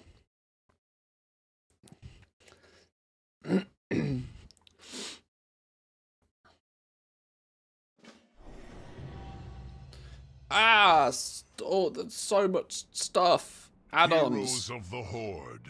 The Dragon disable Isles have all. awakened and beckon the Dragonflight's home. That's fine, that's Meet me fine. in Handy Orgrimmar, notes is where I am broken. about to Turn off present the handy aspect's notes. invitation to the Horde Turn that Council. off, turn that off, turn that off. Turn that one off, turn that off. That one and that one. That one can go. Oh my lord, so many add-ons. None of them are needed. Please hold, I'll accept that invitation in a second. Accept, reload.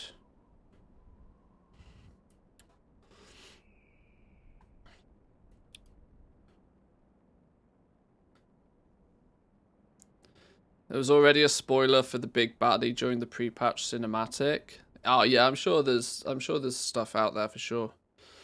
I wonder how long it will take until TSM crafting works with the new Dragonflight professions. I mean, I can't imagine it'll take them too long. I can't imagine it'll take too long. Hang on, do I have Garrison Hearthstone on this dude? Garrison Hearthstone? Oh dear. I know I don't make things easy for myself, do I?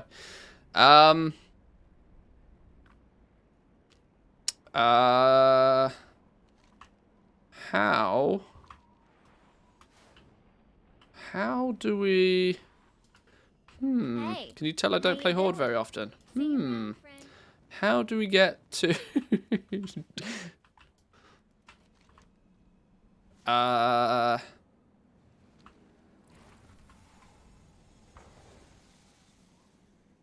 How do I get to Spies of Iraq if I can't get to Draenor? Port to the PvP area in WoD.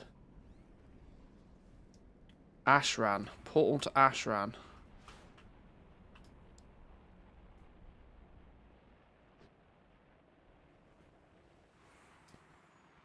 Azuna, Oribos, Zuldazar, Jade Forest, Crystal Song Forest, Silver Moon. Isn't it meant to be here? Downstairs, maybe?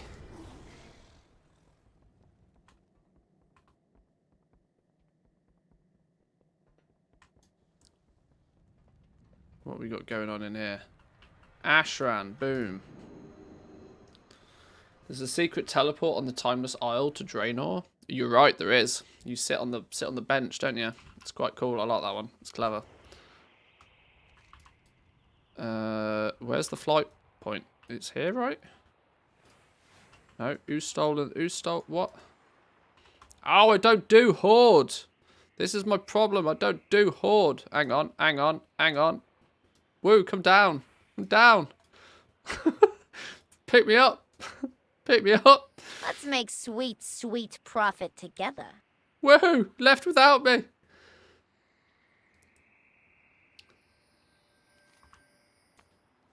Oh, you up there? I'm a coming. I'm a coming. Right, go. Go.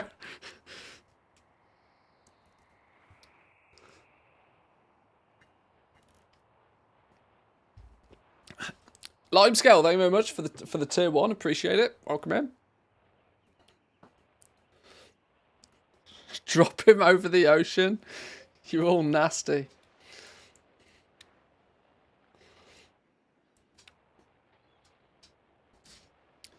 Can we get there without through to Nan Jungle down to Spires? Let's see. Hang on. While I'm doing this, I can sort my UI. Edit mode. Mantheus Bis layout. There we go. Beautiful. Oh, Cockosaurus. What's going on here? Drop me in the sea.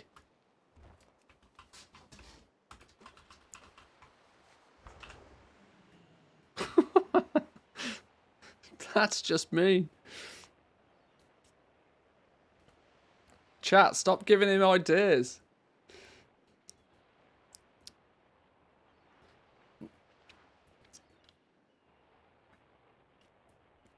I believe you dropped off by yourself. I think I probably did.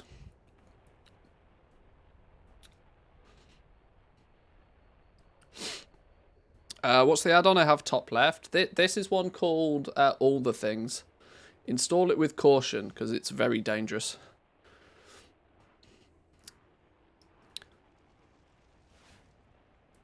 Some add-ons giving me spikes. Ah, I see. Yeah, it's a bit jittery. This Uber only gets 4 out of 5 stars so far.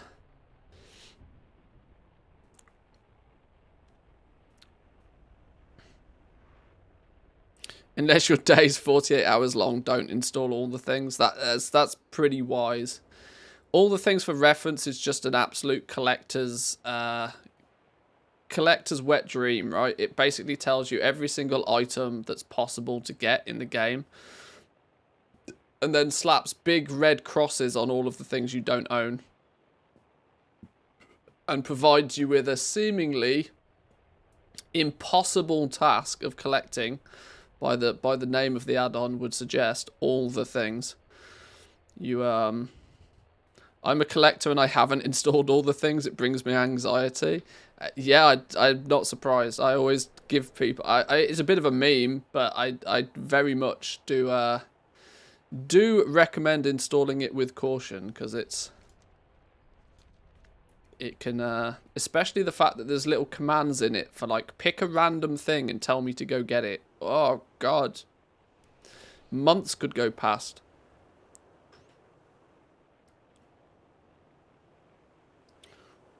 I love to farm things when and how I want. Well, yeah, that's it. That's the wise way of doing it. That's the smart way of doing it for sure.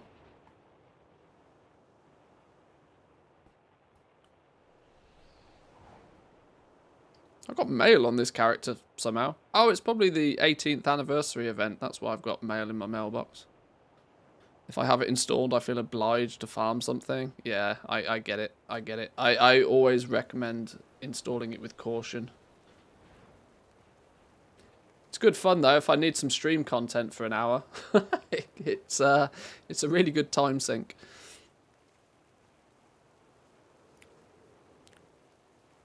We'll give this little we'll give this fire pigeon one last go, and if we're never lucky, then we'll maybe head over to the beta. We can, well, I'll leave it up to you guys. Either we can head over to the beta. I'd probably have a little look at leatherworking, actually. I need to figure out the leatherworking leveling path. That's on my to-do list. Alternatively, I can look at finishing up the pre-patch event, but I mean, no real rush for that because it's 5 minutes of effort, really.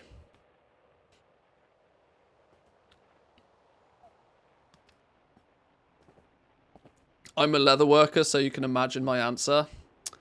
Yeah, that does make sense.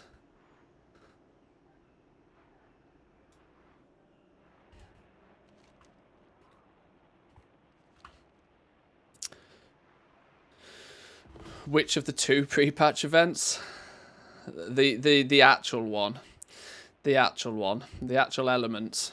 There's still some. I need enough tokens to buy the leather transmog appearances. I've got the rest of them, though. Give me a yell if you go to the beta, so I can pretty please ask you to show me the public work order system. I was looking at that yesterday. It's all switched off at the moment. Oh, I've got flight paths all over the place. Nice.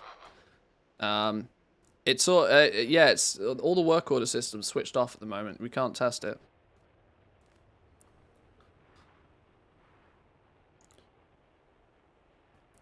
Have you seen the way to level up your alts by a few levels by leveling professions? Apparently you also gain artisan's metal by it. I'm very much aware of it, yeah.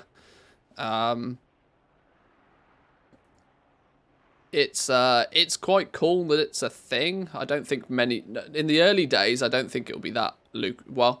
Put it this way: it's going to be mad level expensive to do at the beginning, which will put most people off doing it. Making leveling a gold sink though is quite smart. It's quite smart in a way.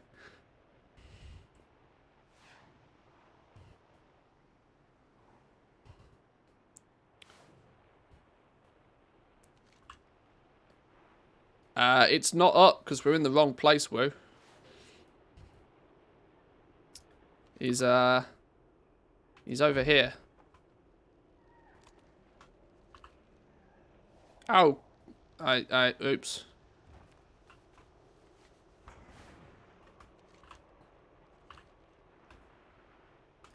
He's over this way.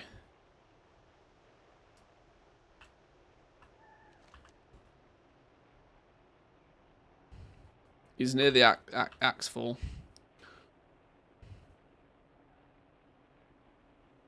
Although I think he flies about, doesn't he? Under normal circumstances, if this really is a dead shard.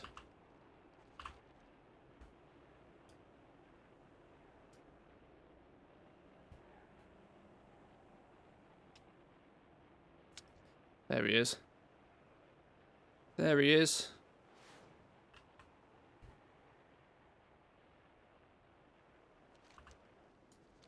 Come get him, Woo.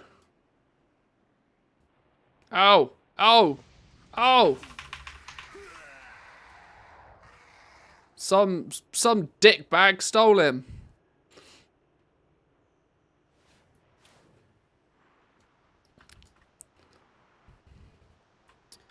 Some flipping alliance scum. After all of that. Bloody alliance. Always getting in the way. Well, we tried. We tried.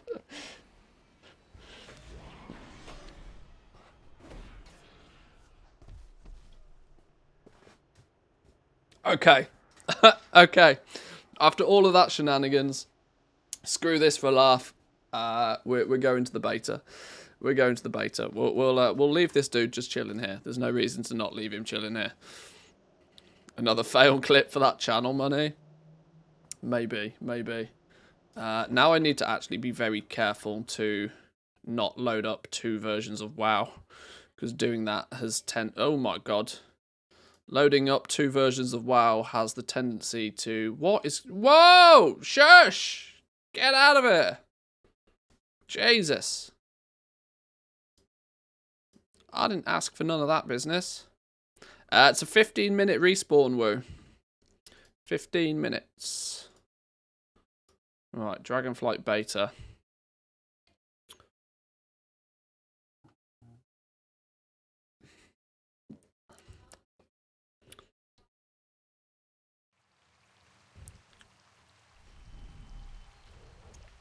Right.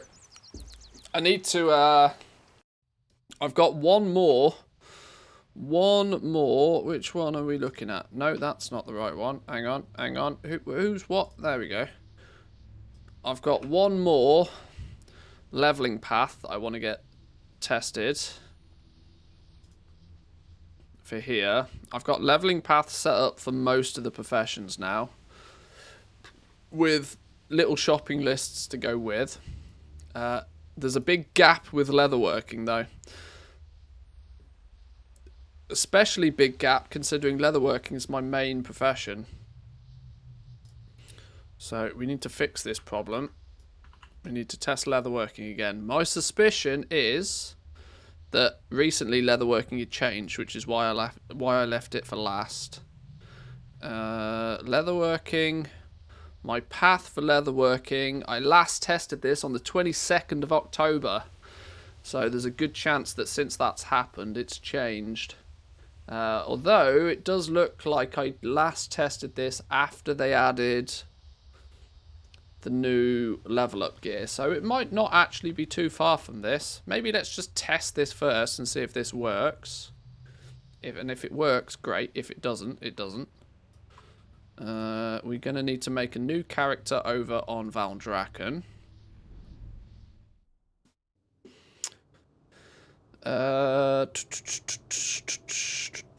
Create new character. Let's go Hunter, because we do. Make sure it's not anybody that has a bonus to leatherworking. Customize. Never lucky.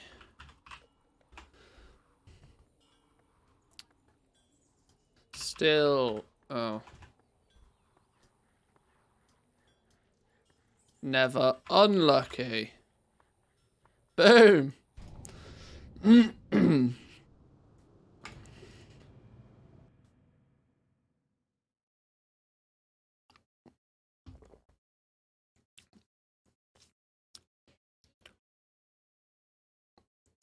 Fails to tag.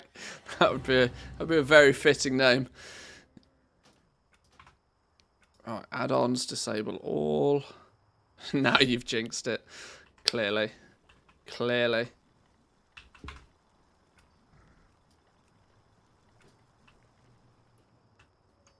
Right, leatherworking. I'm intrigued, you know. I'm going to test out my own old leveling path and see if it works. So, 100 resilient leather, 222 adamant scales. 100 adamant. Where's it gone? Walk with the earth. Oh, leather one. 100. 10 stacks. 100 resilient leather, 222 adamant scales. 200, 10, 20. Let's just pick one more for good luck. 2 dense hide and 24 lustrous scales.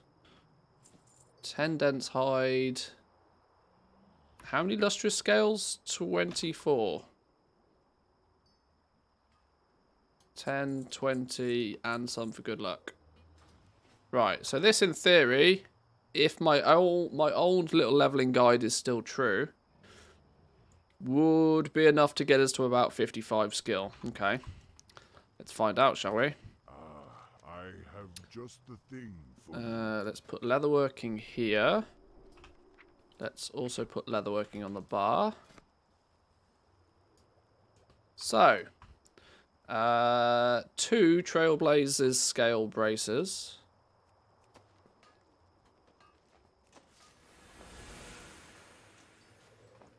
Followed by 1 pair of boots.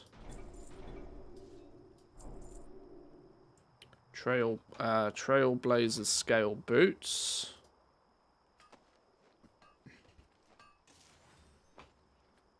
Followed by 2 scale vests.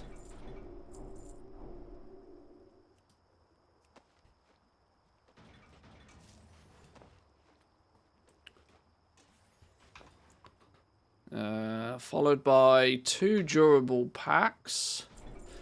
This is going well so far.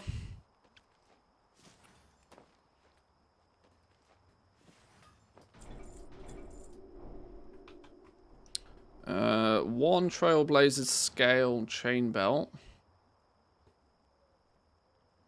Trailblazers toughened. Oh, have they changed the name?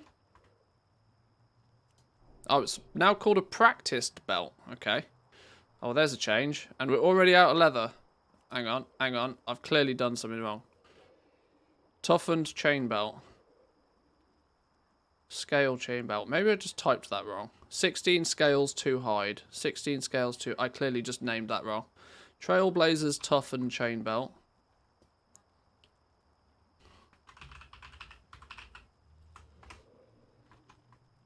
How many was that? 2? 1.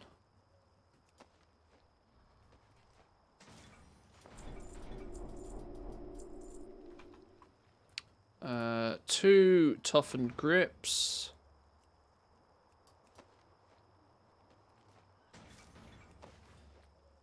You got the drop. Nice one. Enjoy it. Enjoy it. It's a cool little pet.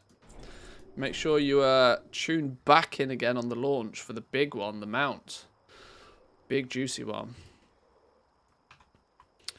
2 protective gloves.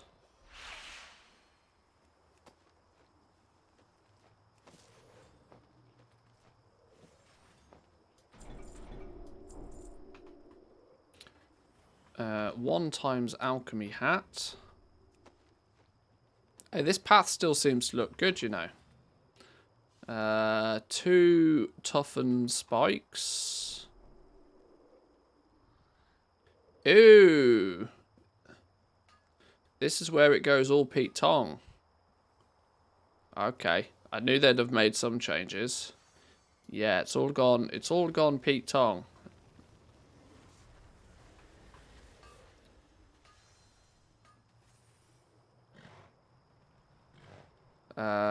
That should have put us at 40 and it didn't. Why are we only at 39? Ugh, something's gone wrong.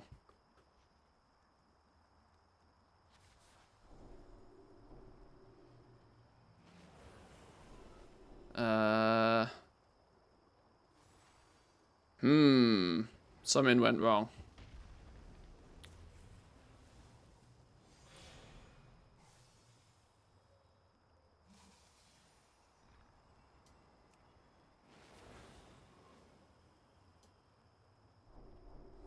But it looked as if it was getting there. It looked as if it was quite right. What I don't know is where the problem was, though. Was it a bug that we didn't get the skill points we were meant to get? Not sure. Okay. I guess it's time to redo it then, considering something's clearly wrong with it somewhere. So, what we now do is we do some theory crafting. We take all of this stuff we just made and we can it.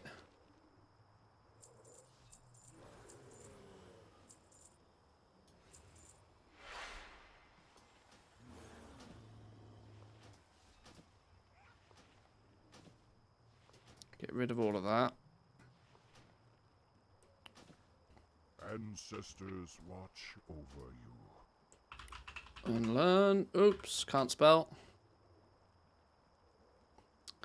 Mount's going to match the Warlock nicely. It's a very Warlock mount, isn't it? Yeah, that makes... Yeah, you're right. It's a very Warlocky mount. I've been expecting you. May the eternal. So let's first off just start by picking up a bunch of materials.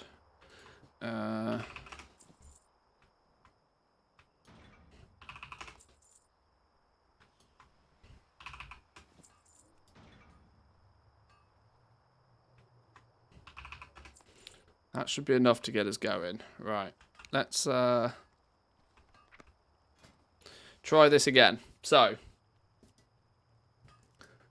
we want the cheap option, and we're going to make the assumption it's only in a... Well, we're leatherworking, we get one of two directions. This is why I kind of left this one to last, because there's one or two directions you can go.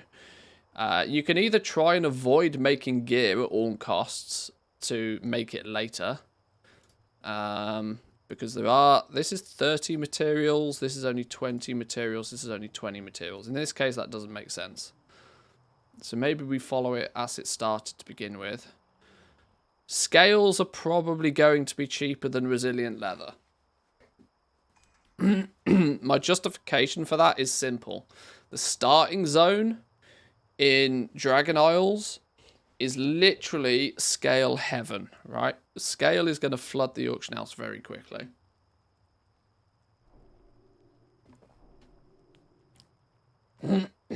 So I'm more leaning on using scales rather than leather where possible. Although this entire thing could flip on its head. But two of those.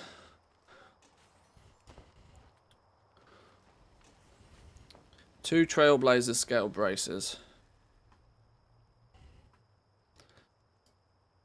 Leveling path, leveling. Here we go. Trailblazers scale braces. We made two of those, which got us 6 points. Make that a bit bigger. Quantity 2.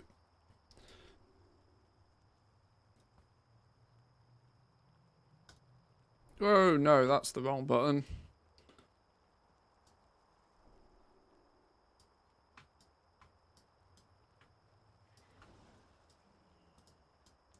Right, Trailblazer scale braces times 2. That put us up to 6 points. We learn... The winds guide you.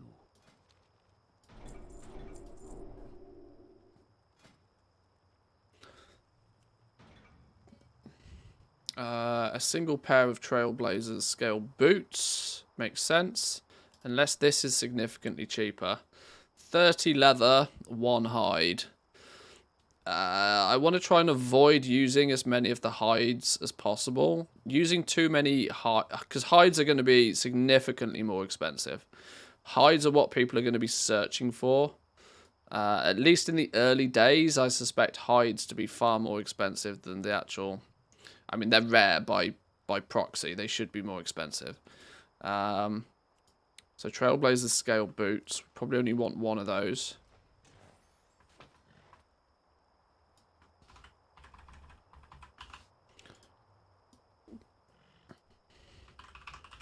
Trailblazer scale boots. That took us up to 10 skill points.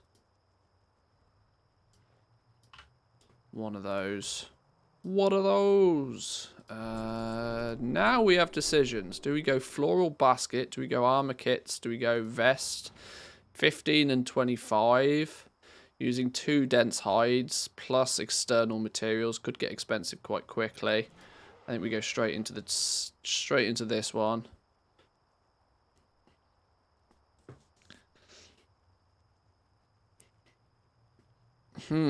Okay.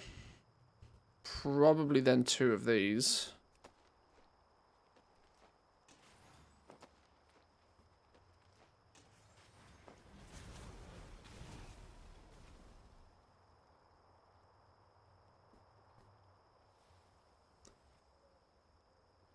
$13, $14, $15, $16. How did we get 4 points off that one?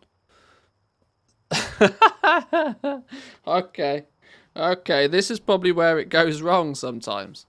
That was only meant to, we crafted 2 of those, which was meant to give us 6 points. But we crafted 2 of those and it gave us somehow magically 7 points. Huh.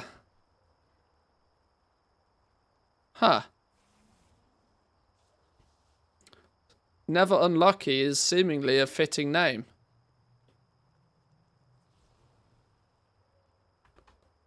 That was meant to be crafting Trailblazer scale vests. Hang on, is that what they're actually called? Trailblazers scale vest. We were meant to make 2 of those and get us to 16 points.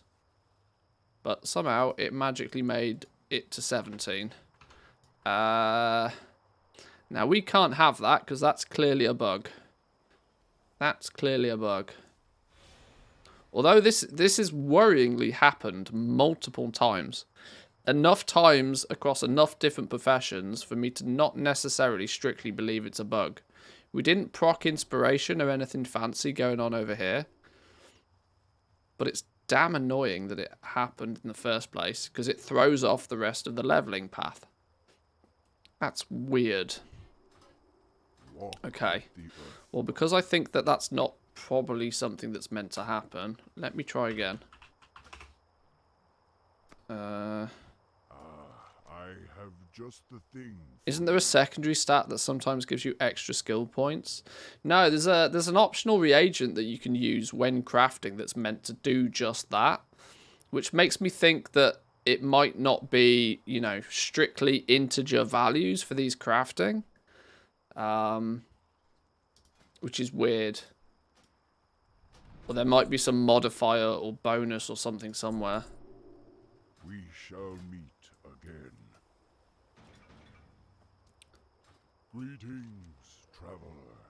But I've never been able to do it consistently, which is, you know, almost the definition of a bug, right? It might be that the base value isn't 0. Yeah, exactly. This is my thought. It's just weird that it happened. Well, let's try again then. So we did 2 bracers.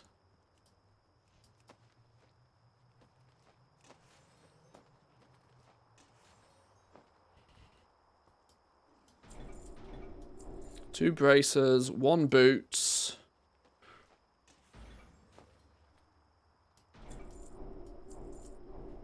Two vests. I see it gave us 4 skill points again. It gave us 4 skill points. It's broken. It went from 10 to 14. This hasn't... Ah! You see, if I make another one, it, like... it. Is it now only going to give me 3?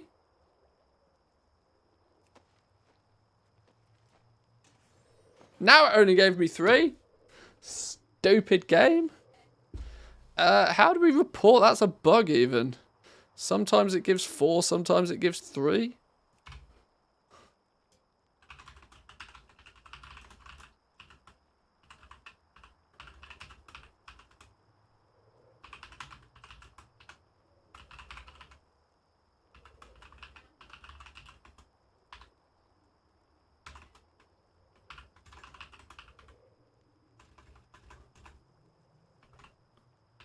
From skill 10 in leatherworking, the icon suggests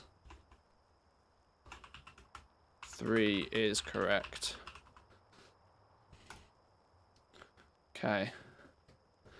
What's the current state of the aces with Darkmoon decks? No change. No change.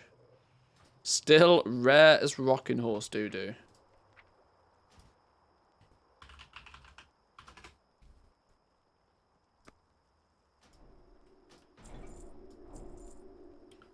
Right, let's see if we can replicate this again. So what did we do? 2 bracers. Gets us to 6. Or to 7, sorry. 2 bracers. A pair of boots to push us to 10. Now that gave us 4 points. Oh, this is so busted. This just randomly decides to give 4 points occasionally. How am I... Okay.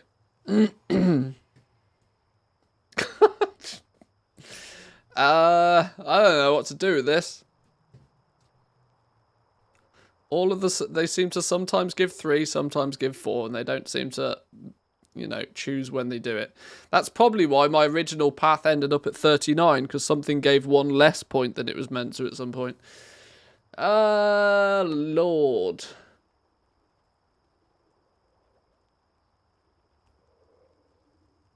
A lot of you may be wondering why I care about this too much, but the reason is I'm trying to work out what the actual step-by-step process is, and if you're gaining more or less points at certain times, it throws the balance of the leveling path off completely.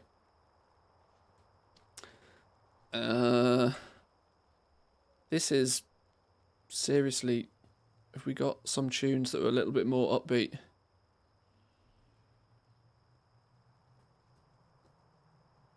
Let's go back here. Okay. 17th time's the charm. I'm gonna drop this one last time, and we're gonna try this again. No errors, no unsuspected, no weirdness, please.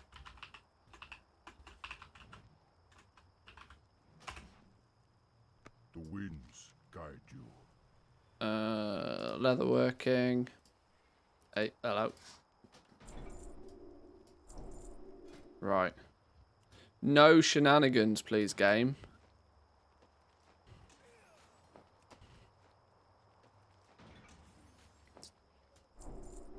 $7 points. This should put us on 10 points. It put us on 10 points, like it should. Let's try. Then this should put us on 13. It did. Well done. This should put us on 16. It did. Well done. Shit, where do we go here? I forgot. We're on 16. Oh, that's where we'd actually got to. That's where... Okay, everything's gone normal this time. Expected results have been achieved.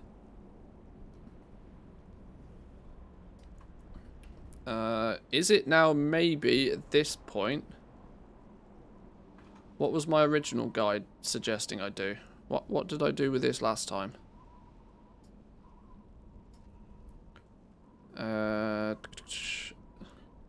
From 16 to 22, 2 durable packs.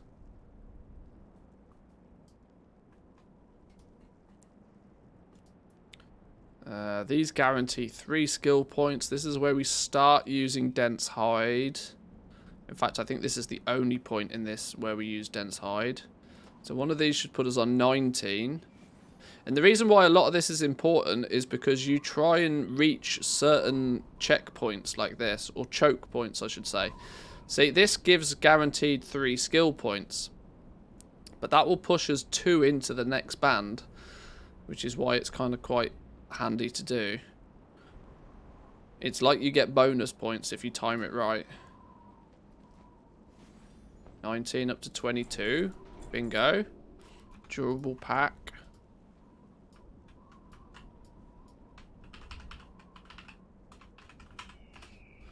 Two of those will take us up to 22.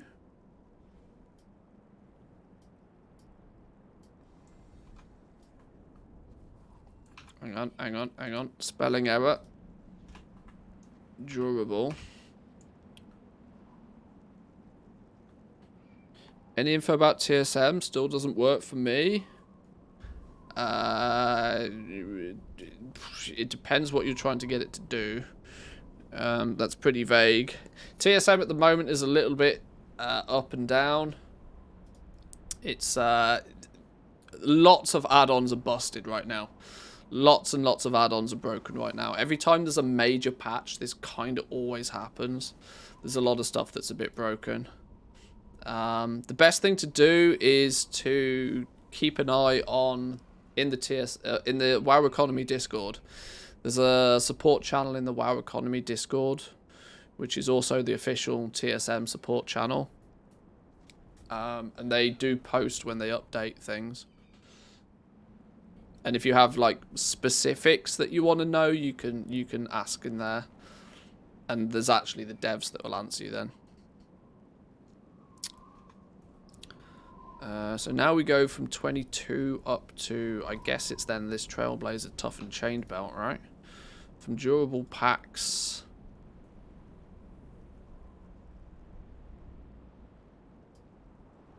Durable packs. 1 Toughened Chain Belt should get us to 25, yeah. 22, 23, 24, 25. No more, no less. Yes, beautiful.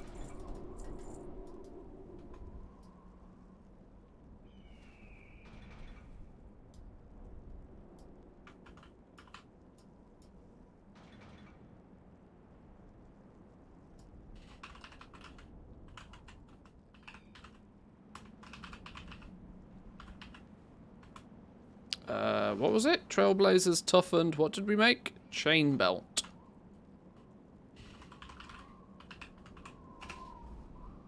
That took us to 25.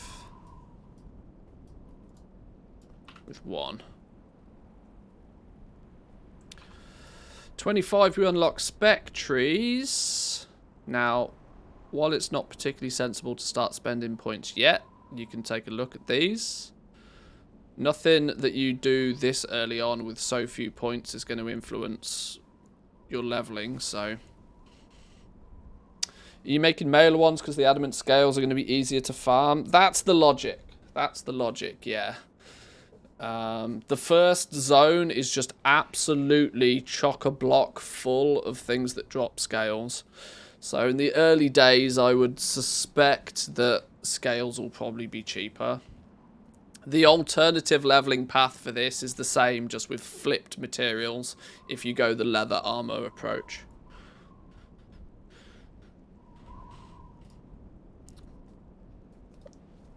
From here, it seems to be pretty sensible that we do 2 sets of toughened grips. That should get us to 31. Do we dip into intermediates at any point yet? I'm a big fan of crafting intermediates when they give you skill points, but only if you need them specifically for the leveling process, which I don't think we call upon the need for any of these just yet. And these will be expensive because these use awakened essences. So whilst they do guarantee skill points, 2 hide and 2 awakened. These are an easy 1,000 gold per press of the button. These are much cheaper. They use the same 2 rare hides, but with only 16 adamant scales instead of 2 awakened essences. Okay. Trailblazers gloves. This should take us 25 to 28. And then presumably 1 more to get us to 31. Bingo. Trailblazers Toughened Grips. To 31.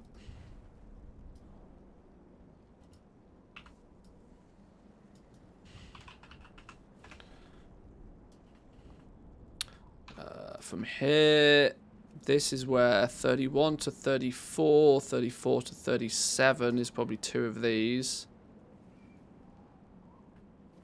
Jeweler's covers, 2 dense hide. We'll probably do protective gloves because they're going to be cheaper. Well, you've got options. You either make the protective gloves or you do the jeweler's covers.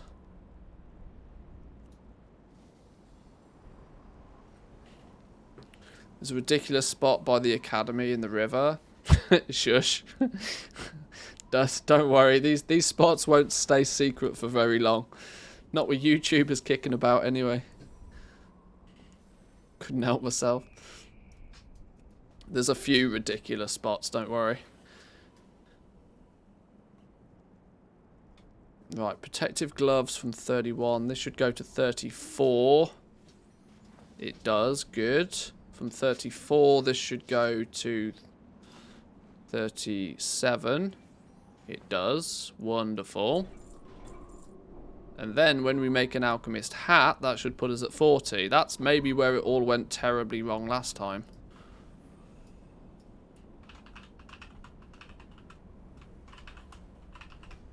Protector's gloves. 2 sets of those. 1, 2, 3, 4, 5, 6. 2 sets of protector's gloves. Then alchemist's hat. One of those should take us to 40. Once again, if everything goes to plan. Hang on. Alchemists. Hang on, that's still not right. Hang on. Too many letters. Alchemist's hat, there we go. One of those. Please hit 40. Please don't scuff up. Bingo, 40. Cooking on gas. Then, very clearly, back into this realm. Trailblazers, toughened spikes. From 40, do those give 3 points each time? Are these going to give us +6 if we create 2 of them? 40 to 43. 43 to 46, please. Yeah! Smooth sailing. Smooth sailing. Then 46 to 49. And then 2 bonus points. 52. Oh, that put us at 53! Stupid game! Always going wrong. Okay, well, it worked. At this point, it doesn't make too much difference anyway. At least we know what the path should be. Trailblazers, toughened spikes.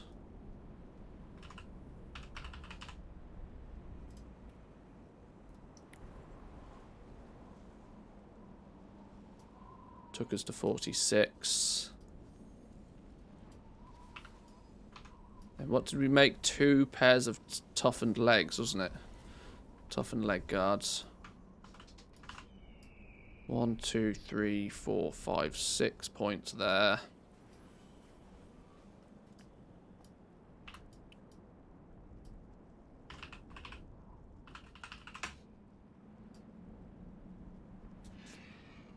Okay, now we should in theory be on 52 at this point, but you go from 52 to 55 with one of these. Toughened Trailblazers Coif.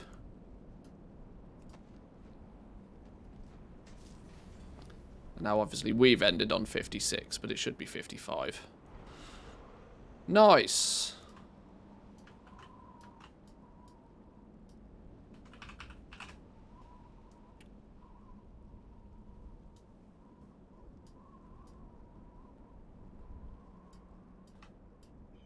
One of those. Right, now to do some materials.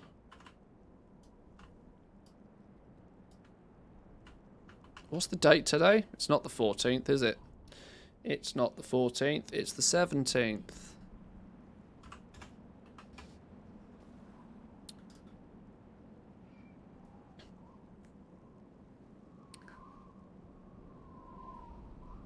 Don't think it's a bug. Why would it say guaranteed X if you don't have a chance to get more? It's just the fact that it's never been consistent with anything else that I've crafted. When it says previously, if it says it gives you 2 guaranteed skill points, or it says it gives 3 guaranteed skill points, or it says it only gives you 1 guaranteed skill point, that's what it does. It does what it says on the tin. That's the inconsistency, really. But yeah, I do appreciate there is the theory that it could actually, you know, it could be the fact that it's guaranteed minimum skill of +3, +4 could be, you know, a proc, an internal proc, a luck proc, a bonus or something.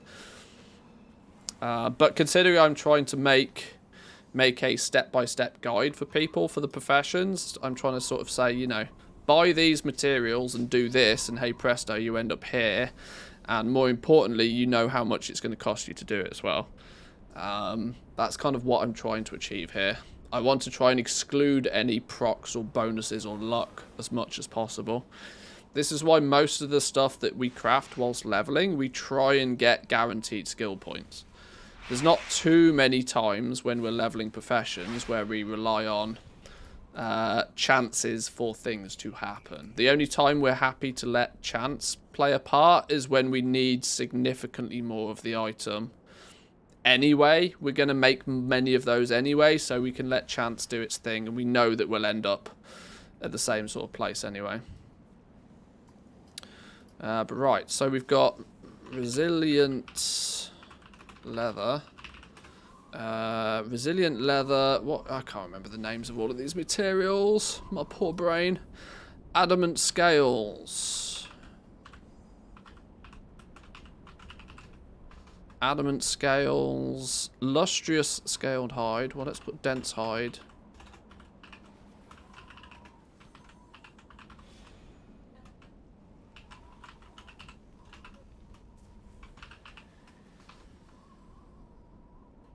Oh, it's lustrous scaled hide. Oops. Lustrous scaled hide? Lustrous scaled hide. I always want to put an I in there for some reason.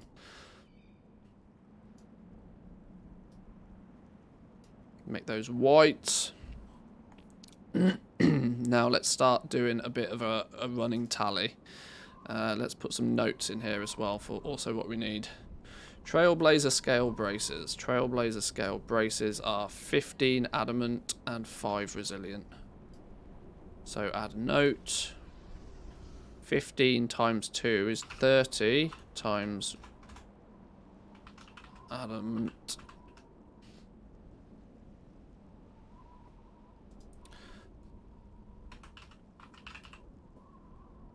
$30 times adamant scales and 10 times resilient leather.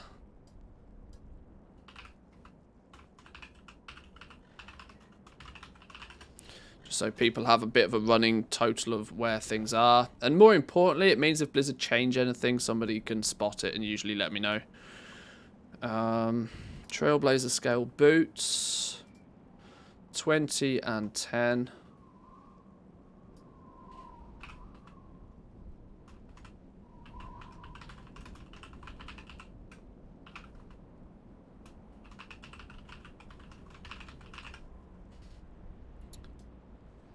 Trailblazer scale vest. 25 and 15, but we're making 2. 25 times 2 is 50. And 20 times resilient.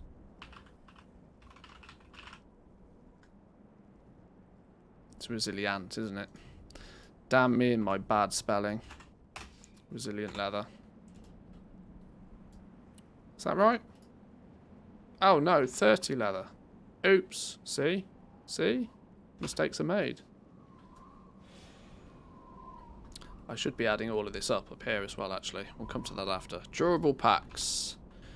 Durable pack. 20 resilient leather, 1 dense hide.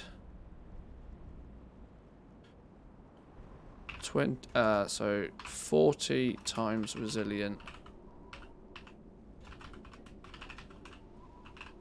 and 2 times dense hide. Trailblazers toughen something or other. Oh, what was it? Trailblazers toughen chain belt. 16 scales, 2 scales. 16 times and 2 times. 16 times... What was it called? Oh my god, I'm so bad with these material names. Adamant scales.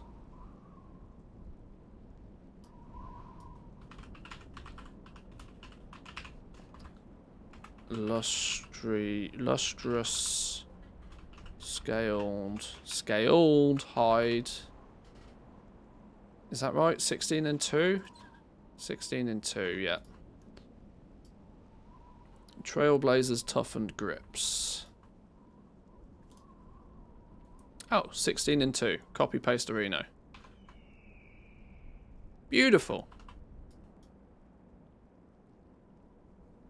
Oh, but it's not copy paste Reno, is it? Because we're doubling it. 16 times 2 is 32. 2 times 2 is 4. Protector's gloves. 10 and 2.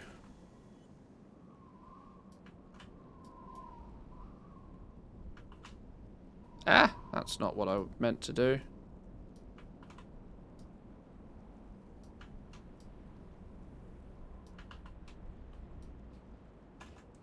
$10 and 2. It's not 10 and 2, is it? It's 20 and 4 because we're making 2 of them. I looked at your guide on YouTube for leatherworking, so if I understood correctly, the idea would be to up the profession using the scales, as they'll probably be cheaper, gathered in the first zone. Then at around 50 skill, we want to choose the spec that we want. Correct. All true. For example, as a druid, I'd probably go for leather armors, so I'd probably choose this spec instead of the mail spec, right? Then continue by farming renown to up the skill. Yeah, pretty much. Yeah, that's pretty much the gist of it. Obviously, I'm focusing on keeping the costs down, but if you have a personal use for that gear as well, maybe you could flip it round to make the crafted, make the leather items, if you can equip them and make use of them. A lot of what I try and do with this is focused upon keeping the cost down and making it easy for you to then sell the things after to recuperate some of the cost. But yeah, that's pretty much it. I always recommend leveling first, get that base like 50 or so skill points, then take a little bit of look at the spec trees, try and work out what direction you'd like to go with the spec trees. And then once you've got that base 50 skill, maybe then go back through the profession and craft everything that you haven't for the first time. Get that first time craft bonus, get your artisan's metal, get your extra knowledge points by doing it. And the reason I do it that way is so that when you go back through and craft everything, that base 50 skill will mean that most of the stuff you craft will be higher quality. And you should have an easier time then selling it. That's the theory, at least.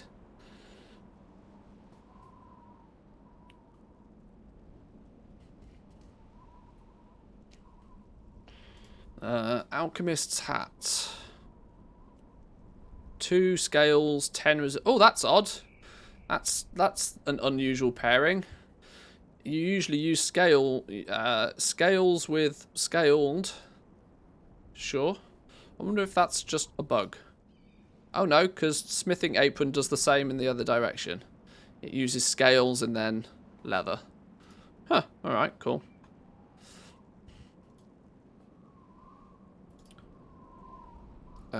It was 10 times... Oh, hang on. Now I can't remember which way around it was.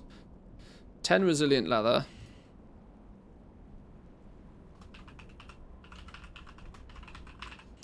Resilient leather, 2 times... lustrous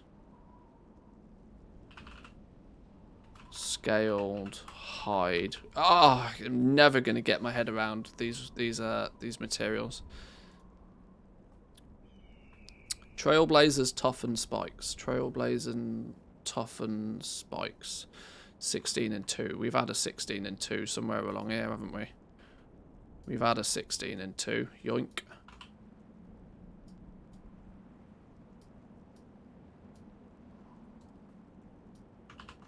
Ah, but it's not, is it? Because we're making 2 of them. It's 32 and 4 again. And then the Trailblazers toughen legs. Why are they so cheap? Oh, the scale's gone up by... Okay. They've dropped the amount of leather... They've dropped the amount of scale that's needed, but added an extra hide onto it. Okay.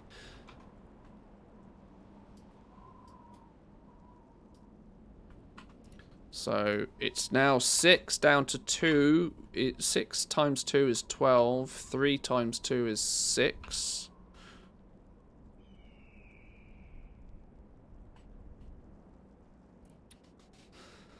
Dan took a break, but I think you said something interesting the last 2 minutes. It was just a bit of a mindset for the leveling. Level up in a cost-effective way. Level up in a cost-effective way, then go back and harvest first-time craft bonuses, because you'll end up making stuff at higher quality.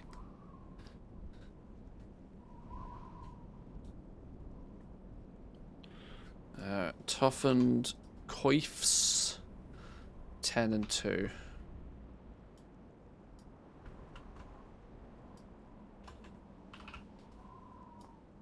There we go. Right, now to add all of this up. Now to add up all of the material use. So 30 adamant scales and 10 resilient leather. 30 and 10. Boots is another 20 scales, so that goes up to 50. And it's another 10 resilient leather, so that's 20. This is the bit where I'm likely to fuck it up. Plus 50 scales, that puts us up to 100 scales. And plus 30 leather, that puts us at 50. Hang on. I'm going to freeze it here instead. It's going to make it much easier. Durable packs, 40 leather, 2 dense hide. So that goes up to 90, and we get our first 2 dense hide. Toughened chain belt, 16 scales, so 116, and 2 of these. Grips, 32 scale, 116, 118 plus 30, 148, and 4 lustrous, so that goes up to 6. Protector's gloves, another 20 scale, and another 4 of these. Alchemy hat is 10 leather, that puts us up to 100. And 2 scales, that goes up to 12. 32. So that goes up to a nice round 200. And 4 of these. My original number's exactly accurate still. If it is, I'm an absolute genius. 12 scale. 212. And 6 of these. Why does that only say 4? Oh, cock-a-doodle. What did that say a minute ago? Oh, Lord. Go back. Go back. It went 12. Why did it go to 4? I told you I'd balls this up somewhere. It was plus 4, so that's meant to be 16. And then that's 212. And another 6 on top is 22. And then whatever these are, 10 more scales, 222. 222 and 2 more scales is 24. Wow, I think my original numbers were actually spot on. Leatherworking, 100, 222, 2 and 24. 100, 222, 2 and 24. Well, shit the bed. All of that for guff. Okay, cool. Well, it's nice to know that it hadn't changed in any way, shape or form, even though I recrafted it, or retested it. Well, there we go. You win some, you lose some. In that time, we won a lot. Right, now I need to change this one to be better.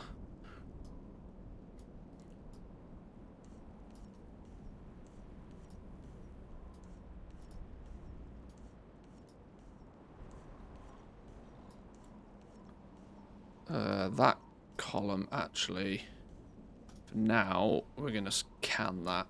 I've got better uses for that in a minute.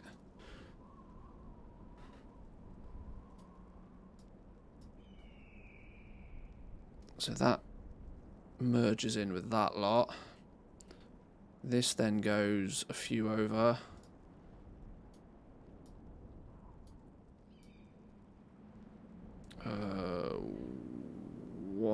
One more.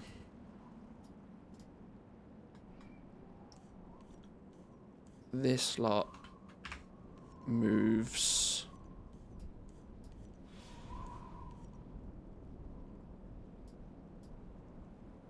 Oh, sugar.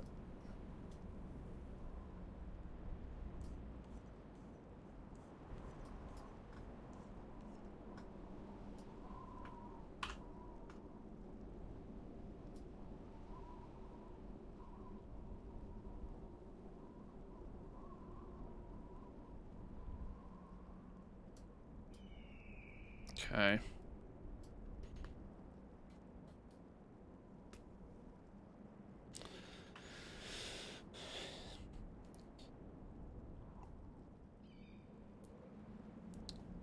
You had to put them in cells and make a total calculation or so, not to do it manually. Oh, yeah. I know. It's not strictly very good spreadsheet etiquette. I'm very aware of that. But I'm also trying to make it neat and tidy at the same time. Is that But your yeah, wallet? I'm very You aware just it's not collect proper semen. spreadsheet etiquette. Both, I hope. Right, that will become more useful soon. Matic, thank you very much for the tier 1. Appreciate it.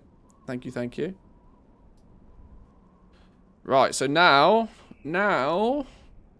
we actually have full leveling guides for every profession. B-E-A beautiful. Slap a freeze under this one.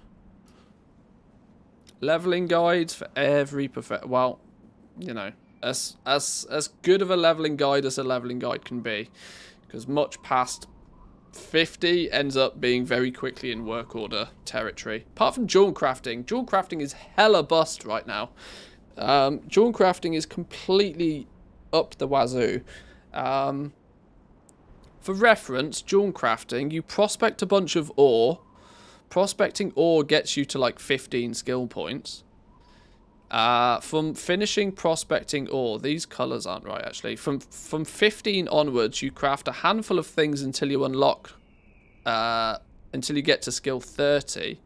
And then from 30 all the way to skill 80, you just craft Nosderite gems. It's busted. So much so that I clearly think that somebody's, you know, fat-fingered a key at Blizzard. Because there's no way you should get 70... there's no way you should go from 30 to 80 crafting practically the same thing over and over and over and over and over again. Something about that feels a little bit off. Now, I know jewel crafting is all about cut gems and sell gems, but I don't know, maybe it's because they've got less things to focus on when it comes to work orders. But I shit you not, rings are going to pop off. Rings are going to be bonkers crazy big for jewel crafting, because the ring is a safe slot, you know, for the exact same reason that the Shadowgaster ring in Shadowlands was super duper mega popular. For that exact same reason, for very much the same reasons. The ring, the crafted ring is going to be pretty big in Dragonflight as well. Both, I hope. Some soft sand. Thank you very much for the tier 1. Appreciate it. Thank you, thank you. 4,000 Cerovite ore. Good luck. You're not going to need that much. That's cost. The quantity is over here. 200 of it. Although if you wanted to actually prospect to get that quantity of Nosderite cuts, this is why I've cut jewel crafting into 2 parts. Leveling from skill 1 to 30, and then 30 onwards. 30 onwards you can do at your leisure. Because it's going to all of a sudden require 70 Nosderites, which may not necessarily be too cheap to achieve. And you might not wish to do it all on day 1, because there's not strictly the need to do it all on day 1. You might want to do a bit of it to get to maybe skill 50, but there's not strictly the need to do it day 1. How are you estimating the cost? Oh, I'm not. Ignore all of the costs for now. They're placeholder. Until we actually get some data, it's all just placeholder.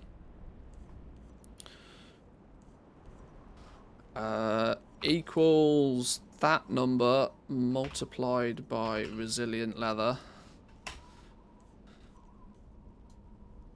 equals this number multiplied by adamant scales equals this number multiplied by dense hide, and then finally that number multiplied by lustrous scaled hide. Is that your wallet? Boom. Just glad to see me. Echo, thank you very much Both, for the I Prime hope. Gaming. Appreciate it. If I import your TSM profile from Discord, will I keep my own data, like how much gold I made the last days and months? More importantly, if I import your profile, will I have all current item mats inside there? My suggestion is, before you do anything too long lasting, is to create a new profile. Create a new profile, you know, call it Mantheus or whatever you want. Import it into a new profile so it doesn't affect anything that you've already got going on in TSM. Have a poke around, have a little bit of a look at it, decide what parts of it you want to use, and there's clearly some parts you might not want to use, and go from there. Because if you import it on top of your existing profile, it may start moving all of your items and stuff, and there's not really an undo for that. So can we download the spreadsheet from somewhere? If you're now Twitch subs, Patreons, YouTube members can connect up to Discord, and the Discord bots will handle everything, and within an hour or so, usually, it's not always totally instant, but quite quickly, you'll all of a sudden have access to certain channels that you may not have had access to before, and that's where you'll find things like the cheat sheet and my TSM groups and stuff. I handle the distribution of all the perks to supporters through Discord.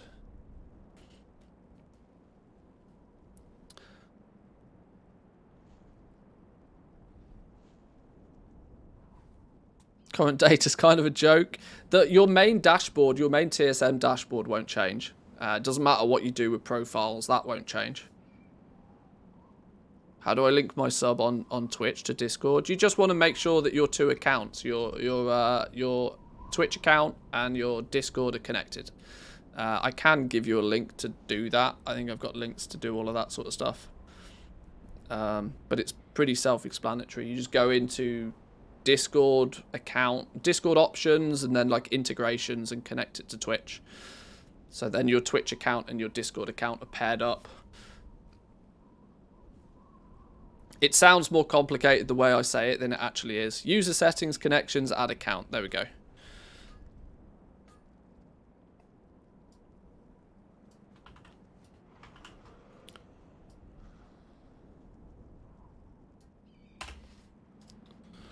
Right, that is the final profession leveling guide. Now, I'm really, really hoping that between now and the launch of Dragonflight, Blizzard doesn't feel the need to fuck about with these too much.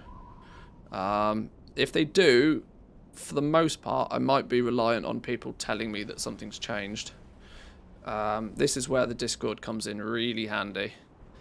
Because it's being just one person, it's often impossible to just check and go back and clarify everything. I rely quite heavily on people telling me, oi, this has changed, you might want to check it. So I appreciate when people do. But this now should be when we get some obviously when we get some live data, these estimated costs will start to be a little bit more accurate. But if nothing else, it should be the most cost-effective way to level up any of your professions.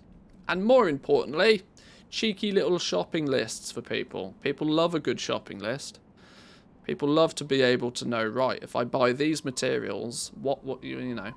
Nobody wants to have to keep running backwards and forwards to the auction house, or mounting up on a long boy for the fancy ones of you out there. You know? But that should get us up and running. Once we're leveled, then you go back and do first time crafts, and it's up to you. You can see quite quickly that you get to roughly, it's not always the same, but it's roughly 50 skill points in, and then your trainer recipes sort of stop. From 50 onwards, maybe have I put this in the notes here? You'll quickly level your professions to skill 50. Past this, you'll need to complete work orders. Yeah. Because your trainer recipes stop at about skill 50. When you go past skill 50, then that's where you are going to need to, go hunting for new patterns. You need to grind renown. You need to buy patterns off the auction house. And most of those items, most of those patterns are going to be creating bind-on pickup stuff anyway.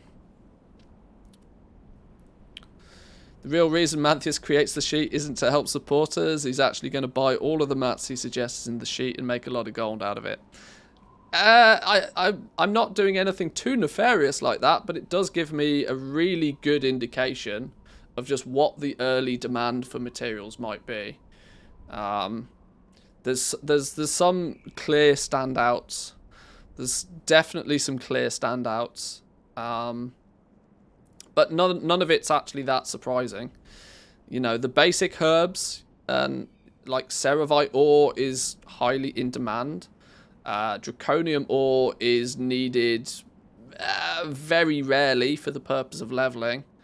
The essences for the purpose of leveling, because I've tried to level, I've created these paths with cost in mind. So I've tried to, where possible, avoid things that I think are going to be expensive. So that's things like the awakened essences. There are some professions where you just don't have a choice. Inscription, for example, you don't have a choice. You're going to burn through an awful lot. 50 awakened frost goes into just leveling inscription. There's no way around that. Inscription is just expensive to level. There's no way around that at all. Where are my notes gone on inscription? Maybe I haven't put notes on inscription. Oops, bad me. But yeah, inscription is easily the most expensive one to level. I estimate it's probably going to be the most expensive to level. Tailoring's a joke. Tailoring's basically free. Yeah, tailoring's basically free. Uses basically no materials at all. Jewel crafting starts off really cheap, and then it goes batshit level crazy expensive. So, but this is the thing, right? Even like the costs of leveling stuff. How accurate do I think my inscription prices are? Where's my global material sheet? Herbs. Hockenbloom, 8 gold a piece. Quality 2, 10 gold a piece. Quality 3, 30 gold a piece. The leveling costs are going to be based on quality 1, so 8 gold a piece for the basic herbs, 16 gold a piece for the rarer herbs. These are not outrageous prices. The reality is they could be more than that. They're probably going to be less than that. These are sort of day 2, day 3 prices, I would guess. Like I said, when it comes to prices, ignore most of it for now. The advantage of my cheat sheet is that it can tap into your TSM data. It can pull, obviously once the game goes live, it can pull the prices from TSM, and then that filters through the rest of the sheet. So,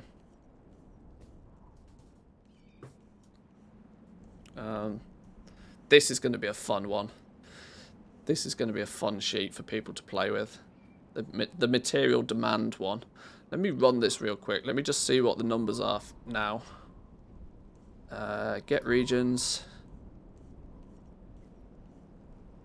I don't want to be doing this on stream, actually. Maybe I'll do it another day.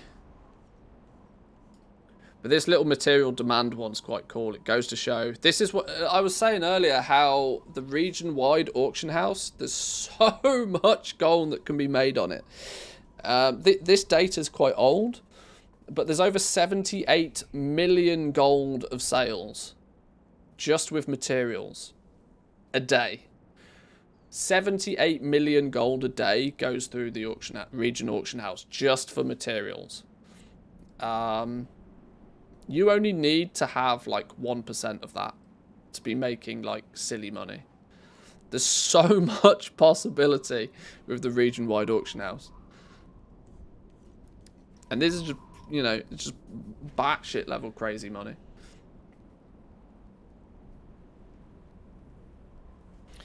I think you've done it, by the way, mentioning fishing up aces. After your stream the other day, I saw a multi-boxer or a botter leveling up some fishing guys in Zandalar. 4 level 11 troll druids all fishing. There'll be people testing it. There'll be people testing it. There'll be people taking advantage of it for sure.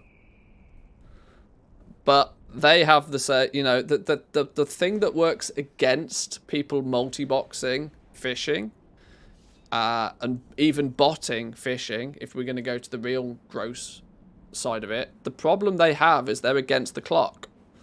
They're really, really against the clock.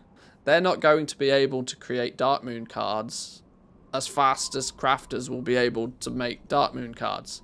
And Dark Moon cards is a ticking time bomb.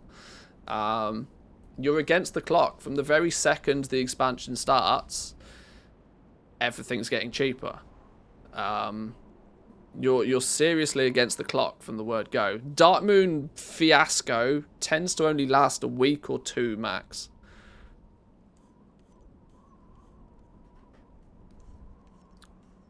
But yeah, Dark Moon cards are still... I should probably, before the expansion goes live, I'll probably do another pass on Dark Moon cards just to check. Once again, nothing's really gone too crazy with it.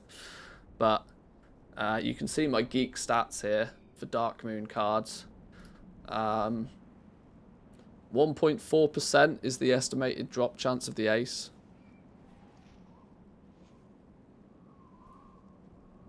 What do you mean I'm still selling Dark Moon decks for 10 to 20k?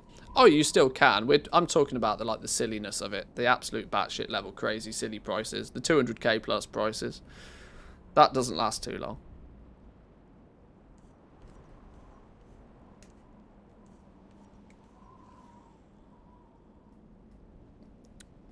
Do you think perception will have a bearing on fishing?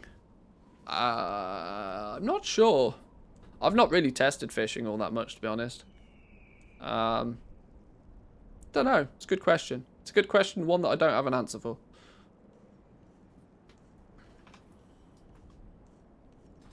I mean, we could look.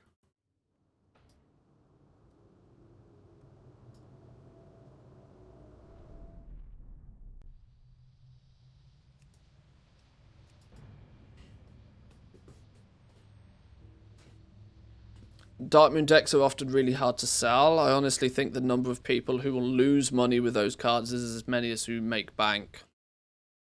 Yeah, I'm quite sure that's the case. Especially this time round, as the crafting cost. The way that Dark Moon cards tended to be in past expansions is that their actual crafting cost was quite low.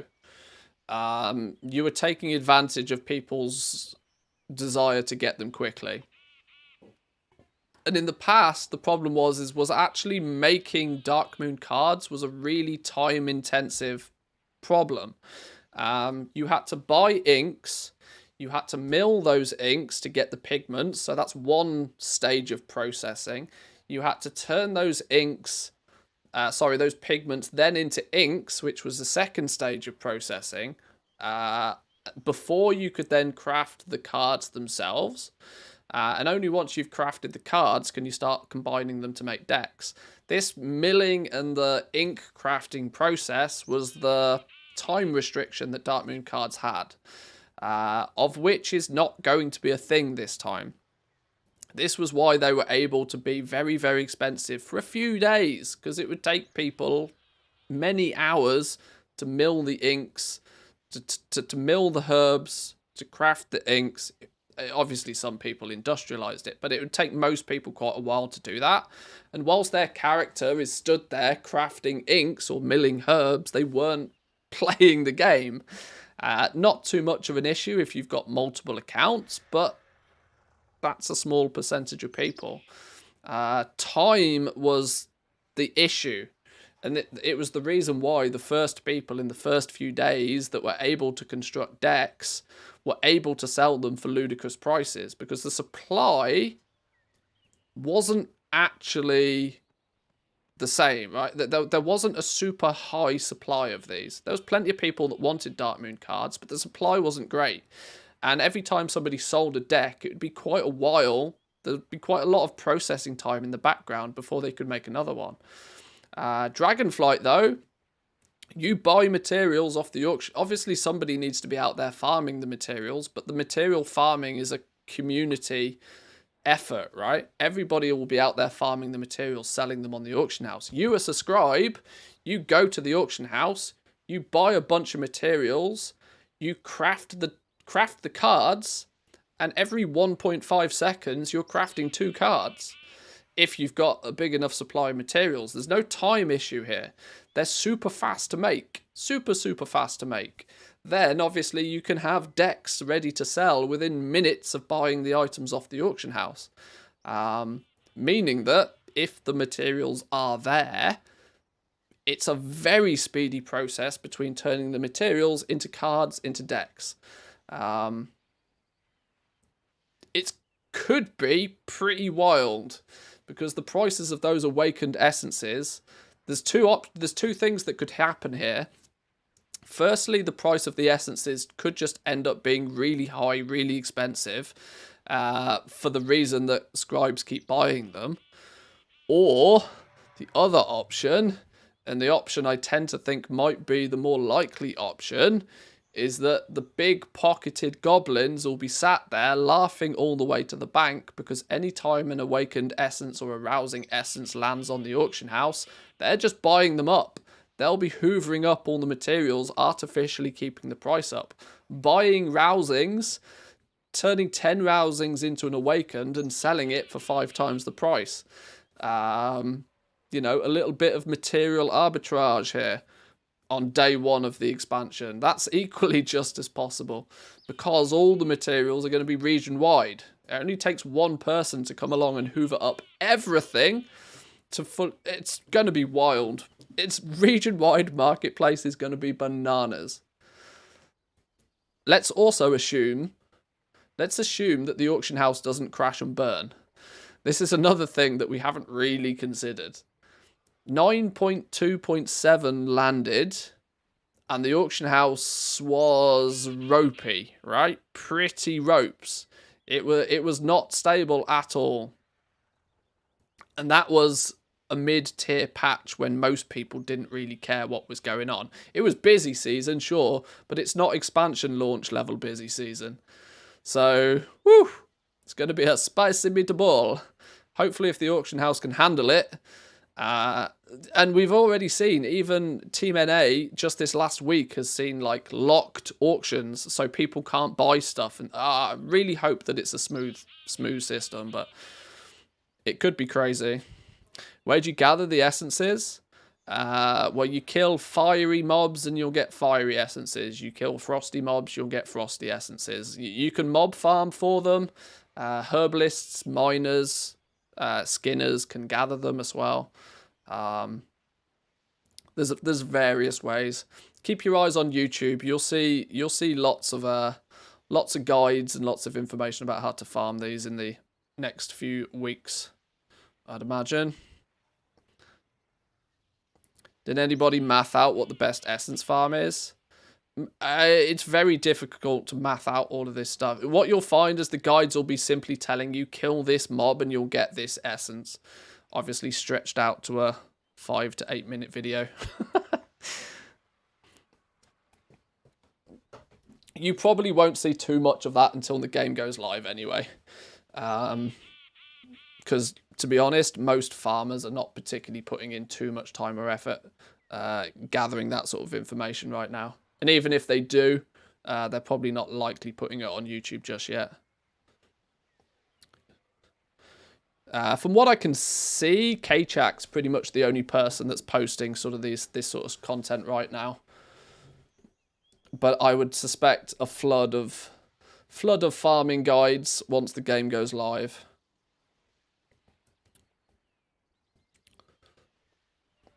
Haven't seen a good elemental spot yet, to be honest.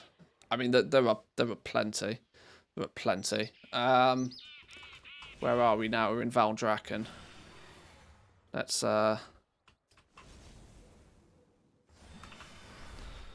I mean, one that's going to be super easy for most people the first day. You got to remember though, you're also you're trading going out farming for actually playing the game. This is why I've never been too big of a fan of farming. People that spend like 15 hours the first day farming, sure, they make a shitload of gold. But they've missed out, like, the first 2 weeks or so of the expansion are easily the best to be actually playing the game.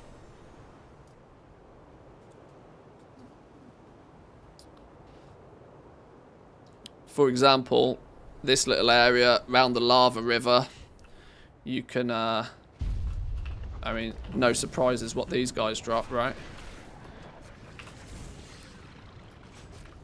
You could spend a bit of time out here. I don't know if these things are actually quest mobs.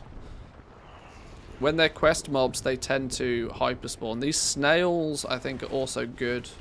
I'm giving away all of my upcoming videos here, but the lava snails, I think, are good for earth, and the burning manifestations are good for fire.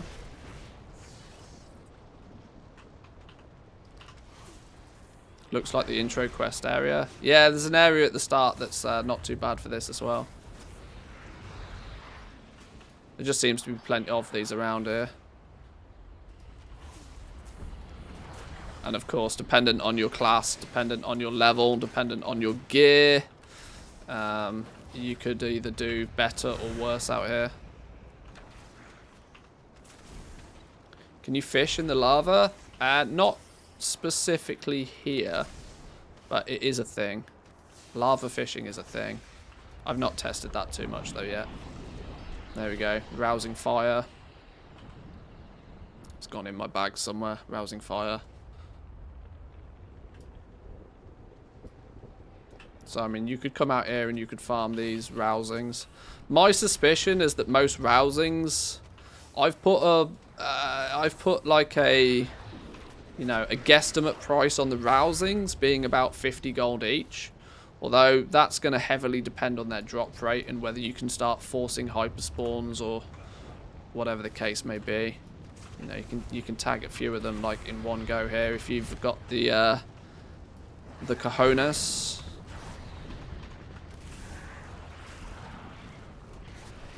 Get the NPCs to help you out and all. Kill, pew pew a few of these. There you go, 2 more rousing fires. My suspicion is these rousings initially could easily be 50 gold apiece. I mean, that's, you know, that's almost byproduct kind of quantity based on how many of them you're going to get. I've not done any, like, farm in a spot for an hour type testing yet. There's just not enough hours in the day for me to be doing that sort of stuff just yet. Especially since it's not really my jam, but I'm sure if you killed these things for long enough, simply by proxy of the fact that they do drop rousing fire, kill enough of them, do it in a group, you know, 2x4 the crap out of it. Let the farmers do farming things, right? The reason they make all of the gold is because they know what they're doing. I'm far more at home chilling in the auction house buying all of their mats. As you can tell, I'm not strictly the expert at this.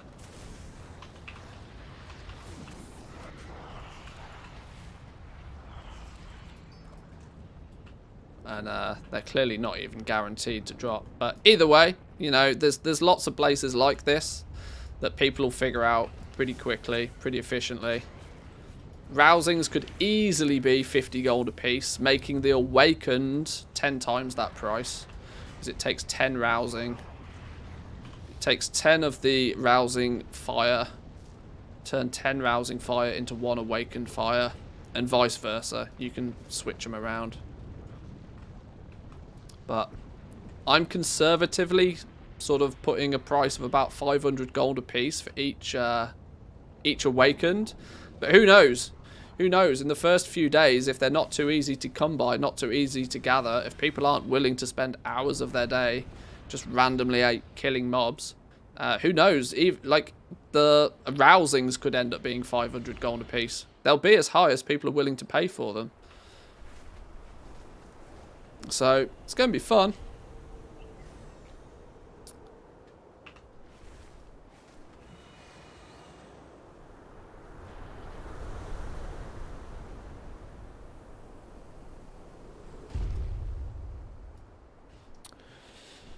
Link to my Twitch sub to your channel and your Discord, but I can't find the sheet downloads. Can it take some time till they show up?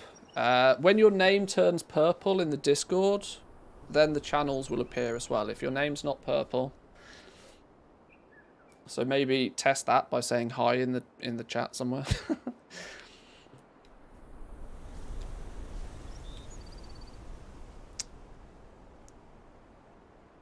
Azure span is when they start to get irritating if you don't have Vigor respawn.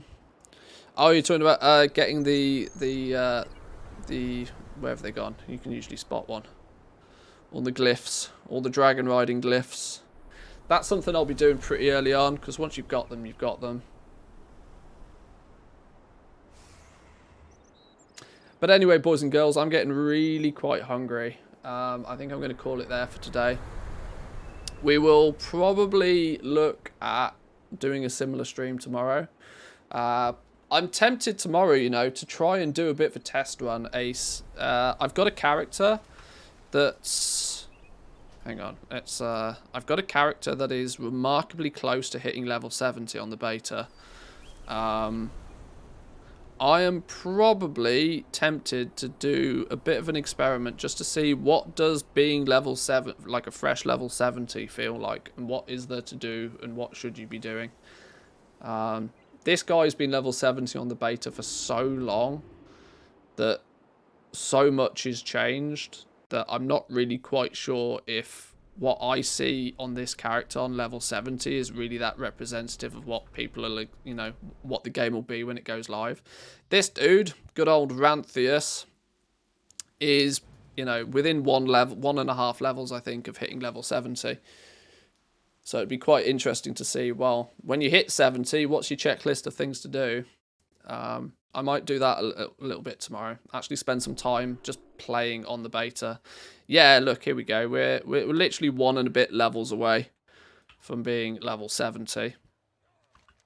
Obviously, this is an alt on this account, so I've already got access to the world quests and stuff. But it'll be interesting to see, right, okay, just how quickly can we start unlocking the Spark of Ingenuity quest line and this sort of stuff. If I take a quick whiz, zip over this way, if I remember. Somewhere around here. Where's it gone? Here it is. Like this, for example, is the Spark of Ingenuity machine. See, the goblins are still making it right now, but once we hit level 70, there'll be a little quest line here. This is where, this is the machine that makes your Sparks of Ingenuity, your end game material that, as we now know, is going to be incredibly limited, incredibly spoon-fed to you over the first 10 weeks or so. But it'd be nice to see, you know, what's the pathing like of this. What do we need to do? So we might test that out a bit tomorrow. So finally, my last little sellout for the day before I leave you. Make sure to jump over into the Discord. Come say hi. There's, you know, plenty of chat going on, especially if you're into goal making generally. There's plenty of stuff going on in the Discord at the moment. There's a bit of a buzz in there right now, which is nice. Jump over onto the YouTube. Keep your eyes on the YouTube. Make sure you've hit the subscribe button on YouTube to get notifications of the latest videos.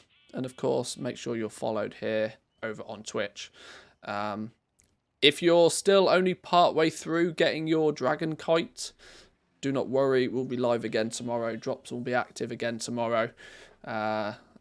Tomorrow might be the last chance. I don't know if I'll be streaming on Saturday, so tomorrow will be the last chance to get the dragon kite mount if you haven't already. But yeah, enjoy the rest of your day, boys and girls. I'll see you all tomorrow.